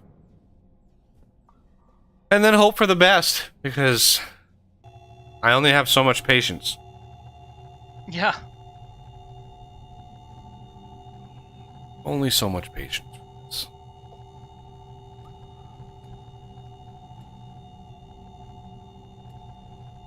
Oh, that's right. The other one has the teleporter. So I don't need to travel that far. Just zap. Yep. Was it Cryo Battle Arena or something? Yep. That's the one.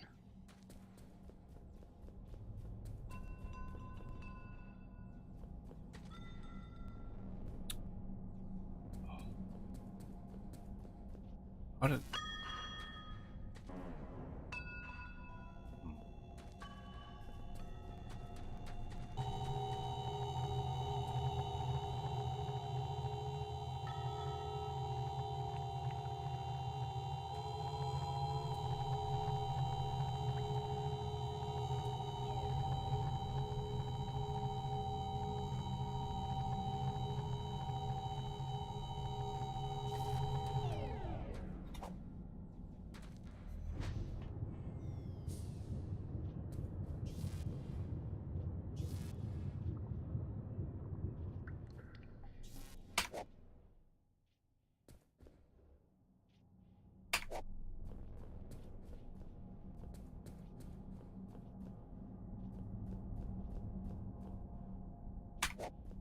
Structure complete.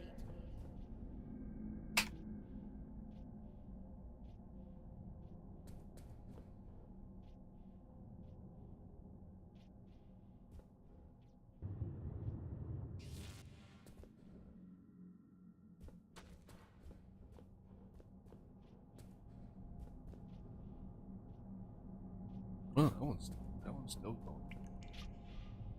That one's still going?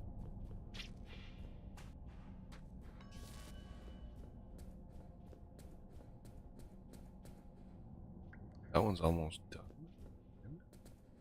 This one is done. You can restart, sir. And then that all filled back in. Where's that? No, that's... Well, we don't have anything in there quite yet to clear any of that out. Because diagonal is the worst. The diagonal directions are just... There's really no easy way of fighting those. Because it grows diagonally and you can't fight it diagonally. Which sucks. But it is what it is.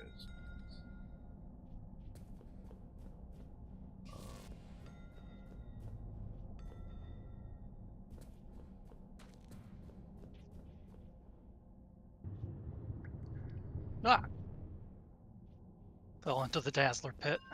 Oh no! He's Made dazzled. it out in time, though. He's been dazzled.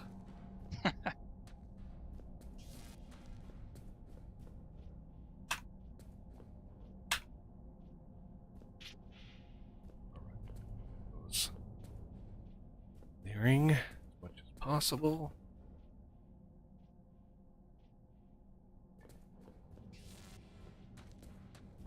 That should start clearing. This should start clearing.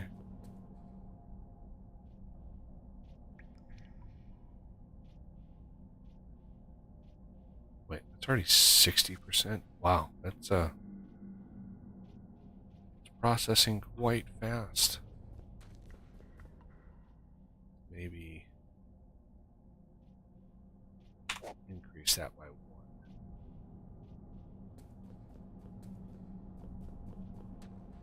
1. Funsies. This one should be, yeah, really slow. Okay. And which side? It was X negative. Yeah, X shrinking. That we need to go. Help Oz do his thing.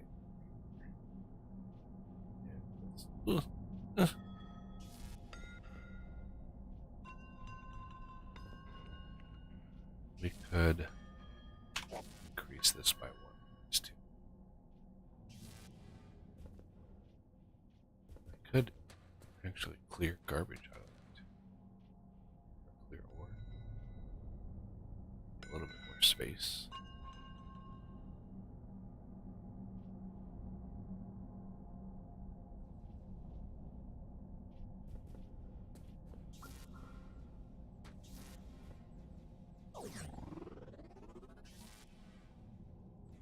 Oh, it's like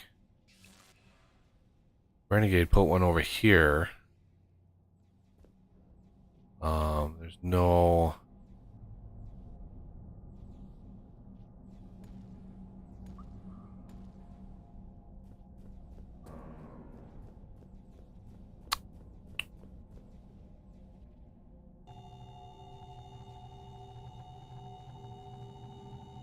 Ah,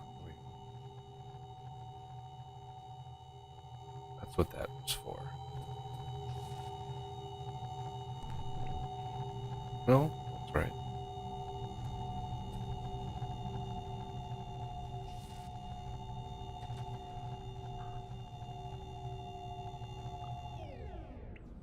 Almost set here.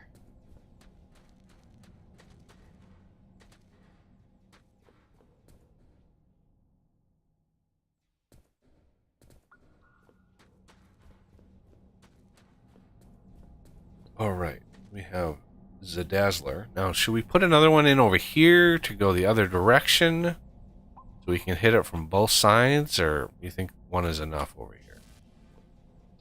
We might want to put a second in just in case. Well, we do that like right here. Two.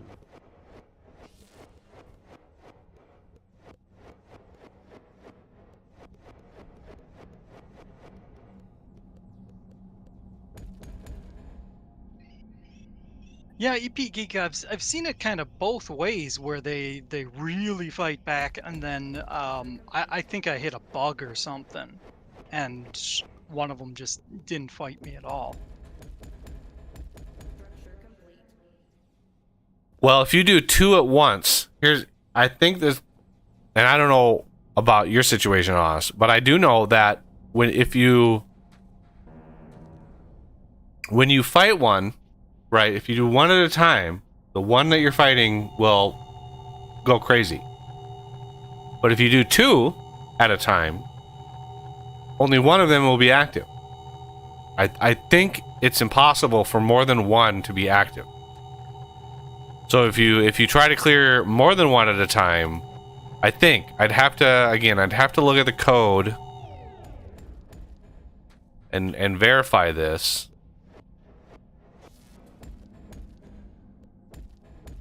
Structure complete. Okay. The other one should be, yep, other battery is powered.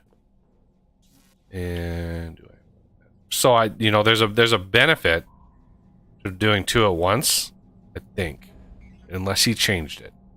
But I remember it being like only one is allowed to be active at once, just because of how much block updates and stuff that it does. Oh my god, I can't stop drifting. Oh yeah, it's painful. Structure complete. I just go down like one little block and it's like, oh, I drift so far. Okay. Now, let's connect. Hit connect.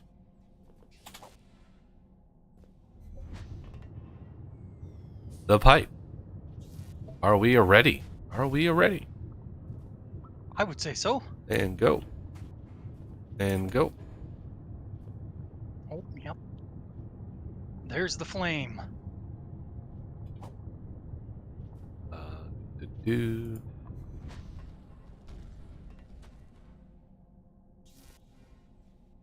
Bingo bango. We have time remaining. 600. Oh, I think it oh no. Huh, this says please attach a magma storage. which one?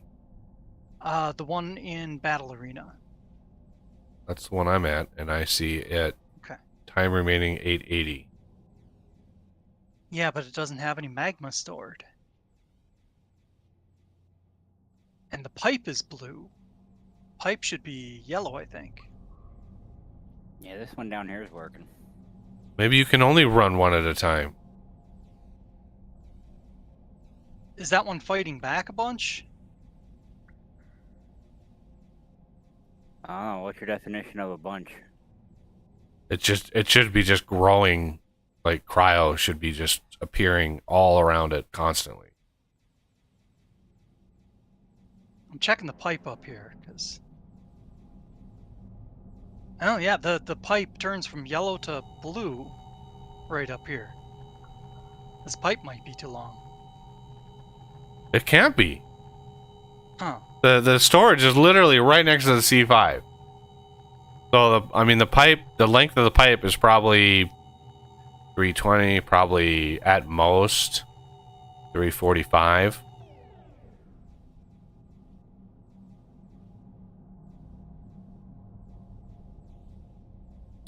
Let's drifty.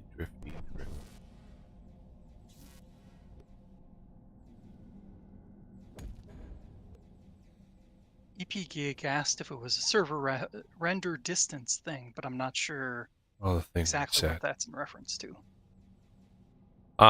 we're not playing on a dedicated server. I'm the one hosting this. So, yeah, there's no dirt. When I look at something, I see what it is. It should not. I should see the actual like bona fide goodies. I'm gonna go look at the other one. Let me go buzz out to the other one. I'm heading out there right now, too. One thing I did notice is that you use a few extra pipe to go around the C5. That might be all the difference, which you don't exactly have much of a choice, but... That's like 4 pipe. Yeah. That only adds 4 to the distance. And when I estimated it, I'm talking 340, maybe 345 is the total distance that it runs. And remember, they go 512, so we are well within the acceptable range. This one isn't putting up much of a fight. It's just raining.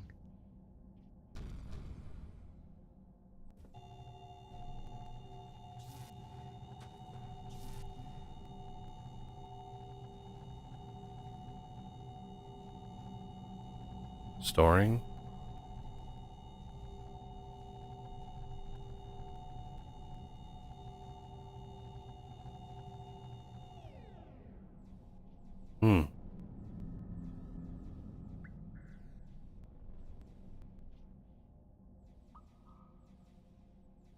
Yeah, I'm a little surprised.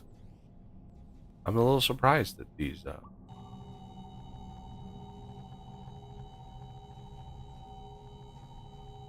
usually it's just there's just the reaction is crazy. I don't know. I do not know. Yeah. All I know is there's still 10 minutes left. Actually, yeah, 10 minutes left on this one.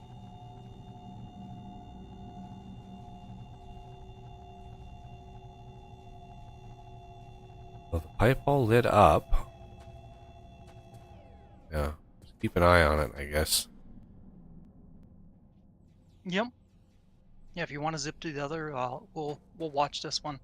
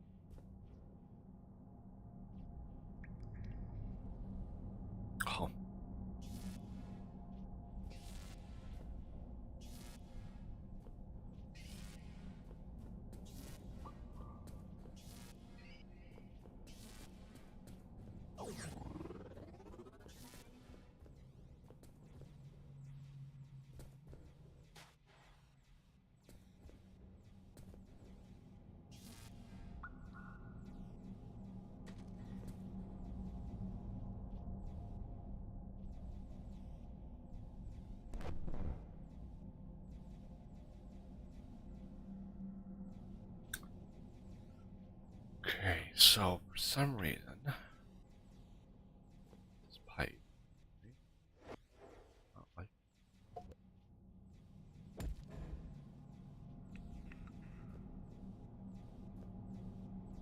I mean, there's no way. It's I only did notice it's only about 10 or 15 pipes longer than the direction going the other way. Like, I know that there's no way that it's too long. But I think what might be happening is the magma storage verified the pipe out to that that first cryo spawner, and it's not even looking at this length. It doesn't even care that this length even exists yet, because it's still every tick it's pumping magma to that one line, and it's not programmed to round robin. It's just like, oh, there's one and there's one. So that cryo has to be killed, and the pumping stops, and then it'll be like, oh, what are some other directions? And then it'll probably verify this length and start cooking this one. Because this one, I mean, the time remaining is going down, but I think it resets. It's still at 8. I mean, it's at 8:36. Yeah. When before you had arrived, it did have some compressed magma in it, and it was down below 600 at that point. And then it jumped up to the 800 or whatever, and there was no or compressed magma. So yeah, I think you're right that it's only feeding one.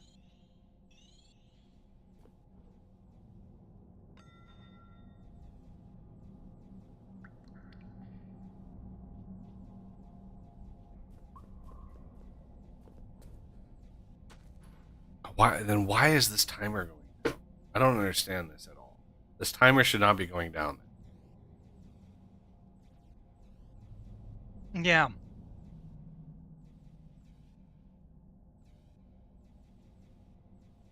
But consider the source.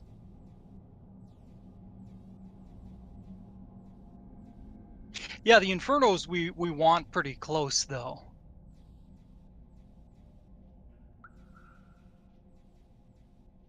Yeah, with the way that I cheese it, I put torches over the top, right? So the line of sight isn't like the center of the block or even the top of the block. The line of sight has to be on the top of the multi-block, right? So that turret, which you cannot select, is literally on the top of this block, and you want that line of sight to be uninhibited.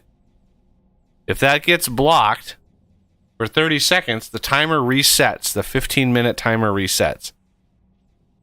And in times past, I had one hell of a time trying to get that to not break.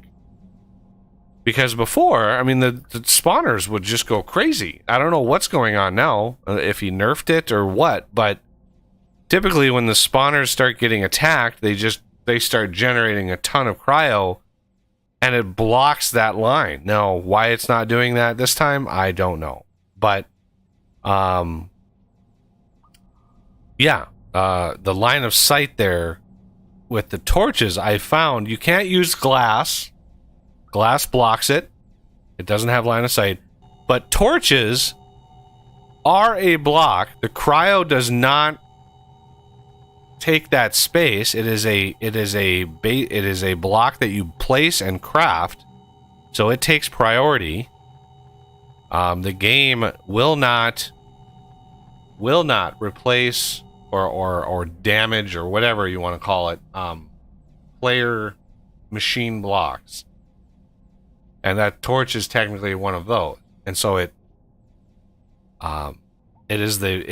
takes up that block space, and the cryo turret ignores them for whatever reason. I haven't actually looked at the code as to why, or looking at the code, because you can look at the source code for the game. It's a .NET game. You can just open up the assembly C# in something like DN Spy, if you have DN Spy, you can just open the source code and look at the source code. But yeah, you can look at the source code for the Cryo Inferno and see all of that. You can look at the source code for the Cryo Spawners and see what that's all about. It probably uses the same line of sight calculation that the laser transmitters use, because those can travel through torches. Yes. I think they can also travel through rack rails if you wanted to use those. Yeah. Pretty too. sure. So yeah, I mean and I could absolutely create a mod. And I was thinking about this, Os, when you asked me that question. Was it yesterday? If I could create a mod that reduces the number of cryos that are spawned, right? Oh, yeah. So I was thinking about that, and yes, it can be done. But I was thinking about like the best way to do that. And literally, like you want to be careful with a game function like that. You want to be careful removing functionality.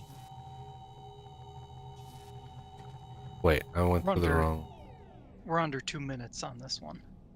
Yeah, I thought you were at the Cryo Battle Arena, but you're at the other one. Damn it, there's no. Yeah, there's no. Yeah, no spawn, no teleporter. I could make one if you wanted. I can just sort of fly over there. Okay. I can fly. So yeah, what I was saying is you want to be careful when you mod, because you don't know the number of places that that he checks that, right? Because when you load into the game, there's a routine to refine those. Because when you load the game, it'll pop in. You'll be loaded, you'll be playing, and all of a sudden, boom, it'll be connected to, and it'll list all the coordinates. So I don't even know where that code is. Somewhere in the load routine, I have no idea.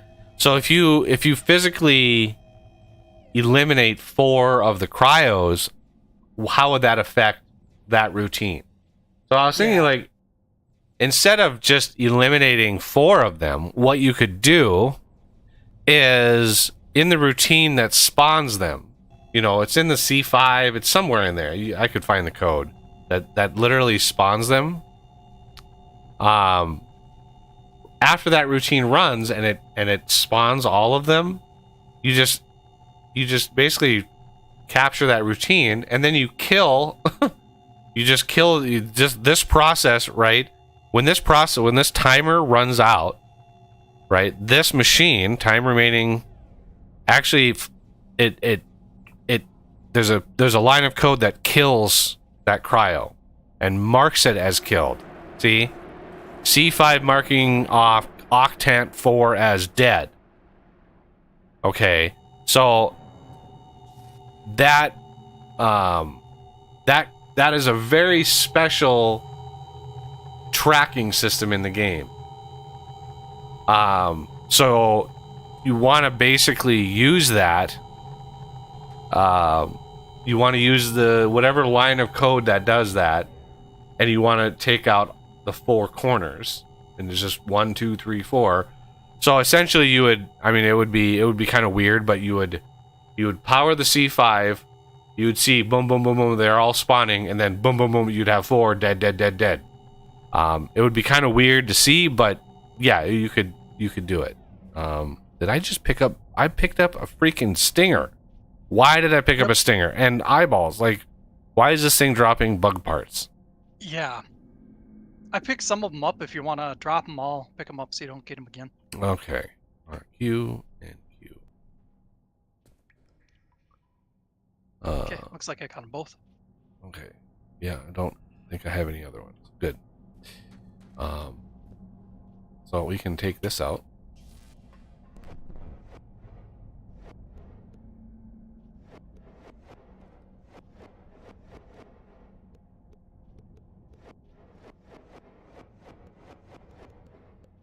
now the other spawner should be running. Or the other Yeah. Cryo Inferno should be running. We'll have to go over there and check, but I wanted to. Do you want to dismantle? Yeah, or- I don't want to. I don't want to deal with the pipes. If you want to just clear the Oh. pipes out, it's a lot of pipes, but Yeah.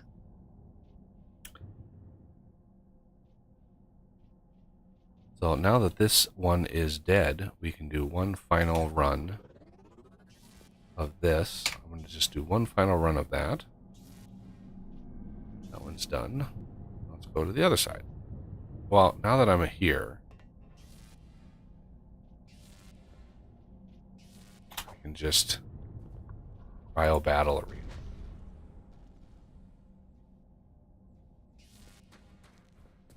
Yes, there it is. Storing, Excellent. yeah. So this one's active. This one's actively clearing it now. So yeah, I guess you can only do one at a time, unless you have 2 tanks. I guess you could have probably pull out one more tank and have 2 magma storages, possibly. That rings a bell. 'Cause, yeah, that might be what we had done in previous ones. I'm gonna take a quick break.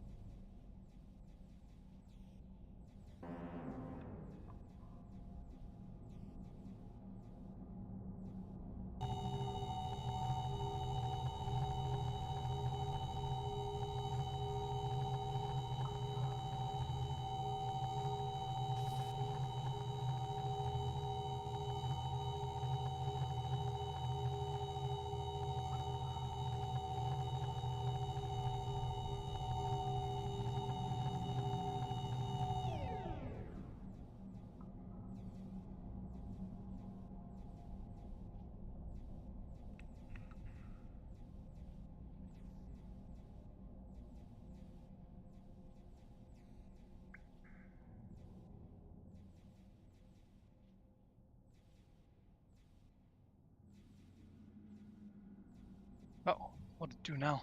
Just the tiniest shock on the stream deck causes it to reboot. I mean, we're talking like Oh, minuscule, tiny shock.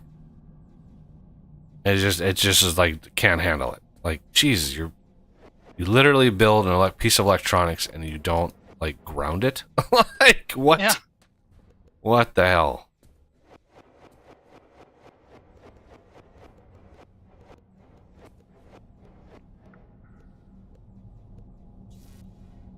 All right. Yeah, I honestly expected a much more brutal fight for these. yeah. Um, This is the fight I usually get when I've done them in the past. Really, you've never had them like super spawn and just go crazy? Maybe once or twice, but yeah, usually it's just the rain. Maybe a small, build period or spawning period. But yeah, usually not much. Huh.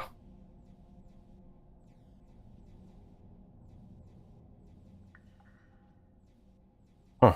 Yeah. We will probably, or I talked to Buggy about that in the past. I suppose I'll just let you address it. They can hear you better. 4 spawners seems more. Yeah. Let's see. Arcus Oh, more posted the source for what? The source code? Oh wow. Arcus posted the source for download. Holy crap! He posted the source code. I mean, you can get the source, but the source you get from something like DN Spy is a little bit different than the actual source. Because when I was working on the nuclear reactor, I asked him for some guidance on a couple of the machines, namely like the lab and a couple other machines that mod uses. And he just sent me the source files. And I noticed a pretty big difference between the files that he sent and what I was seeing in the decompiler. So yeah, there's definitely a benefit to getting the actual source. As far as the railgun, I don't know what unlocks the railgun. Like, is it a research? Do you have to kill all 8 spawners, cryo spawners? But yeah, four spawners is definitely enough. Like, four is like more than enough. I would absolutely love to clear the ones in the corners and just not have those at all. Period. I think it's stupid to have those. It would take a lot. It would take a lot of code. Kill all 8. Oh my god! You have to kill all 8 spawners. Jesus. Now you remember, these are 15 minutes each. So 4 of them is an hour, and that's 4. Like, you've got it right there ready to go. So that's an hour. So then the other 4 are even harder because they're on the corners. So you're looking at least an hour and a half, 2 hours just to get those gone. Yeah, I if that's the case, if you absolutely have to kill all of them, then no. I don't think we're gonna go railgun, because no thanks. It's just so demoralizing. I mean, I'd like to build it to show how crazy it is, because I mean, if you look at the magma board and you're like, wow, that thing took like 3,200 Heimel blocks and a billion power. Now remember, in vanilla, the geothermals only give you 15k. So a billion power. I remember the first time I did it. If you watch my series, it's all there. I had like 8 geothermals. I had them built in like an extreme triangle. So I had 2 right next to the thing, and then I had 2 one space closer, and 2 one space closer, and 2 one space closer. And then I had lasers beaming, because they need 3 lasers apiece. Or no, they needed more than that. 15,000. They needed the 9 lasers. Now that was the limitation. Is you need a Mark. Every one of those, you need a Mark IV battery, and then you need 9 lasers with cryo, or with the lenses in them, the high top tier lens, chrome lens, to get the 15k. I think that's 9 times 1600 is definitely going to be over 15k. But yeah, you needed the width of that just to get all the lasers in, and then, oh man, imagine the crazy amount of lasers and stuff ticking, and it just killed your performance.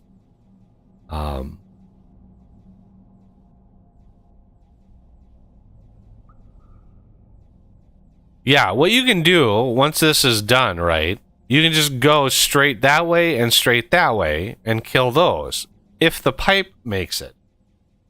But remind me, Peaky, maybe you know this offhand.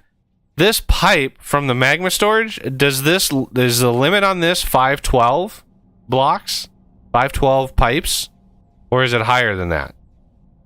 Because it's 512, you need to move the magma storage, because just getting out to here is 300 and, roughly 320 plus.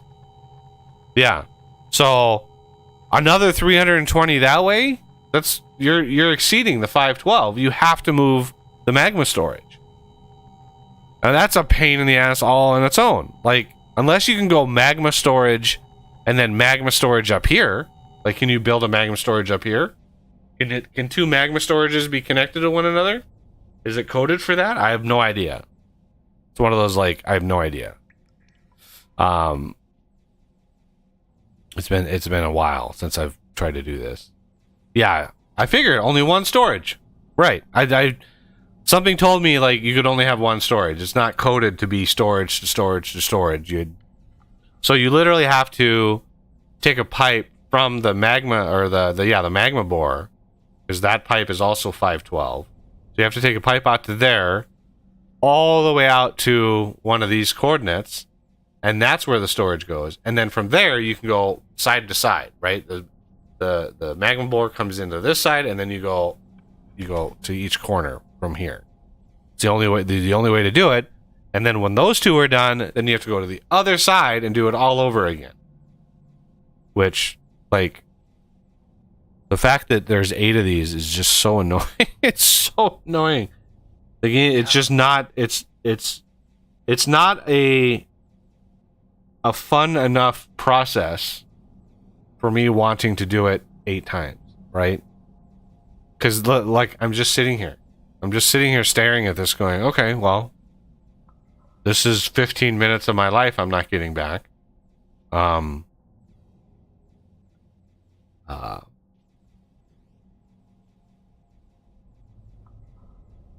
That's amazing that he posted the source.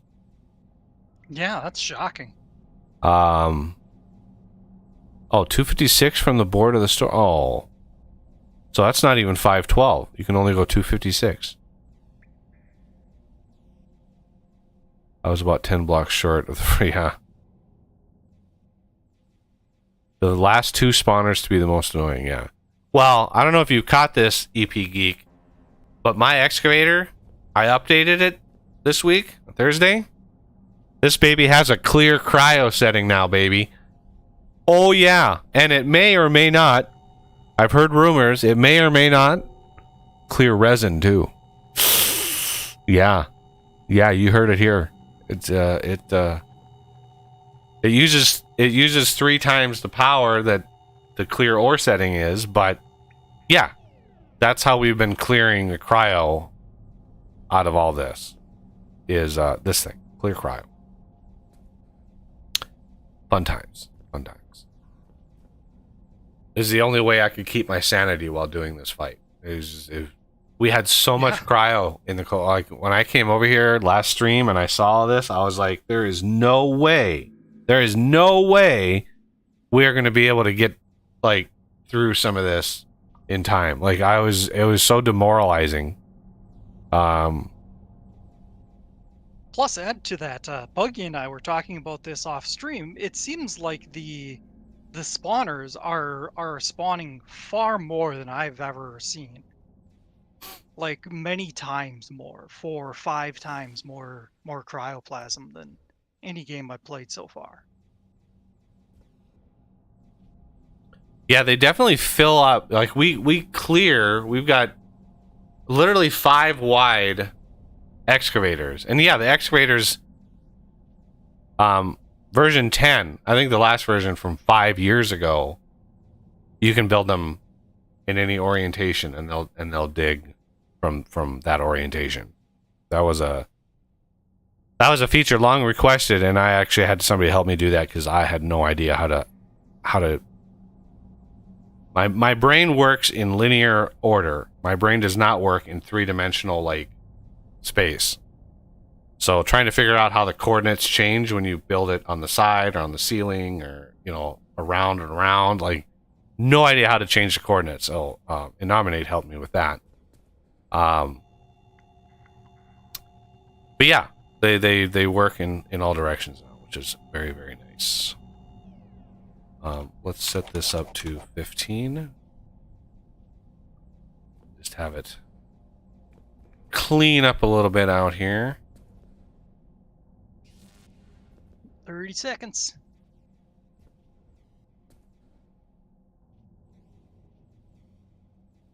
And the torch cheese, I came up with that years ago. When he first introduced this mechanic, first thing I did was figure out how to cheese it, because I was not. From the very start, I just saw this, went, oh man. When he said there was going to be 8 of them, I immediately told him, I was like, that's too many, man. I was like, that's way, way too many.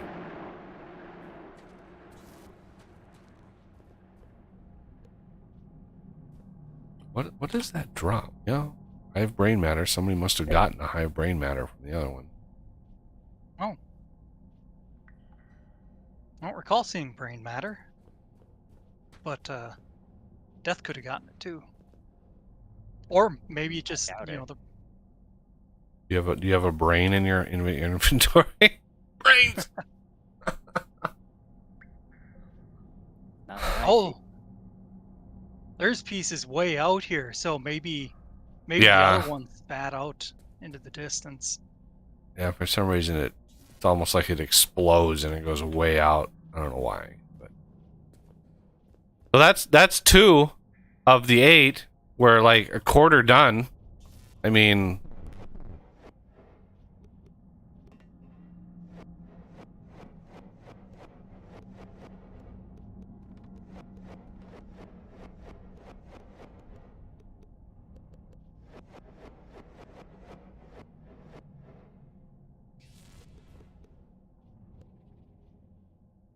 yeah, and the depressing thing is all this infrastructure, the dazzlers, the batteries, conduit, melters, the lancer, like all this infrastructure is now completely pointless.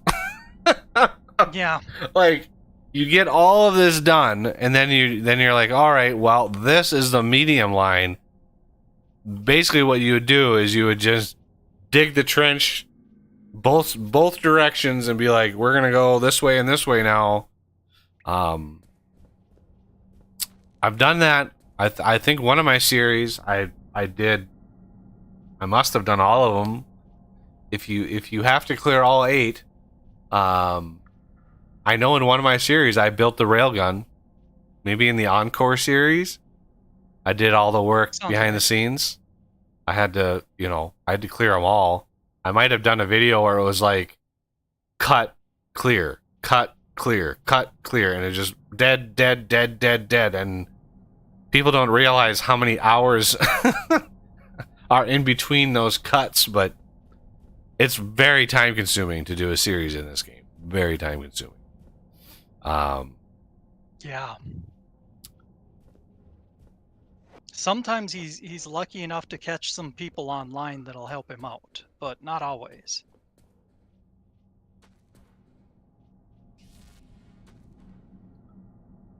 Yeah, there's all this infrastructure, all this stuff around. It's just not needed. I think there was one time where I popped into Discord, and the first thing I had heard, because I think Buggy didn't have notifications or something, and he's like, "Oh God, I wish Os would show up to help us out with this project." Well, if I was recording, are you saying I was recording or I'm streaming? not sure. I just remember popping in and hearing that one time. Because if I was in voice, and if I had OBS, when I have OBS up, OBS prevents Discord notification sounds from playing. When you have OBS going, Discord goes into streamer mode, and it disables like audio notifications, so you're not constantly getting the notifications in your ear. But, Yeah. Oh, that would suck if somebody's streaming and all you hear was Discord notifications. Yeah. Beep boop boop boop beep boop. And it's just like, no, stop. So that was 2 of the cryos. I mean, that's the fight. The other cryos are literally buried in the ocean of cryo out here. Now remember, we have cleared all of this. Because we have 5 wide. We have 5 wide. We have 1 there. Okay. We have 1 there. And then 1 on the other opposite corner. And then we have 1 there. And then a second on the opposite corner. So 5 wide, 15 width or 15 radius. So five wide at, well, it's 15, that's 30, that's 31. 31 times 5 is 155 blocks wide. 155 blocks wide. We have cleared the cryo. Centered on the center, 155 blocks wide. All the way to the cryo spawners. And all of that filled right back in again. Over and over and over and over. We've cleared it so many times I've lost count. But it just fills right back in. There's nothing... Like, it's just crazy how much cryo spawns. It's just everywhere. And I think if you dropped it down to 4, you could still create a mess. You could add more meandering, you know, the instead of it just growing towards the C5, right? You have the cryo spawner, you have the C5. Instead of it just beelining straight, you could add a little bit of, you know, meandering into the whatever Pathfinder algorithm. And so, you know, the tendril would grow here, and then it would, you know, the heuristic would be, it would always sort of bend towards it, so you could still get some meandering going on with the tendrils, but you could still, you know, make it work and make a mess of things. But if we did that, that, and that,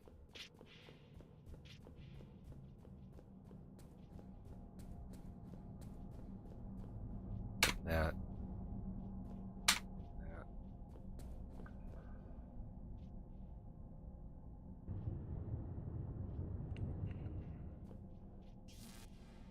that, that.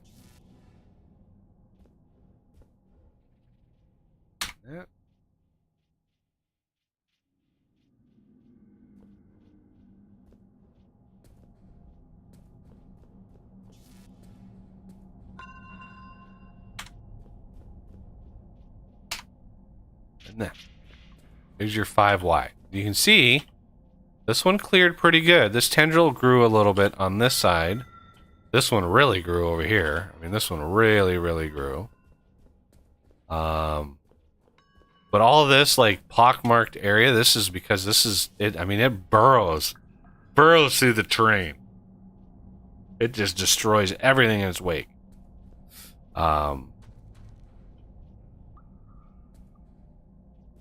But then over here, we've got more tendrils that sort of spawn, grow out.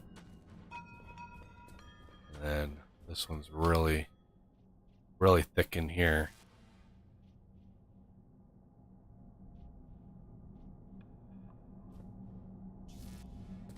But look at that, it burrows. I mean, I honestly did not think that it would go through ore. This would have been a phenomenal crystal vein. Yeah, look at that. 8 million, 3 million. That's like a 15 million crystal vein right there that it's just cut in half. Which is sad. I mean, that's sad. I didn't think the algorithm allowed it to replace ore blocks, but at some point he must have enabled it.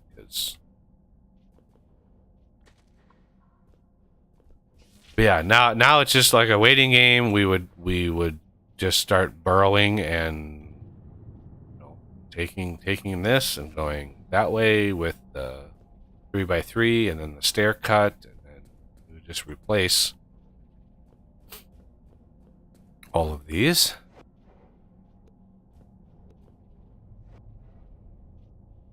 Take that.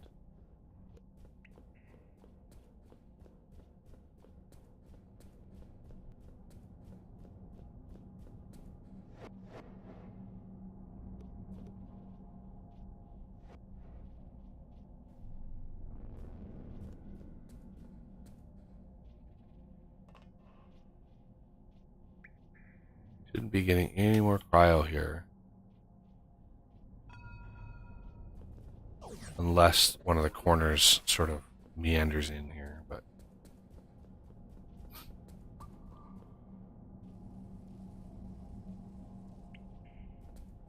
Oh, I found the brain from the other side. all right. The brain.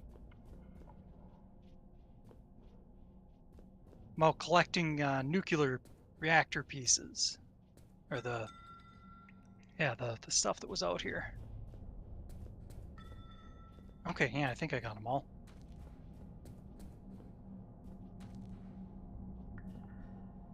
See, clearing the cryo. Clearing the cryo. It's basically a special mode that I programmed that, because the cryoplasm hardness, the block hardness, is like 50,000, 500,000, something like that. It's super high, which, you know, when you try to mine it, it says, this is too hard. So it's just a mode. Same with the resin. Resin is the same, like the same hardness. So it's just a mode that bypasses the hardness rating. And it checks to see if it's cryo fluid, or resin. So if the mode is on and it's not one of those blocks, it skips it. If the mode is on and it is one of those blocks, it clears it. But it costs a ton of power, which at this point you should have. You have no problem with the power. Yeah. Oh, he got frustrated with the freight system. We haven't delved into that. How does that how is it? Is it any good? I'm assuming not, since he got frustrated. I played a map in the fall, heavy use of freight, but got Yeah, too the frustrated. freight carts. The freight, lost interest after clearing it. Right. So you were trying to use mine carts to deliver goods? There's a new system. They're actually different. Oh, it's awesome for low rate. Interesting. Ah, I delved into it a little because yeah, like the freight stations, you build one and then you can start to configure it what it has there. You know, it needs tin bars, tin plate, and then lightweight machine housing, and then you can set like minimum levels that you have it maintain or something like that. I didn't get to the point where I can actually do it, but yeah, it looks like it's like a better mass storage almost. I mean, it's not a storage, but huh. Well, if it's, yeah, low rate, not much in the game is low rate. I mean, there are definitely crafts that you don't need a lot of, you know, or a finite number of. But like a lot of the things you want a lot of them. You know, imbued blocks. You want imbued blocks by the thousands. So, you know, individually, that's advanced machine blocks, I think. So that's quite a bit of steel and crystal clocks. Yeah, that's, for me, it's just always, I've never liked the mass storage system, the minecart system. I have never liked those because of how, like, prone they are of breaking and how nightmarish they are to set up. So yeah, I've never liked those systems, and I would much rather have hoppers and tubes on a main bus, like I did in the Toxic Factory. I don't know if I did it in Encore. I don't know if I did a main bus on the Encore series. Yeah, I can't even remember. That series was a while ago. But yeah, the main bus system worked really well. I was really happy with that. Like Toxic Factory, that That system worked really well once I had all the ore, because you can only smelt stuff near the surface, right? You can't smelt titanium or copper. You can't smelt that down in the cold caves. You can't smelt it down in the dark cave. You have to. So I would bring up the ore and smelt it, and then I would bring it down to where I needed it in the toxic cave. So I had all these cargo lifts coming down with the ingots, right? All of these ingots coming down, and I just moved them all into a main bus, and it worked really well because I had the main bus. I had two pipes, two tubes of ore, or two tubes of ingots, one on top of another one. Then I had them separated by a block, right? So a tube, a space, a tube, a space, and then above that, 3 or 4 blocks above that line, that's where my factory was, above it. And so when I needed to so let me just demonstrate really quick. It was such a nice system. So I had a line dug in like this, right? And then another one dug in like that. So that was, both of those were like, let's say titanium, right? Both of those were titanium pulling right off the cargo lift. Well, this was the main bus, so I would have another one right here. And maybe this one was nickel or gold. Right? And then another one right here.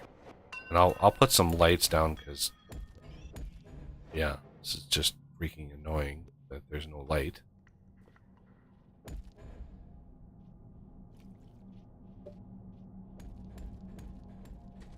Okay. So the main bus ran like this. And then the actual factory where I was using these ingots was up above. Now let's just do a quick little. So the machines were up there. So the main bus was below. So let's say I needed gold. Let's say these are all the tier 3 materials: gold, nickel, and titanium. So what I would do is I would just take one of these and we would go up. We would have a hopper, and they were always Tricky's hoppers. Always Tricky's hoppers. And then I would have a line like this.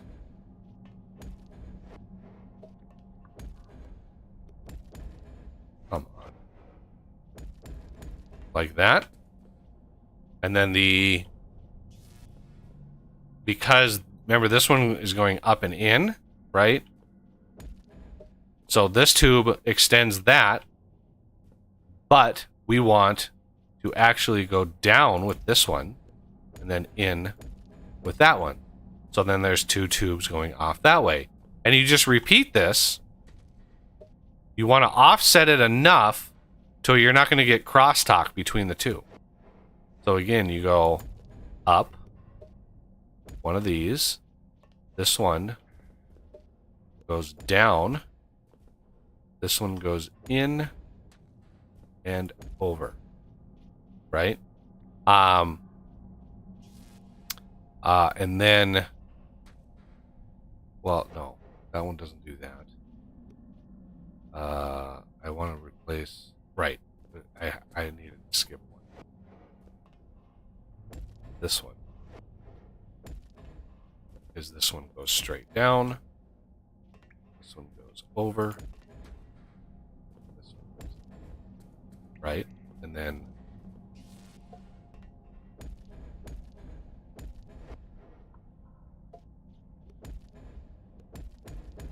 boom. And you just do that, and then the factory, whatever needs these, you can put on either one way or the other, and then you have all of the materials. And I just had that, and then if I needed other materials, if I wanted titanium housings or something like that, I would just add to the main bus, just like you do in Factorio. And those things would be on the main bus. And if you needed material, like if you needed like this material way over on this side, like with copper and stuff, you could do this, bring it up, right? Oh, there's the cat. Of course. Right in the middle of talking here, cat. Goodness gracious.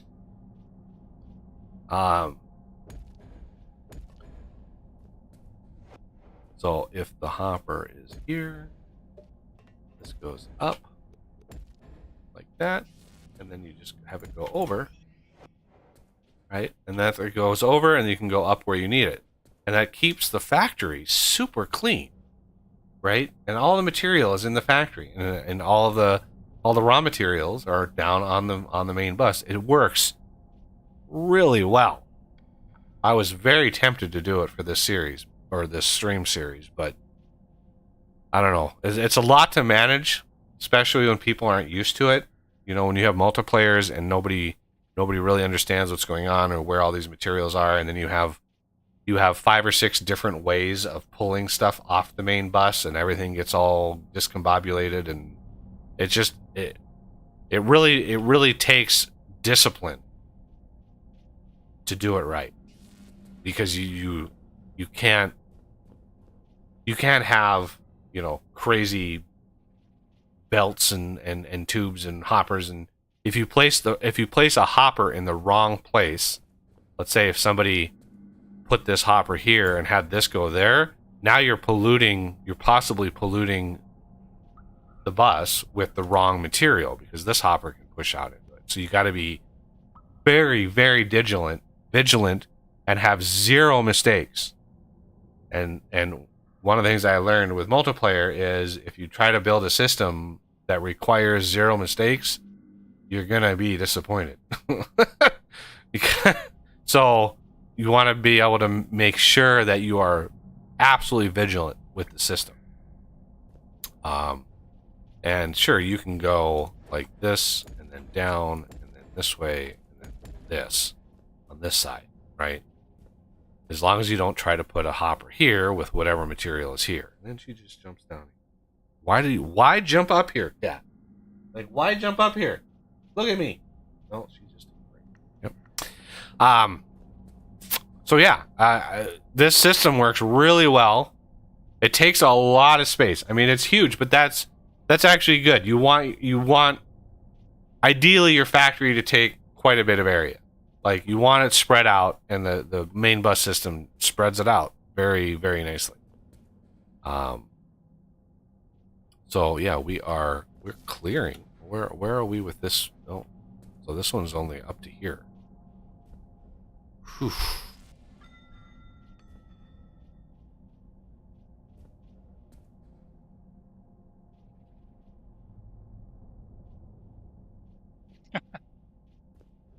EP Geek's last comment. I like it.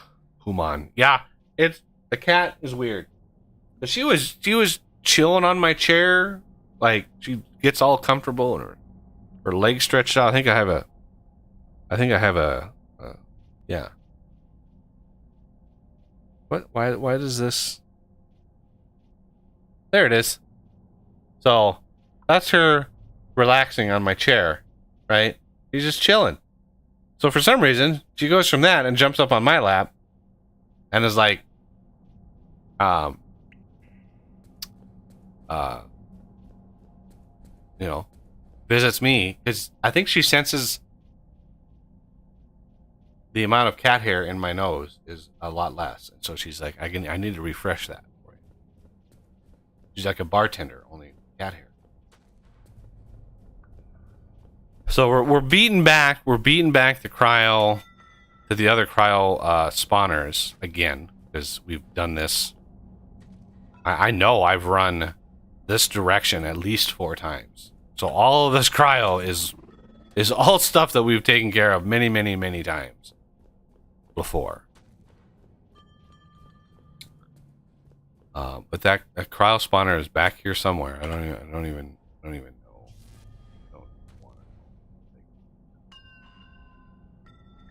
That must be it right there. The giant mound of cryo. Yeah, that's probably it. That is a mountain of cryoplasm. But anyway, let's go up to the surface.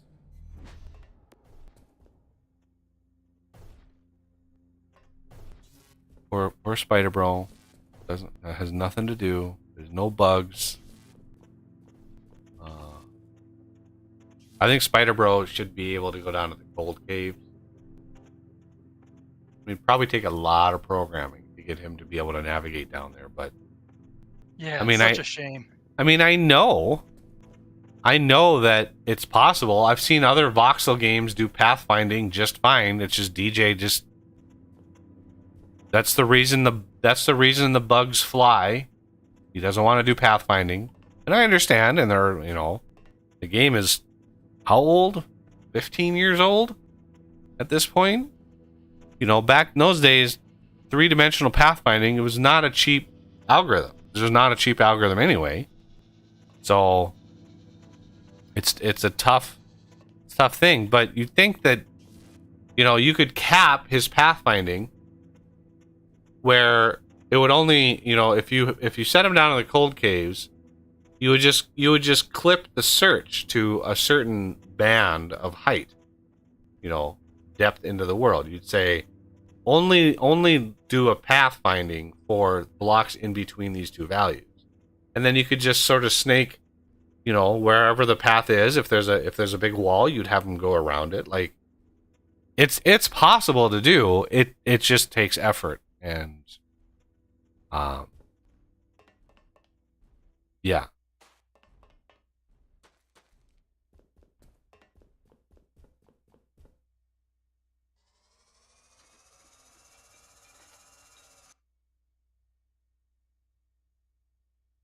Gem, Knight, Diamond. All caught up? Yeah. Excellent. This is going to be the last FortressCraft stream. We've taken out 2 cryos. I'm not taking out the 6 others that are sitting there. Like there's just no way. I'd love to. Error. YouTube is not receiving enough video to maintain smooth streaming. What? Huh. Weird. Freaking YouTube. I don't get it.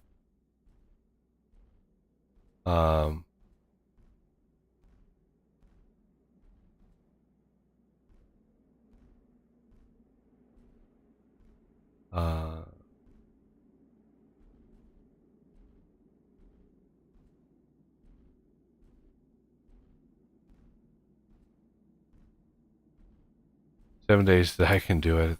Same age. Yeah, well, I have lots of varied thoughts on 7 days.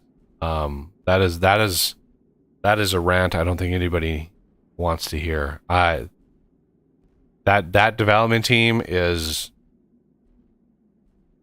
I think, one of the worst that I've ever seen. Like they literally since the last alpha, it's been 16 months since the last alpha. 16 months. And you know what they added? Doors. More types of doors. Like an endless array of doors. That was their big, thing. We added more doors. And of course there's updated POIs, nicer blocks, better textures. There's some visual improvements. The terrain still looks like shit. The various textures, the various ways they're doing terrain still looks like crap. The grass, all of that still looks like crap. Like the terrain looks like a early 2000s game, whereas a lot of the 3D assets look like modern high resolution assets, and it looks awful. Like the difference between the two texture resolutions, it just looks awful. And it took 16 months, and then a lot of the changes, like 75%, about 75% of the changes that they touted in Alpha 21 were actually done a long time ago with mods. Modders have done these things. They've made these changes to the UI, to various other functions in the game. The modders have done this, and the developers are just like, whoa, look at this new feature. And it's like modders have been doing that. They don't give credit to the code that they stole, because people know that this code is coming right out of the modders' work, and they're just integrating it into the main game, and there's been no mention of the modders' work at all. And then the changes they're actually making to the progression. Literally, I would say, in reading the comments, somebody did a post summarizing all the changes. He went through a lot of the changes that are coming in Alpha 21. And I read through the comment section. There were hundreds of comments, and I just sort of skimmed the comment section. And I would say less than 5% of the comments were people saying, I'm excited for this update. 95% of the people were like, I'm done. Either I am done, like 16 months for doors. And now they're again saying Alpha 22 will be bandits. How long have they been saying bandits are coming? Literally 5 years. They've been saying bandits are coming for 5 years or more. And at this point, I just don't think this group of people is at all interested in finishing this game. It just is obvious to me. And the system they're going on now, crafting, is so bad. You have to go out and loot. And so basically the system that they're generating means multiplayer games are not going to be cooperative. Doesn't matter if you're all on the same team. A person going out and looting, they need the magazines that they're finding. They need to read them, because in order to craft a top level axe, a stone axe, you need to read 100 magazines. 100 magazines. So, like, to find all of those, to bring them back to the base, to give them to somebody else, nobody's going to do that. You're gonna be reading these things as you get them, so you can level up your crafting. Well, how does that work in a base where you have people building or farming or crafting, or building up defenses while others go out and loot? Well, the people who are building all this stuff, they're never going to level up. They're never going to increase their tools. They're never going to get to the point. And so they're just absolutely crippling multiplayer. And they're giving the entire progression to the random number generator. RNG is now going to dictate everything. And that's the opposite of what you want. Like 5 alphas ago, they had a system that was perfect. The more you used a tool, the more you leveled up with that tool, and the better you got. Right? You use a pick, you started leveling up the pick, and you were able to get points and to not only make more better picks, but you also increase the amount of damage you would do. You would just get better at that skill. Same with guns. You just get better at that skill. Now, none of that. They've abandoned that model a long time ago, like 5-6 years ago. They abandoned it. And I'm just sitting back watching this team, and they're screwing everybody. Not only that, okay, now get this. I don't know if anybody's aware of this. So the original console port of the mod, or the game, we're talking about 7 days now. The original console port was farmed out to a secondary company. And they were responsible for coding the port and then putting it out and updating it and bug fixing it and stuff. Well, that company went out of business.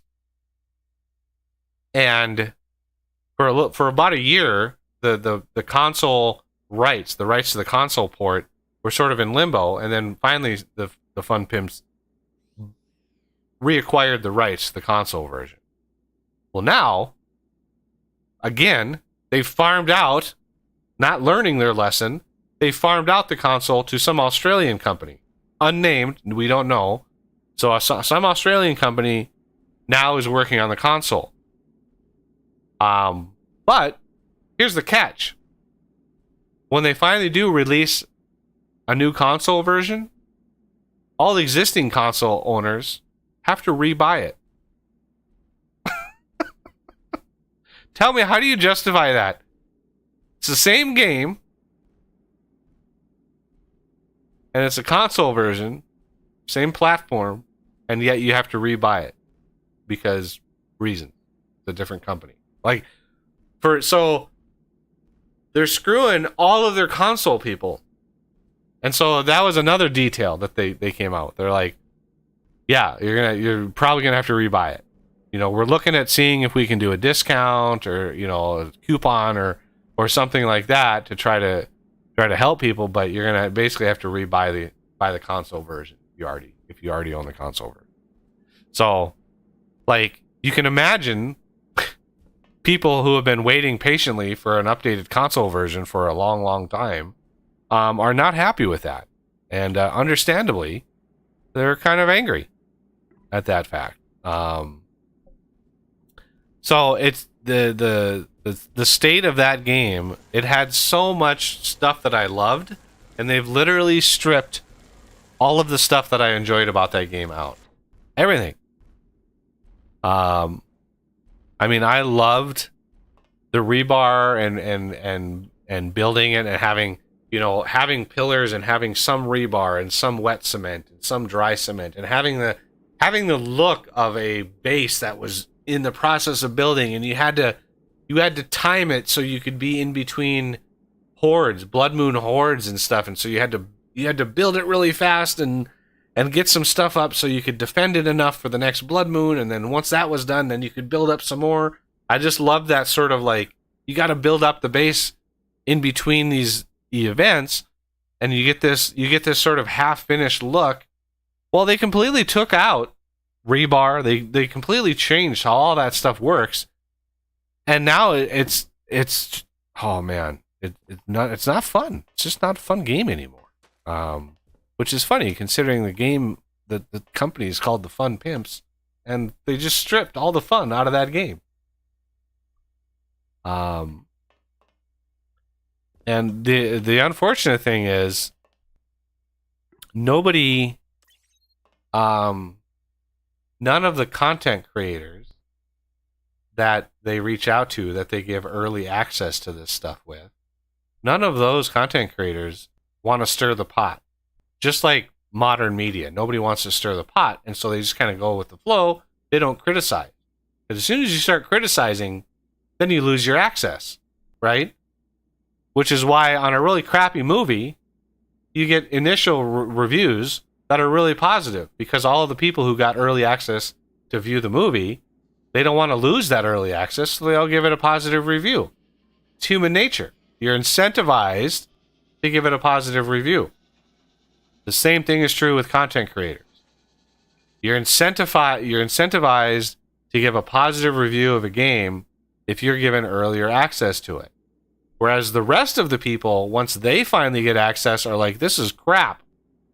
Right? This is crap. Why did so many people give it a positive review? And it's because they don't want to lose their access. So none of the content creators for 7 days that are getting this early access, the guy who did the review was like, I'm so excited for this feature, and look at all these new doors and blah, blah, blah. Whereas somebody like me, he was literally in the stream talking to the developers, one-on-one, 1-on-3. There was 3 people from the company, and he had access. He could have asked any questions he wanted to. Did he ask any tough questions? No. Where somebody like me would have been like, why has this game been in alpha for 10 years? Over 10 years. Why is this? What is going on? Like, you work 16 months on doors? On doors. And, you know, make them answer these questions. They wouldn't. They wouldn't. They just end the stream and you'd be done. Or do they just kick you out? Because who wants to actually answer tough questions? So it's, for me, it's just really unfortunate. That game, early days, we had a lot of fun with that game. My modding tutorials for that game are the most popular videos on my channel. And every alpha, whenever a new alpha comes out, those videos get more hits, right? For about a week, the how to install mods, because everybody mods that game now. Nobody can stand the vanilla game. They're modding it left and right. when the new alpha comes out, there's going to be immediately be mods. And the other change they're making is to water. Water is going to be a pain in the ass, and so they're completely changing water, and that's going to immediately be modded out. That whole system is going to immediately disappear, and people, hundreds of people, maybe thousands, are going to be downloading mods to reverse most of the changes that they're making to the game. The progression system, the water system, it's all awful. It's awful. And so yeah, people flock to how do you install mods, and that video, it's like 3 minutes long, 2 minutes long. Whenever a new alpha comes out, it gets viewed that for a month. It's about 150 views a day. That video gets. So yeah, that video is going to be super popular. It doesn't make me any money because it's not very long. It's only like 2 minutes long. A video 2 minutes long does not earn very much at all. So yeah, going forward, I think we have a couple games that we can stream, that we can try. The first game is called Small Land that just came out. It's sort of a different take on the Grounded or Honey, I Shrunk the Kids sort of look. I think Small Land, unlike Grounded, I've only barely looked at anything from the game. I don't think that you're normal humans that were shrunk down. I think you are naturally small creatures, and you're just in a world that's normal size, right? You're a tiny little, like, I don't know, fairy or sprite or something. I just barely skimmed the surface of what that game is. I didn't want to get into it too deep, but that's one game that we can stream. I'm keeping, it just came out in early access. I'm keeping an eye on the bug fixes patches that are coming out.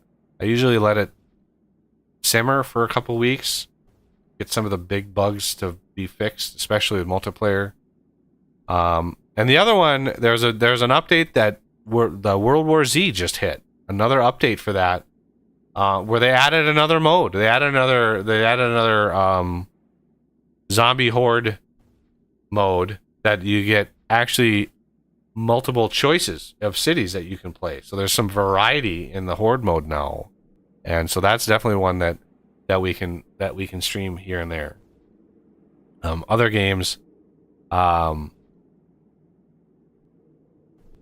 yeah, EP Geek. I definitely am curious. Small Land, it's a, you know, that perspective when you're a little itty bitty creature, you know, you're experiencing the world in a very, very different way than you do as a normal person, right? When a blade of grass is super tall, you don't normally have that perspective. So it's just fun. It's a unique experience. So I'm kind of curious about it. But World War Z is it's a good, like, let's just get some frustration out and kill some zombies, right? And I've got 2 more videos going up for the updating the vintage story updating mods for 1.18. Most of the mods updated just fine and easy. The next episode going up is to finish the update on the Angel Belt.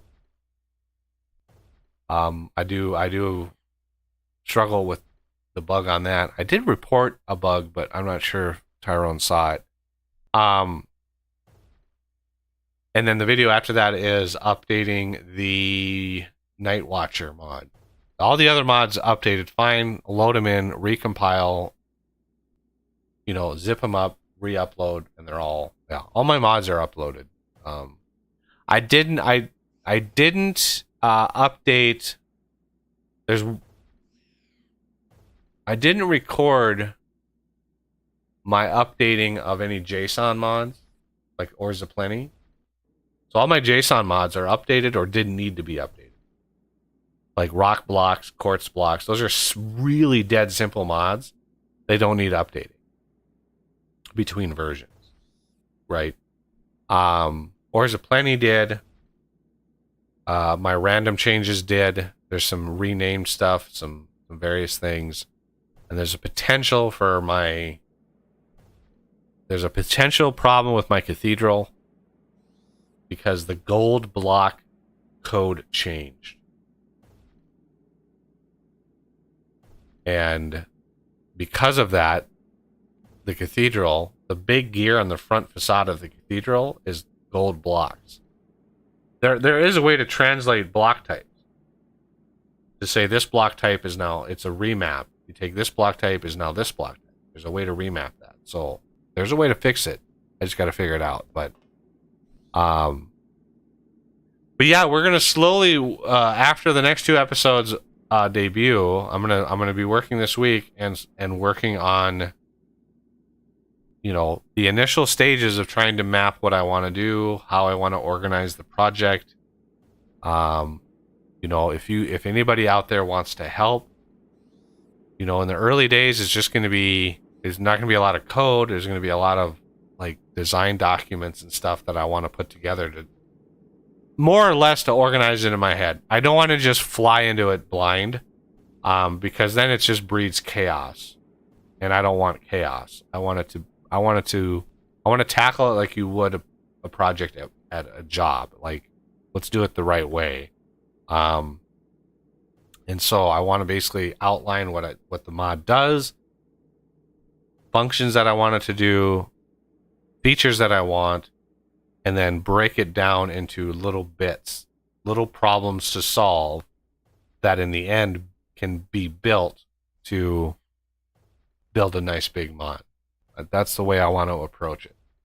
And if you want to help, if anybody out there wants to help with the code, all of the code is going to be up on GitHub. I believe my GitHub is just github.com/flexiblegames. So eventually all the code will be up there. Feature requests, bug fixes, stuff like that. 3D models, animations, textures, all that stuff. All that stuff is going to be needed for a big mod. But if you haven't played Vintage Story yet, I would highly recommend it. It is a brilliantly fun game. To people who like hardcore games, it's a hardcore game. Vanilla Vintage Story is hardcore. You put a lot of time into it. If you want less hardcore, get my Ores Aplenty mod. At the very least, my Ores Aplenty mod. Before you generate the world. You know, install the game, get my Ores Aplenty mod, make sure it's enabled in the game, and then generate your world. And you'll have much easier time. Much easier time in the game. A lot less grind. A lot less exploring to try to find what you need to find. And I can confirm that. Yes. That's why I made the mod. When I first tried vanilla, I spent over 5 hours, like between 5 and 6 hours, looking for iron. Just looking for iron. I could not find iron. 5 hours. So I was like, enough of this, and I made the Ores Aplenty mod. And now, it's fairly easy to find a resource. Especially now with 1.18, one of the big changes with 1.18 is the prospecting pick.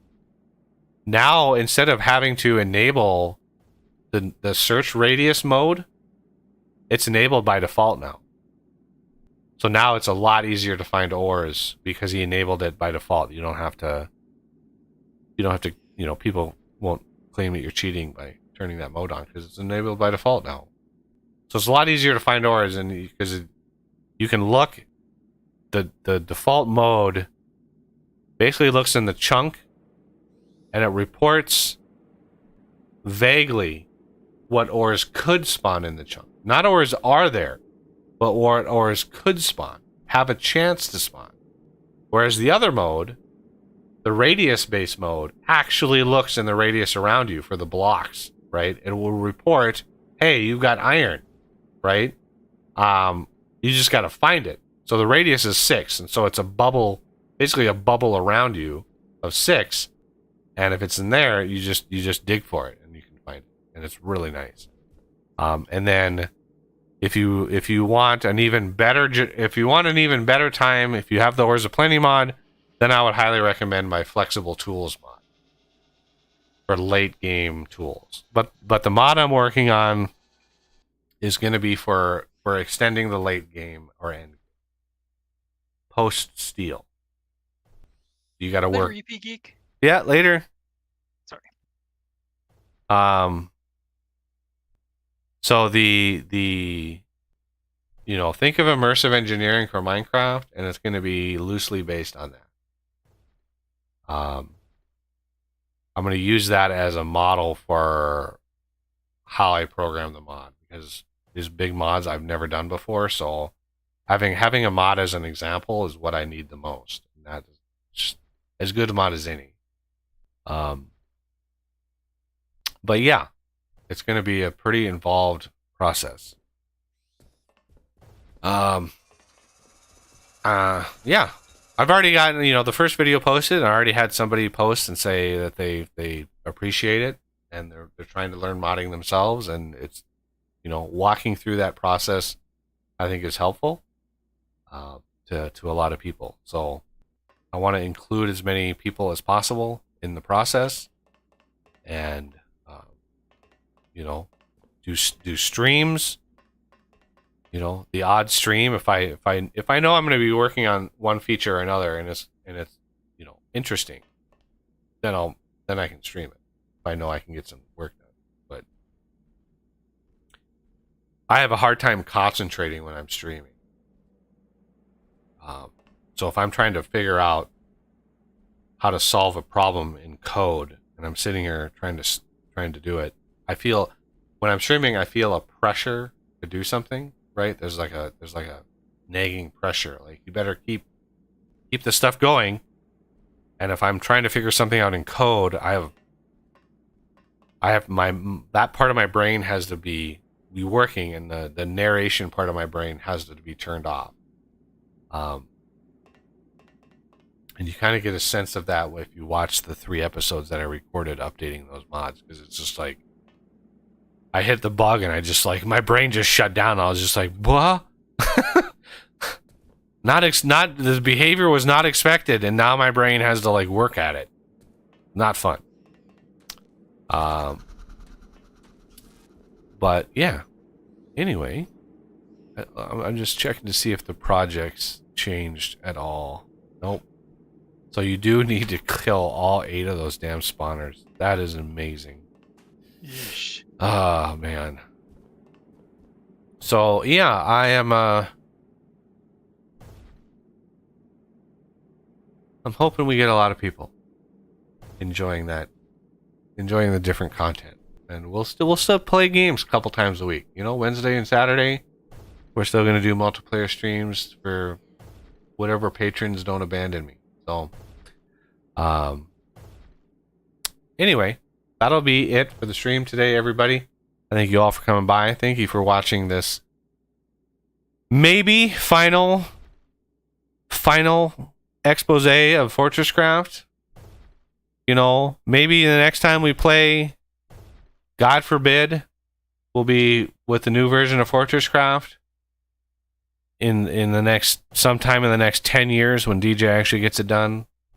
Depending on how crazy it is.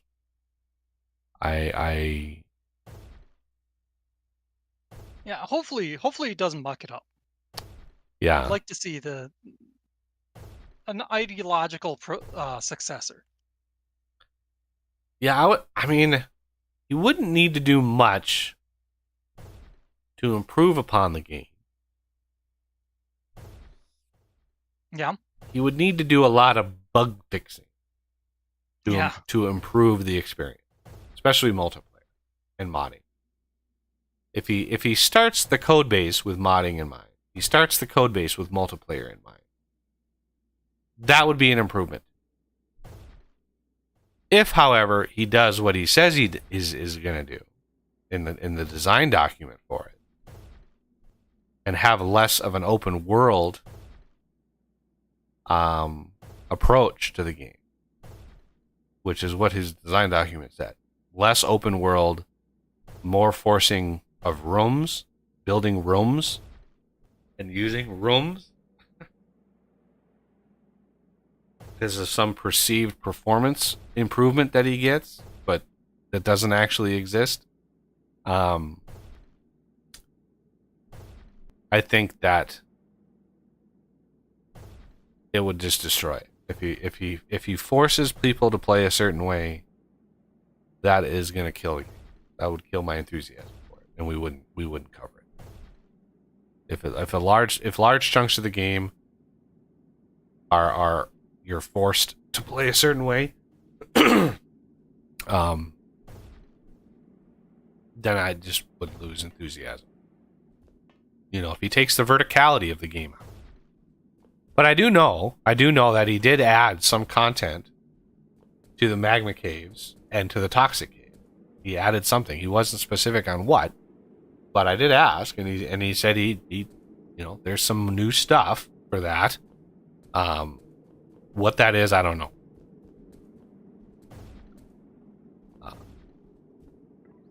But anyway, who knows? I don't know. We'll see when it hits what's out there, and that'll probably, whether or not I stream it, that'll be the next time you hear about this game. So yeah, Wednesday again, either Smallland or World War Z, or maybe something else. I don't know. Depends what people are up to. I know it's been a little thin lately on people who want to stream, so hoping we come up with something that people are interested in. Oh, next Saturday's my last. Oh, I thought you started work on Monday. Yeah, next Saturday is my last. Next Saturday. The following Saturday is when the park opens. I actually start working though on Monday. Oh, okay. So you have to prep. Yeah, you have to get it ready all week. Yeah. Well, we'll have to show you out with a bang. So it'll be dealer's choice. You can pick what game you want to play. And Oh, you don't want to do that, buddy. Hey, I have a feeling. You know what? It doesn't. We'll just play it the one day. Doesn't mean we'll finish the game. I'll give you that one. Doesn't mean we need to continue it, but Bob's Angels space exploration. No, I was just gonna go for broke and just go Pyanodon. Pyanodons, yeah, alien life, yeah.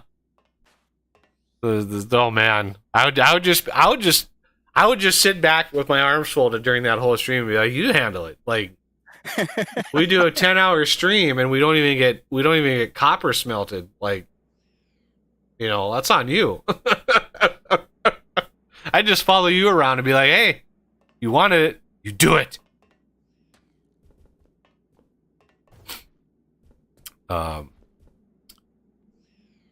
So yeah, I think thank everybody for coming by. I'll see you all on Wednesday. If not, well, yeah, I don't think I'm going to be streaming development or project planning this week. Those are more episodic things that I can talk about in 20-minute episodes. So